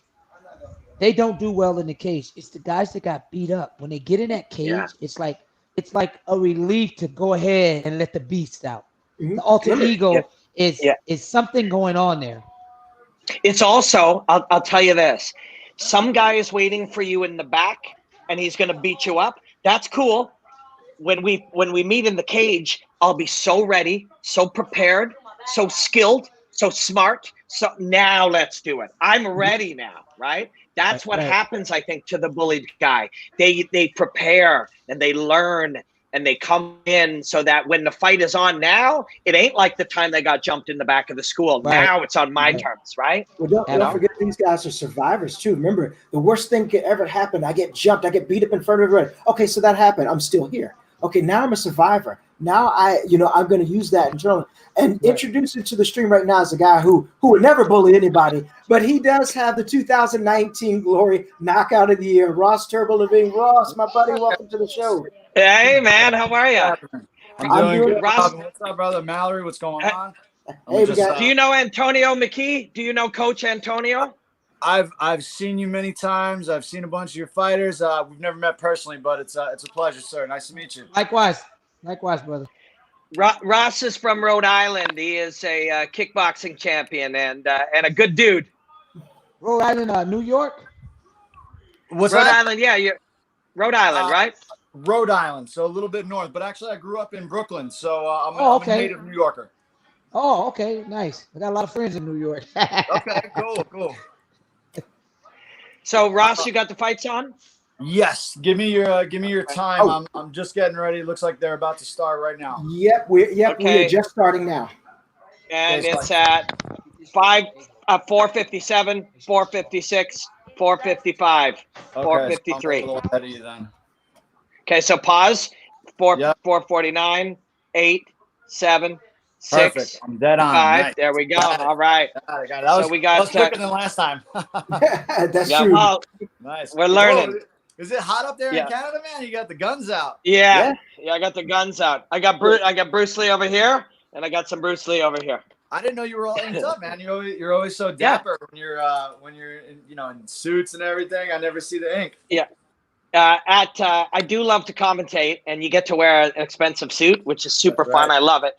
But when you're hanging out with your friends and you bringing in some people and you get to have iced coffee till the main card and then cold beer at the main card, this is a pretty good gig. Pretty good gig. So we lost Coach. He may be back. He may not. But we have AJ McKee coming in for the main event. Nice. That's awesome. I'm really pumped. We have Piper coming in for all of the main cards. There you go. Yeah, Piper. She heard Mallory. We got the coach back. Coach, Piper reacts to my voice, which is weird. Coach, do you like cats? He's a dog. He's a dog guy. I can tell. He's a dog guy. Ross, show him Piper. Piper. Ross has got Piper. My girl right here. I mean, I don't like them like that. I don't like animals in my house. Really? Eh? No dogs? No dogs?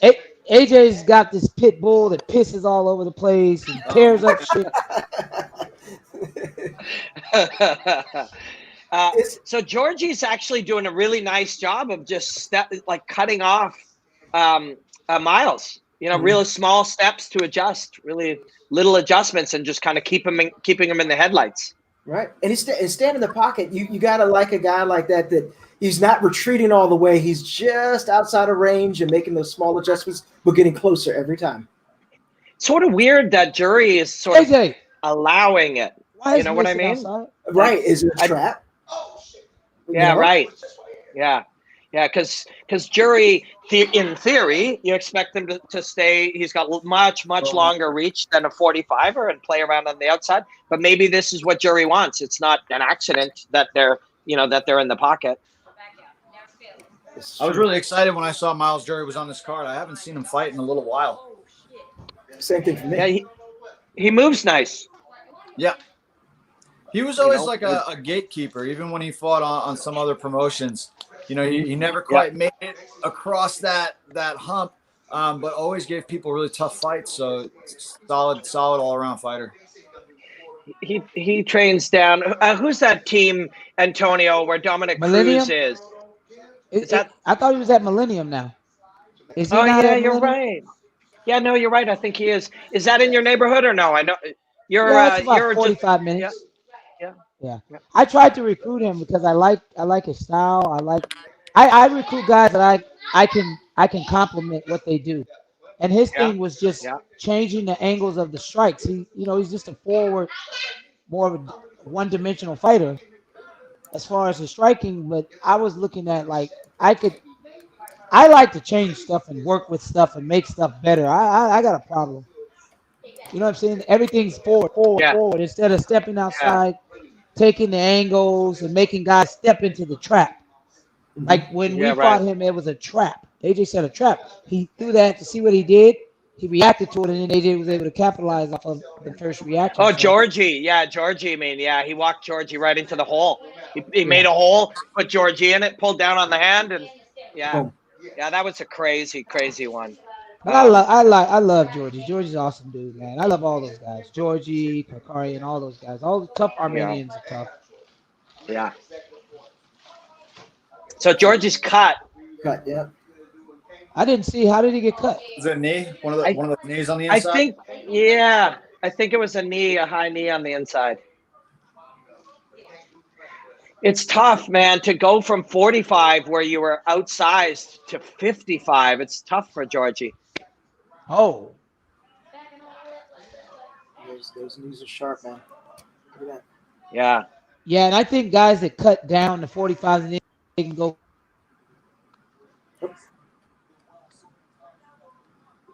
Did we lose you, Coach? Lost your audio, Coach. They don't realize. Lost your audio. Okay, you're back.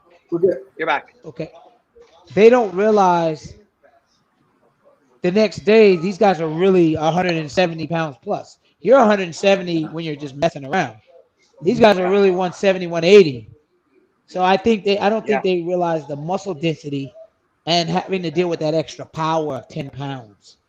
Mm-hmm. Yeah, and the physical a lot of 55 size pounders. too. Yeah. A lot of 55 pounders walk around at 170, 180. That's still, man, just, I know you're only that weight for a couple seconds on the scale, and then you begin to rehydrate the next day.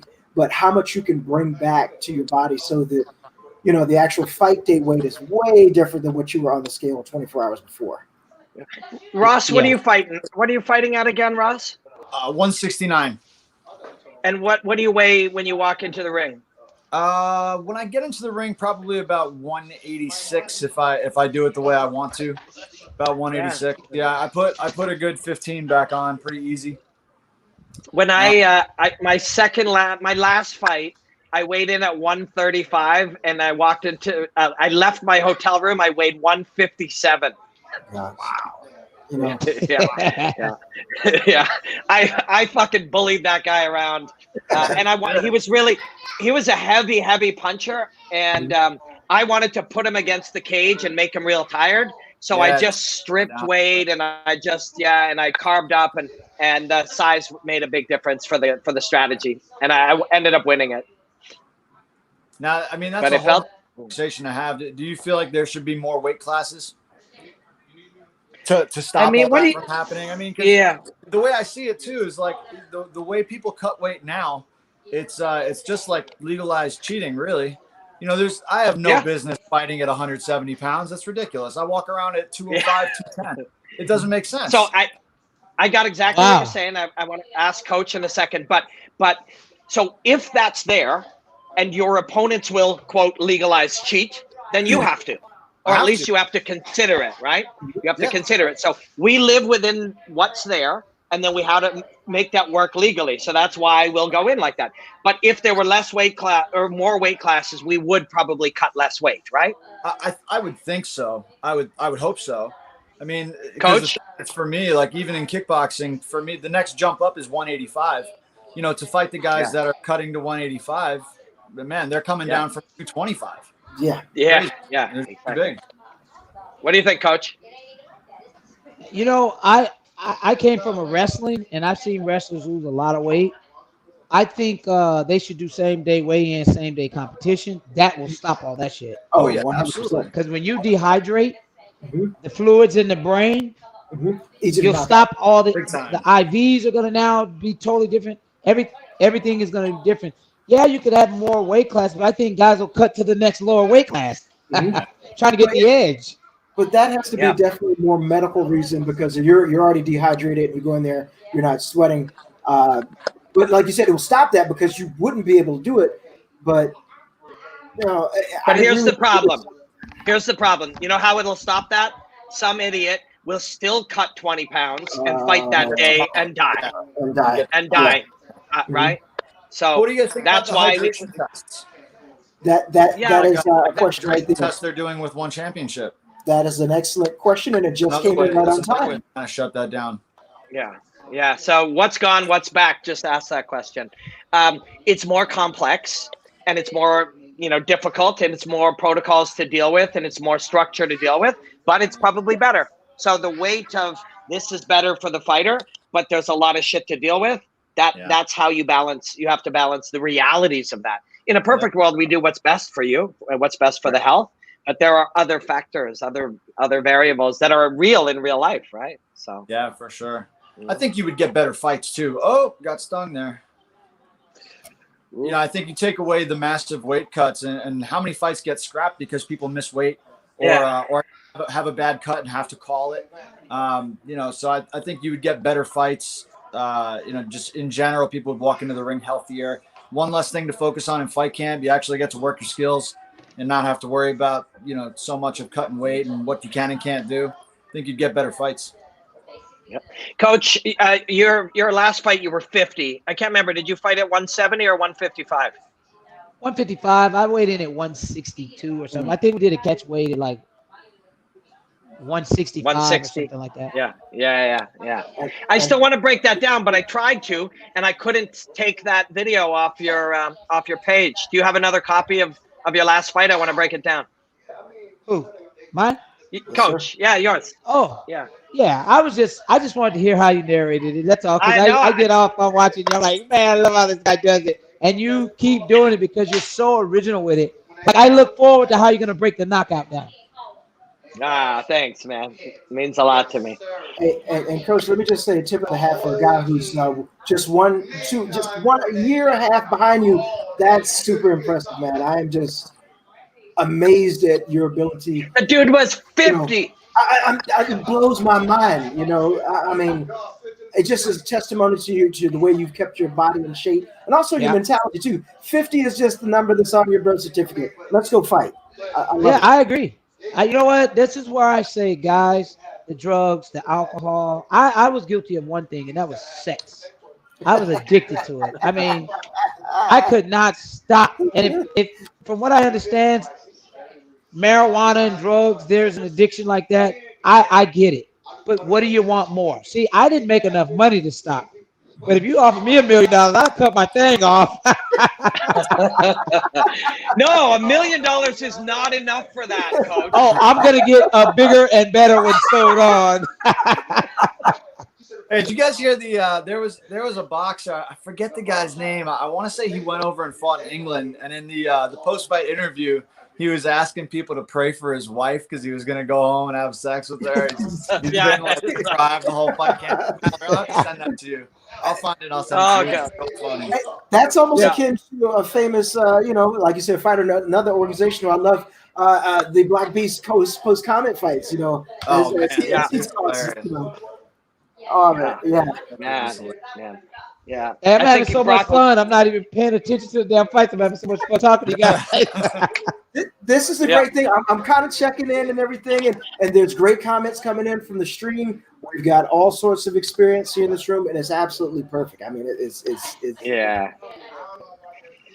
This has been just such a fun thing to do. We had Chris Cyborg last week, Coach, and she popped on for the main event too. You know, all these everybody's grows up like doing martial arts. You come up in wrestling. I come up in Taekwondo, and like Mallory does. Ross comes up in kickboxing.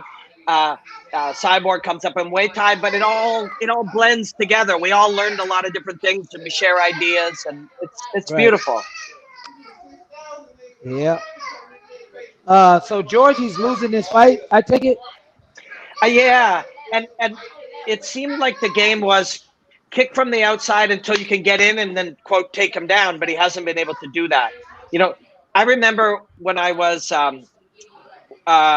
fighting my second fight, and Mark Hominick said to me, "What's the game plan?" And I said, "Keep it standing." And he goes, "That's not a fucking game plan. That's a dream." like keep it standing or take it to the mat is not a game plan. That's a dream. It's a hopeful goal. Like, you know, you got to have multiple ideas and adjustments and strategies and concepts. You can't just like, I will take him down and win the fight. It doesn't work that way. He gets a choice too. You know? Everybody else did an awesome job with the little the hand fight with the elbow. Yeah, I was feeling that. Slipping that right elbow in is real slick. Yeah, he's doing it again. It's, you know, that's real interesting stuff, because we were talking about this earlier tonight, where that blend between what is wrestling and what is boxing and what is Muay Thai. Once you start getting into that clinch and you're fighting hands and you're rotating things in and you're framing, all of those things start to blend. Yeah. We're wrestling and we're doing Muay Thai, and we're doing none of those things. It's just all blended into one. It's all ranges, right? See, look, I would take that left leg and step across and throw a spinning elbow going backwards, because all this pressure's on that side. Slide that left leg across and shoot the arm by the hip. Bam, spinning back elbow. Bang. We saw that earlier tonight. One of the comments, put that back up again, Mallory. It says, "I wish Antonio McKee wasn't so guarded and would just say what he was really thinking." LOL. This is why I love you, man. Like, you know, and that's the thing. People judge people less when they're honest and straight. You know what I mean? When you just, because when you hear somebody's real honest thoughts, you get, you feel the purity of it. You feel that this is, you know, a belief that formed somewhere in your lifetime. And Georgie won his last fight by guillotine. Yeah, this looks like it could. No, good angle. Yeah, no, he's out, but he's cut now. Right, he's cut. Yeah. You know, I think it's just. I think it comes down to respect. You know what I mean? I've lived my whole life with respect. I respect. Even when I've done dirt, I've done wrong, I've been in shootouts, whatever I had to do when I had to do it, it was always about respect. And what I did not understand in this game, there was no level of respect. If you have a problem with my style of fighting, talk to me like a human being. Don't belittle me on a network, because you're now making me feel like I have to defend myself. So I'm going to talk about you on another network. I'm going to talk about you and hurt you like you hurt me. Pull me to the side and talk to me. Say, "Hey, Antonio, look, we're getting a lot of bad ratings. We need you to finish fights." Okay, you know what? You ever thought about saying Antonio will give you a $10,000 finish bonus? That's right. You ever thought about saying, Antonio, look, how can we make you more exciting? Yeah. Don't sit on a national network and talk shit about me. So I'm gonna take a different angle, and that is, exciting is in the eye of the beholder, and the eye of the beholder's perception is based on their knowledge and life experience. It's my fucking job to teach the audience to understand that what you do is special. Right. And when I am the commentator or when I am the promoter or when I am the marketing guy, it's my you fight. My job is to make them understand there's a beauty in it. And I'm failing if they watch you fight and they don't fucking get that. And I truly believe this. When I watch people talk shit about a wrestling fight or a smart fight like Tyron Woodley versus Stephen Thompson fight or these types of fights, I look at that and somebody doesn't like it. I haven't done my job if you don't understand that's brilliant. Right. You know? So, Antonio, my job as a promoter isn't to give you $10,000 to fight different. My job is to make the audience understand that what you're doing is special. Well, you know, Guy Metzger got beat up by Tito Ortiz. Tito called him, you know, he did the Guy Metzger is my, and that's what I call it. I said, yeah, now I see why Tito said you were his, you know what, but I agree. You know, you're right. I love Mike. Mike used to make me sound so sexy. But again, you know, at the end of the day, I'm just happy that I have no injuries. Yeah. I can talk, walk, I can articulate, I'm healthy. I'm gonna fight again. Dude, you fought at 50. Yeah. Never mind, no injuries. You fought at 50. Are you gonna fight again? I would love to, man. Who do they got? I mean, I'd rather fight a younger guy that's coming up. Ross will fight you. I'm itching for fights right now. Shit, I'm taking your ass down right away. I don't give a... Ain't no bribery or give me 6 months of practice. Bribery, ain't none of that shit going down. You're going down. Yeah, because I know what you're capable of. Ross, 6 months ain't gonna cut it. This guy's been wrestling for 50 years. He's gonna take you down. But if you move your feet enough and you throw punches and kicks, knees and uppercuts, you might fuck this guy up. See, that's what I'm saying. That's what makes fights.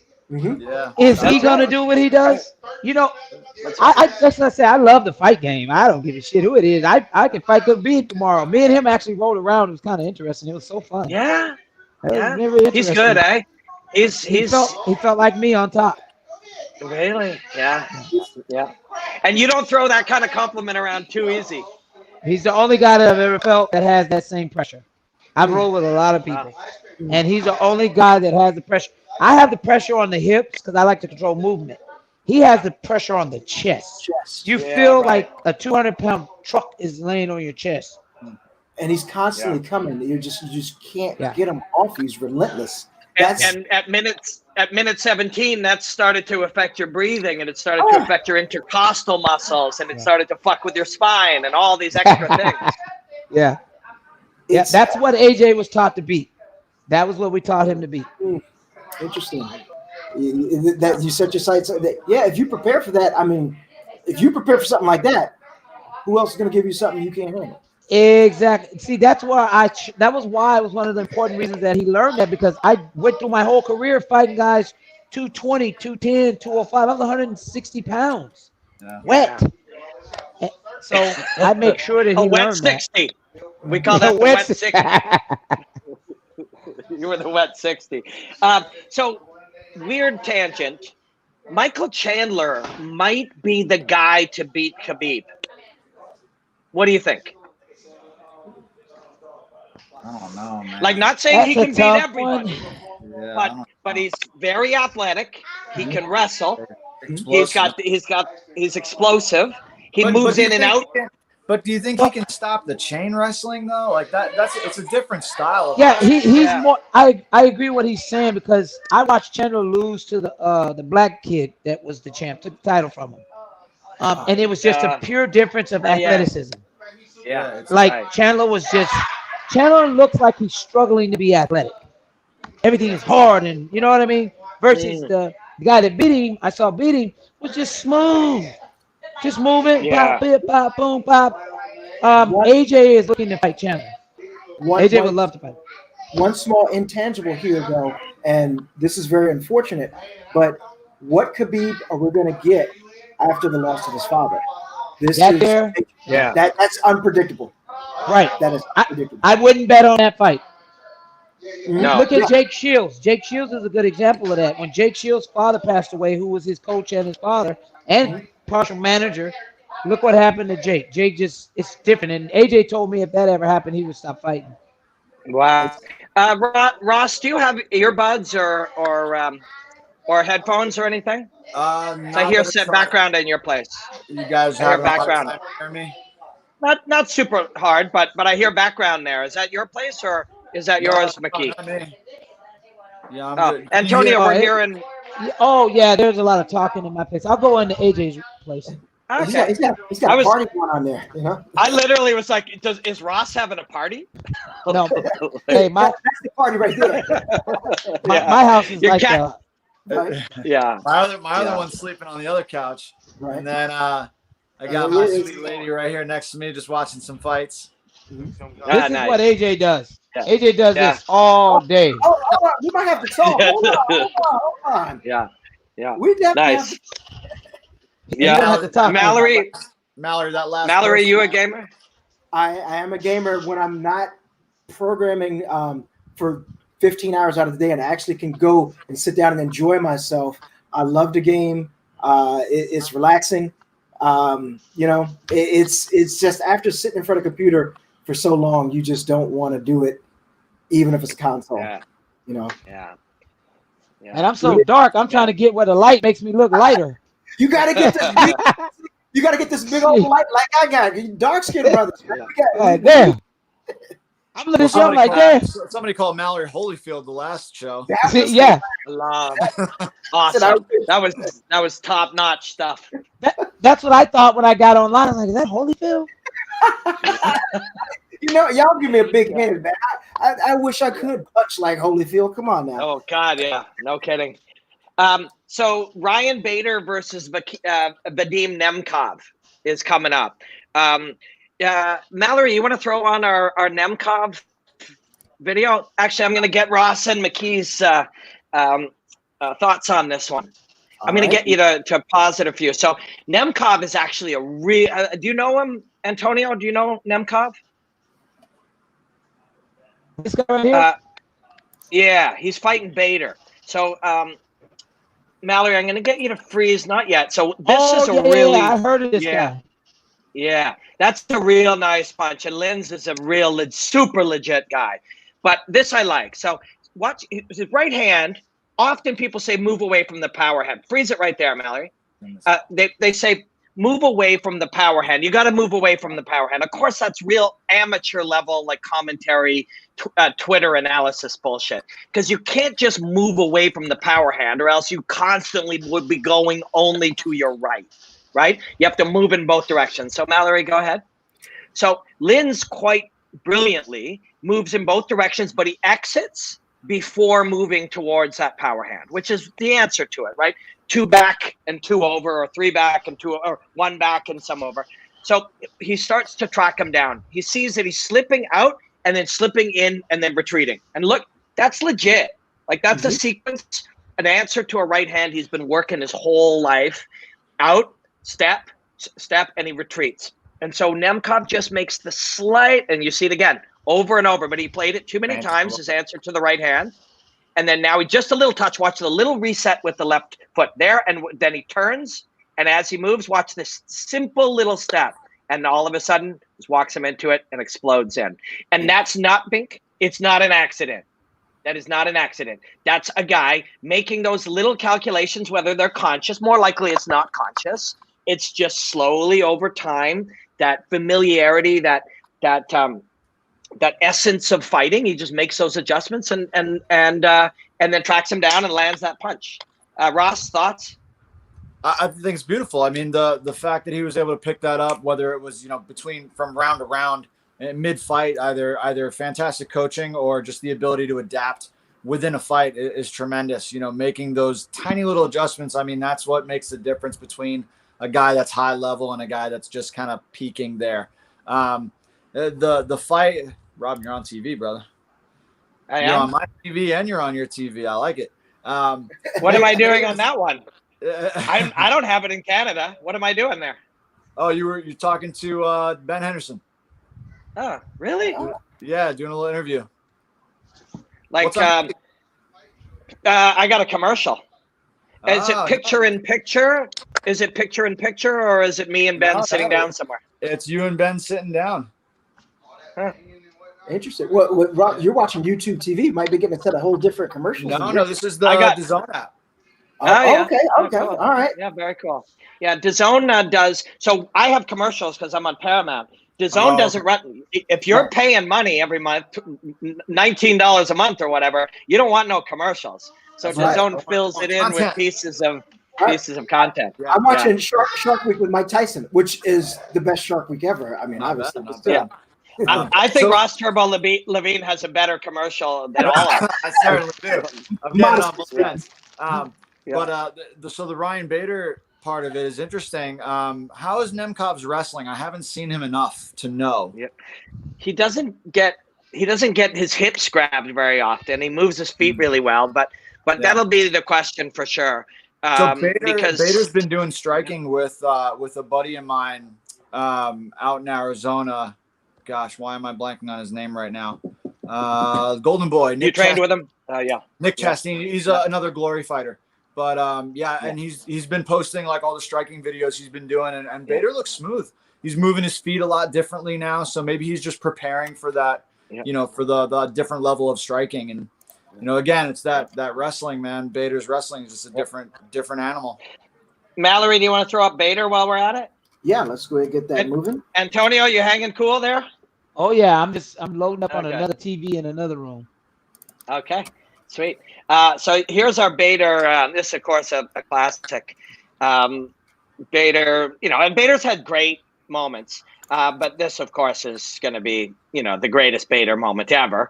And at any time, if you're, if I don't care who you beat in your life, if you get a chance to fight Fedor for $1 million and a heavyweight title, that's going to be your best night ever. But hopefully he's got a future ahead of him that have even better nights. Like you don't want to peak. Right. But it is the threat of it. And you'll see it here. It's just look at that cold motherfucker. Like, They don't have no emotion, man. King, man. Yeah. Yeah. So Ryan told me about this a lot. Just stay on the outside, and he knows exactly where the hot zone. You just sense where you're in range for Fedor, and you see him twitch ever so slightly when you're in his range. So play with it, touch with the jab. Out of range, pink, and the long reaching jab. But when you look at and then that's it, right? Like you didn't in your wildest dreams you hope in the first minute, but watch his foot. So and there's a corkscrew. Look how deep that step is. It's really a penetration step of wrestling, right, Antonio? That step is the same step he's used as a penetration step his whole life wrestling. Down, same, and right there. Look where he stepped. And then the knee is down, and look at this biologically sound, mechanically efficient position that his body creates right there. And that's not an accident. Like, he's been trained to put, and you look at it from this angle. Look at the deep step. Wow. He stepped past his foot. Exactly. And that's a penetration step that guy's been training his entire life as a wrestler, modified so that when he drops it and tips his knee in, it reaches, and you just keep looking. If I was Ryan Bader, I would just have this on a loop at my house. Yeah, right. It looked like Fedor was prepping for the takedown. I mean, his left arm dropped, like he was going for the underhook, and then he just that was the end of that. Yeah. Antonio, that's some body shop shit right there. They know you can wrestle, and you use that little thing to land your hands and put them out. Yep. That's we'll get AJ in here in a bit. He's coming for the main event. This is the co-main coming up. But okay. I'm with AJ. Room. Oh, nice. With AJ fighting Darian,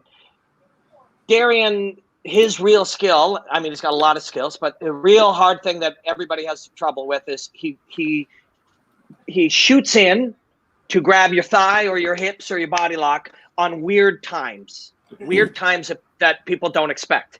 But that's Antonio McKee shit in the 90s and the early 2000s, right? Like that's you pioneered that game. Right. And that's why we will, that to me, people always talk about this fight. I say this is the easiest fight out of all of them. Even if he takes him down, what are you going to do? You're not going to ground and pound him better than me. And if I can't hold him, I know damn well you can't hold him and you're 135, 45 pounds. AJ is, like I said, he gets better every fight. Go back and watch when he first signed with Bellator. Look at him now. You see the maturity. You see him making adjustments. He deals with adversity inside the cage when the fight's going on, and he's just. It just sucks that he's my son. Yeah. Because if I Yeah, talk why? about someone else like this, Yeah. Right. And Right. Robin, quick notice, real quick. I'm going to step out for 3 minutes. I'll be Okay. right back. So Okay. you guys handle the show. Let me just see here. I'm going to move. I'll be right back. Yep. The No entire sweat. chat room burns down without Mallory here. Yeah. Just Everything goes up in flames. Yeah. That's awesome. Yeah. The whole thing is just done now. But yeah, this has been fun, man. Like to be able to just hang out and watch fights, drink iced coffee all night, and then have a cold beer when the main card starts, and talk about fighting with lifelong martial artists. Like this isn't a job. I say that all the time, but this is not a job. This is this is pleasure. yeah, I agree. When is AJ's fight? Is that coming up soon? We don't know. We're waiting for Bellator to let us know. We've been out for 8 months. It's been a long 8 months, and he has not missed a day of training. This kid's in the gym every day, 2 times a day, sometimes 3 times a day. I have to tell him, look, dude, you need to take some time off. Like that's why I'm like, he only knows one way, and that's to work his ass off to prove a point. There's no egos. He's such like when people work with him, they go, man, this kid is just so humble. See, I was an asshole. I was a cocky, arrogant asshole, and the sport made me that way. Because if you really get to know me, I'm the nicest guy in the world. But the sport I always felt like I had to defend myself. And so with AJ, we went to clean suit. Look, you're different, son. You're really a class act. I was an idiot maturing. You get it. Do you think that's because at the time when you were fighting in your prime, people didn't understand the style that you brought to the ring? Do you think that's why it kind of made you that way? You had to take on that attitude? No, because look at Sean Shirk. Look at Matt Hughes. Look Yeah. at all the guys that were good. Yeah. I did it the best, though, to where no one could stop me from taking them down in my prime. I mean, I could take anybody down. I don't care who it was. I used to train Dan Henderson. I used to throw Dan Henderson around. I don't want to talk about what I used to do, but I don't want to expose all that. But I was the best at what I did, and everyone knew it. There was a lot of politics. I don't want to get into this, especially the time we're in right now. There's a lot of racial hating because you got to remember in the beginning, it was all primarily a white guy sport. Then all of a sudden, blacks started doing it, and then I was like, man, you do that crazy ass white boy fight? No, that's MMA. That's UFC. Oh man, that shit's crazy. But really, we were doing that in the hood. That was nothing new to us. So, it's a combination of things. But I really think it was me. I didn't know how to play the game. That was just the bottom line. Because I trained everybody that was in the UFC. I was training Congo. I was training Rampage. I was training with Ease Edwards. I was training all those guys. Tyron Woodley, still to this day and present. So it was just the way I rubbed off. I didn't understand how to play the game. Yeah. Well, that's always going to be a part of it, right? Like the game, any one of us in any business, there's these weird hierarchies. There's these weird, oh man, the world didn't explode, Mallory. We thought the whole place was going to burn down. I thought I heard that, but Coach can relate to this. When you have a when you have a daughter and she says, "Daddy, I'm hungry. Please feed me." I said, "Okay, I gotta go do that." Yeah, good man. That's why we love you. But I was saying, like, there's executives and there's politics and there's business structures and shit that we don't all want to deal with in our business. Eventually, we learn how, or we do it ourselves. Like, I analyze fighting. I commentate fighting. I get along with 19 out of 20 people I work with. But sometimes you'll be working in a business where some executive somewhere wants you to do it a certain way. They want you to talk a certain way or act a certain way. You got to send just the right emails to just the right boss about just the right bullshit. And I don't want to fucking do it. Yeah. So I will go and find a way to build my own business in my own way and then contribute in ways like we have other answers today. But Antonio, when you were doing that, there weren't other answers. You couldn't build your own platform. You couldn't build your own audience or your own leverage or your own business and be partners with these companies. You had to kiss asses in a certain way. And it was a harder time. It's an easier time now. we have ways to be able to do it our own way, where we don't have to, you know, I don't have to kiss some executive's ass to do my job. I get to hang out with you guys watching fights right here. You know what I mean? So, and everybody watching this has that chance now, which in the 90s and the early 2000s, it was a lot harder. That's true. I agree. I was calling out Horace Gracie my whole career. Like, let me fight this guy. He's a grappler. I'm a grappler. I think everybody want to see it. And they stay away from me. But then I looked at the history. I went against Popovich in the Abu Dhabi trials and lost 0-0. I went into a triple overtime with Jeff Munson and lost 0-0. So I was so furious with the whole jiu-jitsu world. I was cussing them out and calling them all kinds of names. And, you know, I didn't know how to deal with the way I was being treated, because I was never treated that way in the streets. You know, I was always treated with respect in the streets. So when I stepped into the professional world, I'm like, wait a minute. I don't understand. Hold on a second. When people hear that, they won't believe it. Their first thought won't believe it. But you were exposed to more respect in the streets than you were in the business world of fighting. Think about that for a minute. No, I was fighting, and I heard a lady say, "Choke that nigger." I'm in the middle of the fight. I'm fighting. I fought Heath Sims. Heath Sims, which was training with Dan Henderson. Me and him were fighting in Orange County at the Galaxy Theater, I think it was, or some theater. And I remember he had me in a choke, and I just heard in the crowd, "Choke that nigger, choke that nigga." And I'm like, fuck this guy. Like, it was horrible, man. It was horrible. I don't miss that shit. I miss what I see now. Holy shit, no. Wow, man. I'm sorry So, that you know, you instead of people have to hear nonsense like that. No. That didn't bother me at all. It was just I didn't expect to hear that in a fight. Right. You know what I mean? I'm fighting in front of all these people. Really? Here? You know? Yeah, really. And it's like, I'm fighting this guy. You're in the stands. Like, you know, So it's let's a watch trip, this. man. Yeah, I bet, man. I'm gonna get AJ Ross, ready. have you ever heard anyone yell that while somebody was fighting you? No. Certainly not.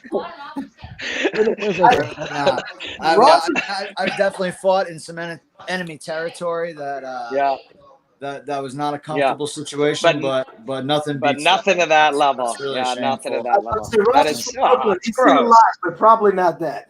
You know, it's gross as shit. And you know what? Yeah, I need you to put the password. Did anybody expect? And the funny part was. Yeah, go on. Oh, I'm sorry. I said the funny part please. is I was married to a white woman for 17 years. I'm like, that was unique. Yeah, wow. This crazy. If someone asked you if that was going to happen, like, nah, that won't. But here it is. Life has a way of surprising us with sometimes the lowest common denominator. You know. Yeah. Yeah. I just needed to mature. You know, I needed to mature. I came from a street mentality, and when I came into the professional world, I thought it was going to be all pretty ice cream and candy canes, and then I realized, wait a minute, it's a whole nother level. Yeah.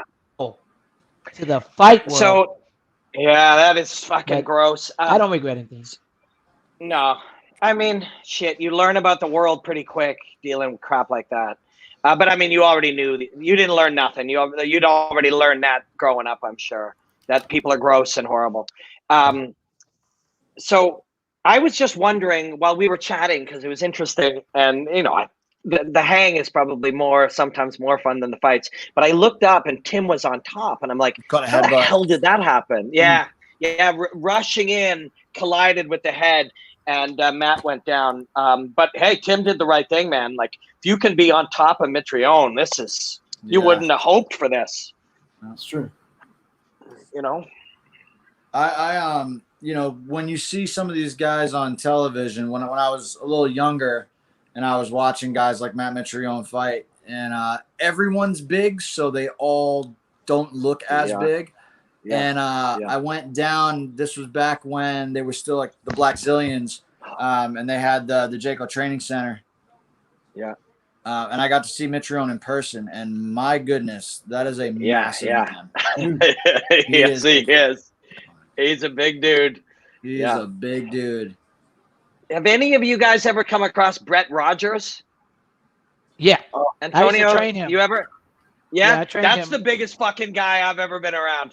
He Yeah. looked No, Bob Sapp is over the top. Bob Sapp, yeah. I mean, I trained Bob Sapp for about a year, and Bob Sapp didn't Wow. make no sense. He was a monster beast. Just Wow. his thighs Tim were the just size of my finished. chest. Yeah. just Tim just incredible. finished Mitrione. Yeah. Tim was on a couple fight losing streak. Then he knocked out Tyrell Fortune, who's going to be a champion one day. And now he just took out Mitrione, knocked him out on the ground, pounded him out. He knocked Mitrione out on the ground. Wow. Yeah. I mean, We got to see how that happens. Headbutt. Yeah. Yeah. So, Yeah, but he you, never that's not, recovered. you know, yeah. And, did. but you have to accept that, like, Yeah. that happened. We can't. Okay. So he's riding the wrist. See the right hand on the right hand. Mhm. And then and that's it. That's it. He's got it. Now he's got the left hand or the rib cage. He's got the rib cage, and that's it. That's all it takes. Tim's fucking 263 pounds. Yeah, He cuts yeah. It's loud. Yeah. And they What do they can't. call it? The Dagestani handcuff? From Yes. the Yeah. overhook and they pull the wrist in. Yeah. So he had that same side wrist ride, and then he switched over. And whether he got the wrist or he got the hip, once you're controlling that, you just and Antonio can speak to this. Antonio rode hips and legs better. So Antonio, he took the rib cage with the left hand and put his left hip on the back of the right hip, and that was the control, right? You did that your whole life. Slow down the hip movement. You control the hips. You control the movement. Yeah, it was really beautiful. Scary though when he's cutting to 263. Yeah. You know, I was gonna say, that's a 280-pound man. Yeah. Let's see here. Looks like we are able to, as soon as it fixes on up, we're getting AJ in here. It's, Okay. AJ's coming on. Yeah, still waiting for him. Sweet. I'm waiting for that picture to show up down here. I see he's joined, but there we go. Looks like, let me try to bring him in right now. All right, you guys want me to exit out? Up to you, Coach. If you want us to just hang with AJ. Yeah, let him have his show. Yeah, let him have his show. All right. Thanks, Coach. I love you, man. Like, it's so great hanging with you. Thanks for having me, guys. You guys take care. You guys take care. All right. Our pleasure. We heard him through AJ's phone and his own, but there's AJ, future champion. McKee, how are you, man? Father to son. I'm chilling, hanging in here. Looked like you get a little work at some Call of Duty earlier, man. Yeah, I'm on that all day. Call of Duty is my thing. I gotta ask, PS4 or Xbox? Xbox all the way. Hold on, I'm about to kick him out real quick.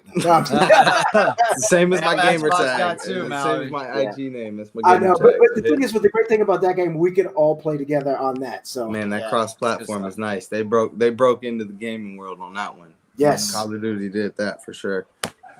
Chris finally sent me that Valerie knockout, so I'm gonna whip up a breakdown. AJ, tell us why don't you fight the winner of this fight? Why don't you want to just wait around and fight for that $1 million? Wait, why the winner of this fight? I just like to fight, man. I'm a competitor, and I feel like, you know what I mean? Everyone's kind of just been like, oh, who have you fought and this, that. And I've been kind of speaking on going up to 155 pounds since I first signed to Bellator. So for Pitbull to go in there and be a champ and do things that I've kind of said that I want to do and things that I'm going to do in the future, it just shows, you know what I mean? It shows if I'm not fighting right now, let me go knock number one or number two off that's in line just to solidify that stamp and show people that I'm here for big things, you know what I mean? Outside of what I already have in play. If I'm not working, you know what I mean? Let's get something working. And I feel like that's something that can work out.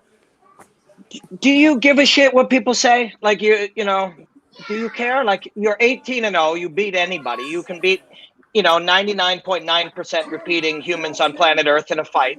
Do you care what anybody says about who you fought or any of that? Not really. At this point, I like to prove points. You know what I mean? If you tell me I can't do it, I'm gonna want to do it even more.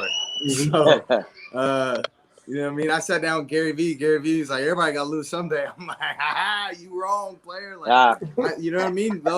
People like that have fueled me my entire life. You tell me I got to do something, I'm going to be like, oh, I can't do it. Like, well, watch me. You know what I mean? Just enjoy the show.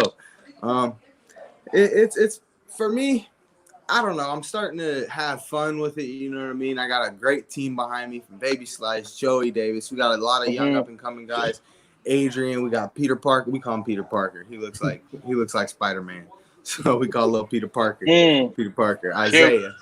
But we got a gym full of young, hungry guys, and they're kind of just putting it together. And you know what I mean? I'm kind of like the trendsetter, and they just follow the path. You know what I mean? It's a good platform. It's a good layout to follow, I feel like. You know what I mean? I wasn't rushed into any big fights. You know what I mean? There was a couple opportunities early on in my career where we could have took some big fights. We took the big fights, but the fights fell out for whatever reason. I think of it as a blessing. My father thinks of it as a blessing. You know what I mean? So, you know, you just gotta stay positive and always look at things on the positive side. Yep. Well, go ahead, Mallory. Well, I was gonna say, well, just looking at your record, just going through here, just start from the bottom top. Submission, rear naked choke, KO punch, KO knee, TKO. You know, there's submission get to, couple decisions, KO, decision, submission, rear naked choke, decision, KO. I mean, you're an exciting fighter. Yeah. I mean, I like the fact that you know, talking to your dad, that you're taking your time with this, but you're also hungry. I like your go get it, you know, your go get it attitude. I mean, like Robin said, yeah, there's an idea, an option for $1 million payday here, but you're like, hey, why not take one of these two guys here and make some noise and go get it? I mean, is that something you inherited from your dad, you think? Definitely. He has to slow me down at times, you know. He said that. Yeah, he said that. He definitely does. If it's like sometimes I put in probably 2-3 a day training days this week. He's like, all right, dude, you got to chill out. Like, you don't even have a fight. Like, what are you doing? I'm like, dude, if I'm not fighting, like, I have to go. You know what I mean? No matter what, I have to push myself. I just like to push myself. You know what I mean? If I'm not pushing myself, then someone else is going to push myself when I'm in that cage with them. And that's not what I want. You know what I mean? That's when the mental fight begins. And mentally, I already know when I go in that cage, I'm prepared and I'm ready. And it's time to just go in there and pick people apart. That is absolutely. But it's reasons like this too, AJ, right? Like you got guys that they're sitting around hanging out, and then they find out 8 weeks. They're like, all right, let's get ready. I got 8 weeks out, and you've been doing this. So your 8 weeks and their 8 weeks is going to be very different. Be very AJ, different. before you answer, that's why you're where you're at. Before you answer, this is Ross Levine. I don't know if you guys have met. Ross is a kickboxing motherfucker, a legit guy and a good dude. Nice. Go on. Sorry to interrupt. Thank you, man. Appreciate it. But yeah, that's why you're where you're at. So that's the difference right there in the training. Yeah. Man, I'd love to fight one of these boys. I think Benson would be the more exciting fight for the fans. Chandler's just a bull. You got to hurt Chandler. You got to hurt him. You got to hurt him or wait for him to hurt himself. You know what I mean? I don't like those odds. You know. Because he's a bull too. He's gonna go 100 miles an hour. He's gonna go. So you know what I mean. You gotta just kind of weather his storm a little bit and pick your shots with him. Benson's just all around. He's a great scrambler. He sees great openings. He's very explosive. He just doesn't. I don't know. He doesn't pull that trigger, that lion trigger anymore that he used to have. You know what I mean? He's kind of just laid back more. I don't know. Those guys are hard though too, man. Yeah, it depends what Benson shows up because he's always got that line. He said he don't like Chandler this fight, so that I don't know. No, he doesn't. He doesn't like him. I think he's making it a little personal this fight, so that fiery Benson might come out. I think it's gonna be a fun scrap. Yeah, true enough. Fight either one. What do you do when you get a fighter that you're going to fight that pushes your buttons? You know, maybe he said something about you. Nowadays, you can go out and drop a tweet here, there, or say something. You know, it's not always backstage beefs where somebody doesn't like your instructor or what you did or whatever. But what do you do when a guy, you know, pushes your buttons? Look, do you feed into that? Do you feed off of it? I kind of use both. I'll use it as leverage. So for me, mental warfare. I read The Art of War. That's one of the few books I've read in my life. Mental warfare. You got to read it many times. The absolute biggest part of warfare.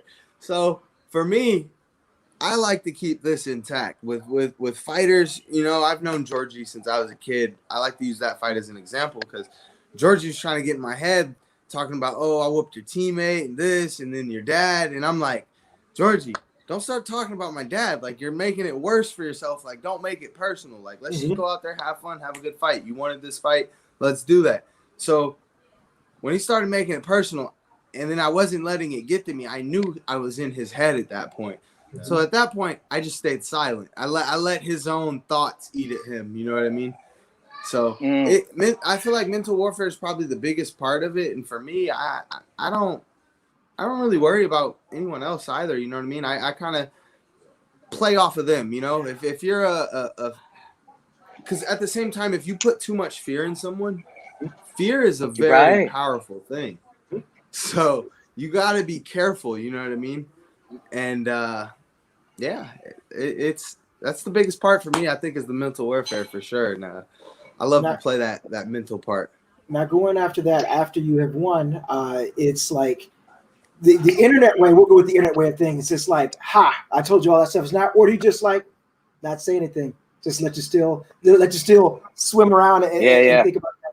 I felt like the 8 seconds did it for me. When I was in the back, I told everyone, I said, hey, I'm going to get Bellator's fastest knockout. I fell a couple seconds short of it, but still. Pretty fucking close, to be able to go out there and say you're going to do that and then do it. That's scary. I feel like it's said enough for itself. You know what I mean? Oh, yeah. There's no need to go mention it. And, oh, look at what I said. I can do this. It's like when I see guys. I also have a feeling nobody's going to talk shit about your family again. Like, you know, it's like when people go out and they like buy someone's food or like, you know what I mean? They go give stuff away and they record it. What do you don't need to record it. Like, I do that, you know what I mean? But I'm not going to record it. What's the point of recording it? You know what I mean? I feel like that's doing it for the clout. If you're doing it out of your heart, you know what I mean? I'll be in line. You know what, shit, maybe, you know, I'm going to buy these people food behind me. And you know what I mean? You just do it out of the good of your heart. And I feel like that's where it comes from. You know what I mean? I mean, shit, your dad is the most honest person I know. So that's where, man, we had such a good time with your dad. I told you that when I first met you, like your dad's one of my favorite people. And I just love that guy. And man, we had fun with him tonight and he had fun too, which was cool. Yeah, he's a character, man. My dad is, if he's not doing something, he's doing something. So we in the last week we've built an entire pool, filled it up. The garden looks good now. Mind you, we live in the city of Los Angeles. We have a garden. Yeah, it's pretty crazy. That's unusual. A deck, just put a pool in. Now we're gonna do the deck all around the pool, and then we'll see what he wants to build after that. My dad's like Bob the Builder, dude. He's nonstop. He's got to have something going on. We need this quarantine over. Robin, I know you can travel anywhere because I got to meet this brother. It was so much fun talking to him. And I feel like I know him just talking to him for this amount of time. He's a guy I would love to just come in and just watch his mentality. He trains fighters from just the way, you know, his philosophy and talking about his strategy and everything. I just love to see that all cook up in the lab. You know, that's just it looks like it's a great thing. So, guys, sorry I was sort of checked out there for a second. They finally sent me over that breakdown of Valerie Loreda's shot. So I just built it while we were talking there, and I'm sending it to Mallory right now, so I can show you guys a couple of cool things. This is a great benefit. You guys get to see the binks being made. It's like going to the baker shop, you know, and you get to see the way the bread. Yeah, it's really wild actually when Chris can be. So I don't know. I didn't build these things for the Bellator broadcast, but somebody's been dipping into my tools here. I noticed, which of course they're like, you know, we're family. It's the team, so I'm glad somebody is. But Mallory, did you get that? Yes, sir. I'm downloading it right now. Right. Quick retitle, and then these guys are going to be walking up, but we can take a look. So I literally got this from Chris. He had a cage side, sent it to me. I put it out into do a little quick edit, draw some stuff on it, send it back to Mallory, and we can put it right in the stream, which is really cool. A lot of really neat little things here. She's a Taekwondo 7th degree, black belt, but her hands look really cool. How relaxed she is throwing them. So go ahead. You'll see simple punch, Bink, right there. It's a nice one though. Like she's committed. Nice a lot of hit. Right. Yeah.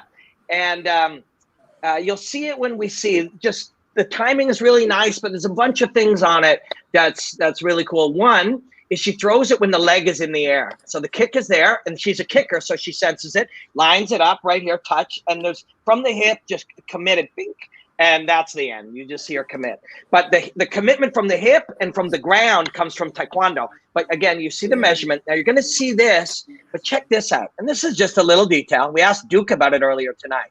But right, bink, right there. See the knuckles down? Rotation, yeah. Turnover. Pinky up. So you two guys, pause it right there. Gotcha. Okay. You two guys are high level fighters. Why are we turning our pinky up to throw that? AJ, you first. Well, you want to turn the punch over. That's where the knockout power is. Yeah. Boom. Boom. And you get the hip snap at the end. Yeah. Last You little can have vibration. the punch You get be right those here. The knuckles second in, you do clip that, it. that's where all the power is. Little snap. Funny, Duke Rufus was on earlier, and he said, you know, when you get kids breaking boards, it's not just for show; it's to teach them that little snap. Yeah. Yeah. You know.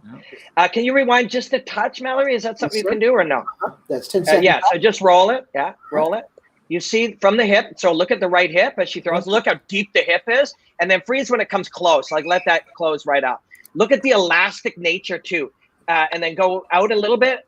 Roll it, and right there. Look at the elbow. That's a pitch, right? That's a fucking fastball pitch. When you see a pitcher, you see that relaxed whip. So one, she turns it. Two, she whips it like a towel, right? And so I've done a bunch of work with a Dr. Stu McGill, who's a professor of spine mechanics. And Dr. Stu talks. Got several of his books. Yeah, I do. You have back mechanic, physical therapy. Yeah, he's a physical therapist, no? Dr. Stu's a friend. I'll introduce you to him, Ross. You'll really like him. He's a brilliant man. So Dr. Stu talks about the double pulse neurology, which is you pulse, then you relax, and then you pulse, and you see that in most elite athletes. You fire, you relax, and then you tighten again, and it's a balance of mobility and stability at the moment those knuckles turn. So she literally threw a fucking fastball. Isn't that cool? That's dope. Yeah, that's dope. That's the kind of shit I nerd out over. So roll it, Mallory. Like how cool. And I was able to just get this and just play with it right there, spot those things and share them with my friends in real time. It's so cool. And you see the finishes. One more thing to look at that I think is really cool, which is, again, part of it. Look at this. Off that jab. This, off nice. the jab, right? That's beautiful. But that is a fucking fastball pitch. So, so we're paused there. Normally, we would say you drive the ball of the foot, the back foot, the right foot into the mat. But when you're whipping with this sort of neurological whip, which is what Dr. Stu calls it, you can let the back leg come because it's from the left foot through the right knuckles, joined through the leg, connected through, what do they call it? What do you call it, Ross? Where the something chain. Kinetic chain. So the kinetic chain goes from the earth through the foot, up the back, connects contralaterally from left hip to right shoulder, and then the whip out the knuckles. So Ross is a, what are you, Ross? What are you, you're a physical therapist? Dr. Physical Therapy, yes, sir. So when you look at this and you hear the nonsense that I'm saying, what do you take? No, it makes total sense because when you talk about pitchers, if you know how hard a pitcher can throw by looking at their ass, right?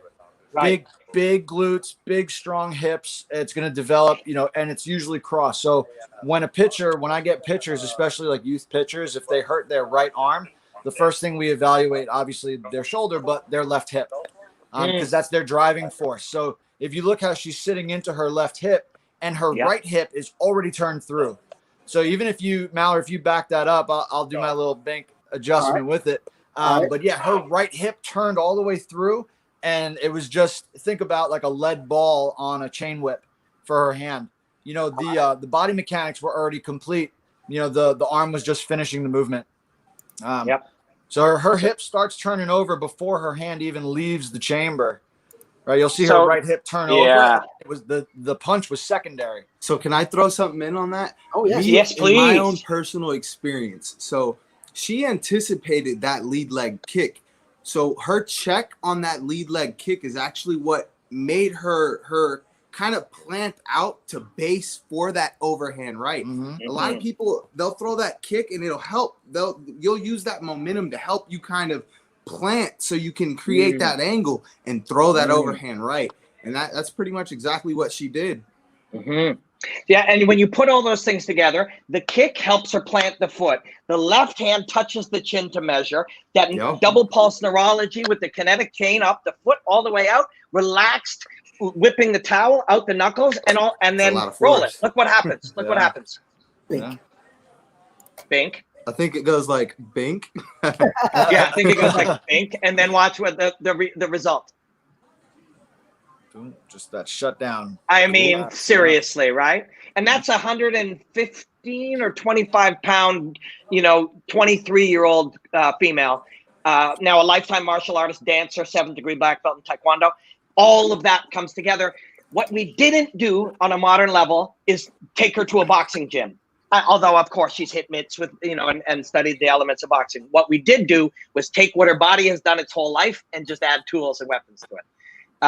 Badass. Let's watch the fights. We got Ben. So what do we? Has just arrived in the ring for me. I'm gonna get my second beer. I have 2 during the main card. Man. I had a Truly earlier. I'm not gonna lie. You're not a White Claw guy. You can't get on White Claw. Okay, so look, it's so funny. The first day I ever had White Claw, I got put on Truly. Oh, no. So I had a White Claw. That's the big battle Truly, right now. I'm like, yo, forget White Claw, Truly. Joe Rogan is my buddy, and he does fight companions for his where he works. And they're smoking weed all night, and they're like drinking whiskey and stuff.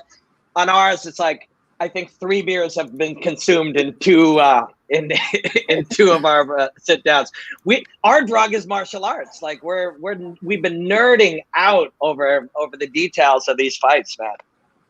Yeah, I mean, and it's always great to get AJ to get your, Ross follows up, and then AJ's like, hey, hold on, let me add a little something to this soup and everything right here. The great thing about it is that you guys are young fighters. You have the vision to see this for other people's fights and everything else. And by getting that, you guys are learning too. It's just making everybody better all over, which is just amazing, yeah. Mallory, make sure you mark that because we're going to cut that out where all of us took that fight from the time we brought it out until where she drops. We're going to cut that out and share that tomorrow. People want to see that. Trying to figure This out cat this is ridiculous right now. Yeah, I was going to say. You will not stop. You had a little trouble dodging that tail, man. ADD, dude. Right. Look, it's ADD at its finest. If you watch, I'll be over here sitting here playing with my thumbs, doing this. Like I'm nonstop. I can't sit still. I've changed sitting positions probably 4 times now. Do you sleep well or no? No, not at all. No, not at all. I'm up on Call of Duty till probably like 2 o'clock, 3 o'clock in the morning. Wake up for practice at 10 a.m. At least you try to get 7 to 8. You got to do that when you're an athlete. Yeah. You got to do that, man. But you're in the best shape you've been in. How's the knee? Knee's good. I ran a 6-minute 45 mile actually. It was on a machine, which was good. You know the little machine that has like the little curve in it? So I ran it on that, which was good because I ran the day like before that, and it just I couldn't run. When I got full stride, I felt my knee just kind of I felt a little bit of pressure. So I was like, all right, just jog. But when I got back on the gym, I saw that machine. I was like, I can run on this. So I went as hard as I could. The Air Runner, the one that Rogue makes. Yeah. Yeah, those are good, man. They take all the impact off your knees. Yeah, I didn't feel it in my knees at all, and even awesome. Once I was done running, it was still fine. So I was you can do sprints on those too, and they won't crush your knees at all. Yeah, well, I mean, I 6:45. You're sprinting pretty much. Yeah. The only reason you were sprinting is because I was like half at 40, 44, 45. I looked down. I was at 230. I was like, what? Yeah. I was like, dude, just go for it. I was like, go as hard as you can. And then my body just shut down. Did you see underneath when Ben came out, it said notable wins, and it was Nate Diaz. It was Frankie Edgar twice. It was man, the list Eddie was Alvarez, absurd. Vincent Henderson, Patricio Yeah. Pitbull. Yeah. Brent Yeah, I mean, look Penis. at these two guys. Yeah, they both got. Yeah, I mean, if I'm AJ Benson, that's McKee what and I said. I'm Benson's fought some of the most elite fighters in the game. Yeah. So do we go Yeah, to a decision this time, or we get an ending? What do you think? I don't know, man. I think something's heavy's gonna happen. Yeah, Rematch I'm, the weird, I'm gonna go first two. First two, I like that. Fast, huh? I don't think it's going past first two. Wow. Yeah, it's a different fight for them with 3 rounds. Yeah. What's the statistic, Robin, on guys that go to a decision and then fight a rematch? You know, they tend to get the finish? They tend to get the go another decision. Statistically, I'm not sure, but yeah, it feels like they have a lot more information now. That's what I mean. Ben may fight a little out of character, but that can be a good thing for him too. You know. We talked about this, AJ. I don't know if you noticed, but Ben is a pretty they're both good dudes, but they don't seem to be fans of each other. Like for guys who are both kind of good guys, you know, they're not down. It's kind of when you get in that cage, it's you got to kind of really not like each other at the end of the day. Yeah. It's like even Carlo and I, we're cool, but when it comes time to step in that cage, we have business to do. You know what I mean? Yeah. It comes to his family eating and my family eating. So and you're choosing yours over his. Yeah, for sure. Robin, how do you feel about that stomp kick? I hate that kick. Yeah, I hate that kick it's too. Like a mutual respect. Let's not throw it. Yeah. When people throw that stuff in training. I mean, for training, different story. In training, absolutely not, man. But I hate that kick. So if I was still fighting, I would definitely throw it. I look at mine still. I mean, I know we're crossing. Talking about the other beast over there, but Darren Till, now he's out. You know, torn MCL, ridiculous. Yeah, I know, it's awful.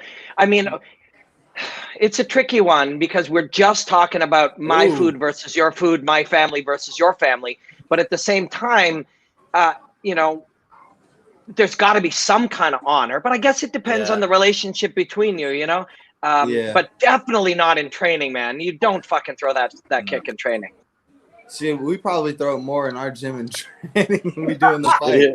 But that's different though. We're really controlled. Like Slice and I, we play with those kicks all day with each other. We'll go spinning. I'll throw a spinning stomp kick to the knee now. It's pretty different. Mike, when Mike hits you, it's over. It's done.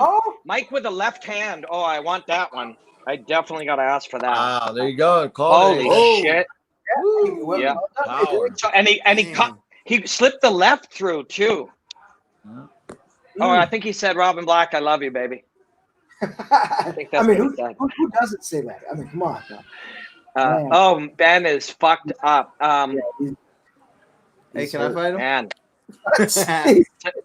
Always. It's a big one for Mike too. I don't know. This was Mike's last fight on his Bellator contract, so you want a night like that. You know, to when you go try to get a new look, it's a left hand. Definitely. Yes. Yeah. So fucking Mike Chandler going. Oh man, he's not afraid to aim for behind the ear, right? Watch. Oh, Mike going southpaw. Straight left. That's the exact punch he throws right-handed, and Ben was not expecting him to fire that in southpaw. That's some Henry Hoof shit right there. I'll tell you. Yeah, that was beautiful. Yeah. It's the same thing he does. Man, and it skipped off the shoulder, too. Right off the shoulder and chest, so he didn't get the full brunt of it. Wow. Oh, that one on the top of the head. He was handshaking it, too. He didn't even turn it over. It's that turnover. Right. It was straight through like a piston. It was straight. Imagine if he just turned that over right at the end. Yeah. You didn't have to. Yeah, you didn't even that's Henry right there. He's such a hard hitter, though. Man. Yeah, he is. He's an attribute-based martial artist, right? Like it's all built on athletics. You know, it all comes. Yeah. You took an athlete and you trained them to do these movements. You know, of course I want that, Chris. Gotta make you play for this, man.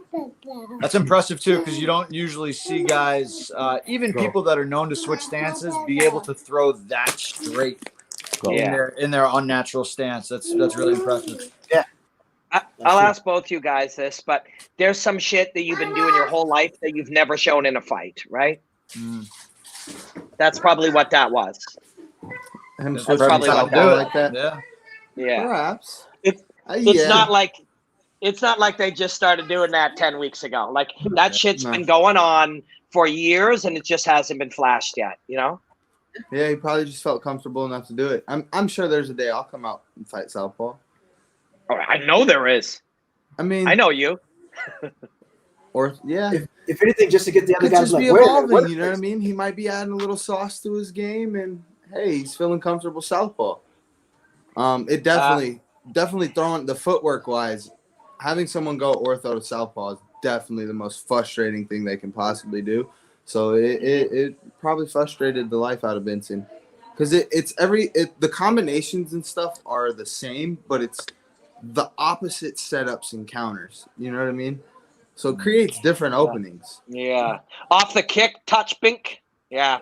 That sequence was set up for a long time. There was another one he just did too. It was southpaw, and off the kick or the punch, it was back to orthodox. So this is a new wrinkle or a new, a bit of his sauce, but it's not new as in it started recently. It's been something that he's been doing long enough to be comfortable now. Yeah. Also, if you know sort of the root of it, like how Henry's teaching them, that's been part of Henry's system for a long time. Mike just hasn't been used a great deal, and it was used twice in that sequence. Really? So you want to fight this guy, AJ, or what? Dude, I'll fight anybody. I don't care who it is. If you got a belt, I want it. Hey, Rob, there's a belt right behind you. I'm not trying to start it, but I'm just saying. Hey, whose belt is that, Rob? That's a Canadian bantamweight title that I won in a small promotion when I was fighting, and of course and I don't mean to belittle a show that I fought for, but it's not a big title. They called it the Canadian Elite. You can't take the credit from that. Yeah. But the title but is also a title. For me, it represents all 9 of my pro fights and every training session I ever had and everything I ever learned. It isn't I was a Canadian bantamweight champion. It's this thing represents all of the experience that I had and all of the, getting taken out on a stretcher while people threw beer at me. That's part of that belt too. Getting choked out in front of my mom. That's part of that belt too. Also choking a guy unconscious until he peed himself. That's also part of that belt. So, memories, man. That's what it's all about. It wasn't given; it was earned. There you go. That's right. And he wasn't even talking about his fights. Daily life. Exactly. Well done. Yeah, that is so true. Man, I'm looking at it again, and he literally skipped it off the front shoulder, but that punch to the dome, like that one, and then these, like when Mike smells it, and they are legal. Like Ben, when he talked about their first fight, he's like, that motherfucker punched me in the back of the head a bunch of times. But those ones are legal. Those are legal. Baby Slice had a fight taken from him. We don't speak a decision. I know. That's unreasonable, okay, man. It is what it is. Yeah. It is what it is. Yeah. I'm not okay with it because I analyzed it and I looked at it and I looked at all of them, and those were all either legal or started as a legal strike and the man moved his head, which means it's a legal strike. But okay, I'll leave that one lying. I got one for you. AJ and Ross, about this time where you're being interviewed in the cage, has your adrenaline level calmed down yet? So you're like, I want to give a good, I'm going to call out. Is that sometimes the hardest, to make sure you get de-amped just so you can sound intelligible on the mic?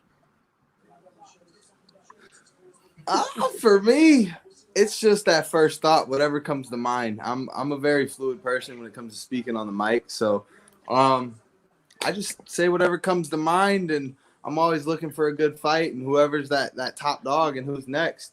I think it's a good time to always give glory to the man upstairs and, of course, those that help you, your team. For me, it's always my dad, my coach, and organization, Bellator's putting on some great stuff right now. That was a good night. It was a great night. I was loving it.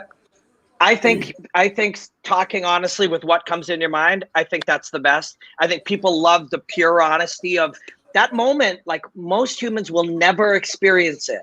So when you are honest in that, man, oh God, and he's throwing during that too. When you're honest in that moment, I think people really connect to it, you know. But Ross, you won your share of fights. You know, I've been really fortunate where either my 3 out of my 4 pro fights haven't gone the distance. So I've had the time to calm down because they're waiting for my opponent to come back. But a lot of times too, I'm also fortunate with Glory now that I have a relationship with Joe. So when he's interviewing me, it's I know him already. I know him personally. So it's just conversation. And I think a lot of it too is that mental prep. Like I envision all that stuff long before the fight even happens. Like my last fight, like when you go back and listen to the video, you know, the other announcers are sitting there saying how he was watching me celebrate my victory in my warm-up in the ring. And he was asking me, like, what are you doing, man? And I was like, dude, if you can't visualize yourself winning, then you ain't winning. So, you know, I visualize. I do a lot of visualization practice, and a lot of it, too, happens to be the conversation I'm going to have and, you know, getting my hand raised and talking with Joe and looking at the video. Like, I see all that stuff. So when I get there, it's not new to me. Maybe it sounds stupid, but it's just it's visualization. Yeah, sports psych wise, it all makes sense. AJ never visualizes himself winning. AJ never visualizes anything else. Right? You got to see it, man. Man. I don't know. I can't wait to fight with no crowd. You know, your dad was I like it. Mm-hmm. Yeah, your dad was saying. I think it's interesting. That's gonna be, man, to be able to have my dad coach and then listen to what other coaches are saying, and then have our own like code language within our language. Oh man, it's gonna be. Your dad was saying, you know, his words will be able to have multiple purposes, speaking to you and lying to the corner and lying to the opponent at the same time. Your dad is a devious man. Ross, what do you like about it? The idea of the sort of serenity of it? I think I like a number of different things. You know, I like the sound. I'm a very sound oriented guy when I'm fighting. So hearing that thud when you hit somebody just right on a low kick, you know, or just, you know, that sound of violence, it comes out a little more pure, where you don't even need the microphone near the ring, you know. So I think that's really interesting. And then just being able to hear what's going on in the corners and that information coming through on both sides, it makes it almost I don't know, it's a special time. It really is. I mean, a lot of people were curious about it, but I'm enjoying it. I really am. I think you could see the fight for what it is. You're not getting influenced by what the crowd is doing and on over. It's interesting stuff. So I enjoy it. I hope I get a chance to be a part of that. And, you know, hopefully we get me in the ring again, but I'd love to fight in front of nobody and just do my thing. Yeah, for sure. Well, let's, you know, celebrate another good watch party. That really was fun. I will get that breakdown or that piece of Chandler's Southpaw Bink right there. And next time we hang out, we will look at it again. AJ, let's give you the last thoughts. Hopefully, Michael Chandler does a new contract and you can fight that guy. Michael, sign the contract. Well, so let's do it. Yeah, I like it, man. I think it'll be a great fight. It's a scary thing, dude. Yeah, it's a scary idea. You're so young, and but when you watch that, like, and you see a guy look that good, does it get you a little touch more excited? Like, do you feel a little lit at it, or are you just kind of like, whatever? I know he's that good. For me, I know he's good. See, me stylistically, I like to look. I feel like styles make fights. With my style being the way it is, I'm a bad matchup for anyone, regardless. If you're a wrestler, okay, you can take me down. I will willingly give you the takedown. I'm not going to waste my energy fighting the takedown. I'm going to give you the takedown. You can have the takedown. And if I don't respect your ground game, then I'll give you that takedown. I'm gonna sit there, elbow you in your face, and play jujitsu. If not, you know what I mean. We can stay on the fight, stuff the takedown, stay on the fight. That's where I prefer to be at all times. You know what I mean. That's the type of fight the fans want to see. That's where all the action happens. You know what I mean. All it takes is that, and the fight can be over with. So for me, I'm a risk taker. I'm a gambler. You know what I mean. I love to be on my feet, and I love to leave it all out there. So with a fight like that, you know, I know at 155 pounds, at 145 pounds, I'm already 10 times longer than anyone and everyone. So at 155 pounds, I can add 10 pounds of muscle. I'm going to be faster, stronger. And like I get another belt, like that's, you know what I mean. We're talking champ. Like So for me, it's all in the goals. You know what I mean. I've kind of envisioned myself getting there and being there. And now that I'm here, I'm just ready. You know what I mean. I'm trying to take it all in and just knock it all down one fight at a time. And Chandler's a great guy, you know what I mean? But when it comes to stepping in that cage, I love outside of the cage the things he's done, you know what I mean? He's a great guy, a lot of respect for him. But when it comes into that cage, I wouldn't have respect for him. I can't have respect for him. And then previous fights, there's been things I've seen where he pushed Vincent. See, I'm a person that's going to fuel me up. We're going to start fighting again right there. You know what I mean? There's a level of like that lion that I respect in him, but there's a part of me that wants to test that. You know what I mean? As a man, becoming a champ, him being a champ, I want to beat champions. You know what I mean? That's like putting that stamp on letting everyone know, like I'm here and I'm here about business. So anybody can get this smoke at any time. I'm sold. I don't want to fuck with you. Yeah. Well, man, thanks for joining us. It was really cool having you for the main event and playing around and sharing your ideas and your thoughts. You're like, it's going to be a pleasure to analyze your work for the next 15 years, man. That's going to be fun. And thanks for having me. And if y'all want some smoke on Call of Duty, come catch me there too. Hey, I'm gonna get in contact with you through Robin. Maybe we'll get a couple games going on. I got you. Mallory. Look, I have the full game, but I only play Warzone.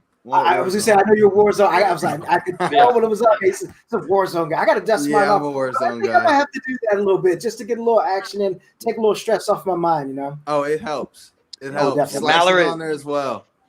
Mallory is going to play with you guys. Well, thanks again, Ross. And man, you know, you're a good guy to hang out with, and I can't wait to train with you when I see you. But combining your fighting as well as your insight into the human body and stuff, it just adds a ton. So it's fun hanging with you. And Mallory, thanks for everything, man. You're the best, and it is an absolute pleasure. AJ, thank you. You guys thank anybody you want. I'm going to sit here until we do, and then I'm going to say goodnight. I'm good, man. Thank you guys very much. You know, me and Mallory go way back, so I appreciate it. Anytime I get the call and Mallory texted me, he's like, "Hey, you ready for this?" I'm like, "Yep, let's go. I'm in." I'm just gonna, as soon as I'm done training, I'll jump on. So, Robin, it's always a pleasure, man. And you get to. I'm just loving the fact that you get to introduce me to all these cool people. Like I met Cyborg, and now AJ. I know we've never met, but I got a lot of people out in LA, so I might have to come through and get. You some ever in LA? So. Doors are open. Come stop in. I appreciate that. I appreciate that. That'd be great. So it's nice meeting you. I always enjoy watching your fights, man. And good luck with whatever's coming in the future, bro. I'm sure you'll be ready. With the attitude you got, I know you're going to be ready. So thanks. What's up? Yeah. Hey, I'll go least comment, John. Thanks, guys. It's great meeting you, AJ, and your dad. Like I said, I can't wait till this thing is over again so I can start traveling some of these things and meet you guys personally. I love your philosophy. You got a fan of me. I might shoot at you in Call of Duty, but you understand that. That's how we do. We'll call that a friendly fade. We call it a friendly fade. Ross, you know, brother, we go back way too long and everything. So you know how to say how to Maddie from Piper as the thing. And of course, Robin, thank you so much always. I appreciate it. And let's continue to do these. Yes, let me thank the audience too. Everybody that's joined us for 6 hours? 5 minutes. Yeah, well, absolute pleasure, and it's a pleasure to share ideas and learn from Antonio McKee, Duke Rufus, AJ, Ross, everybody that's joined. My friend Cameron, who popped on to hang out. Cameron, I'm gonna call you after. We're gonna chat about these fights. And to everybody, really, we appreciate it immensely. This is a blast. And I'm going to say enjoy the hostilities, my friends. Black out. Thank you.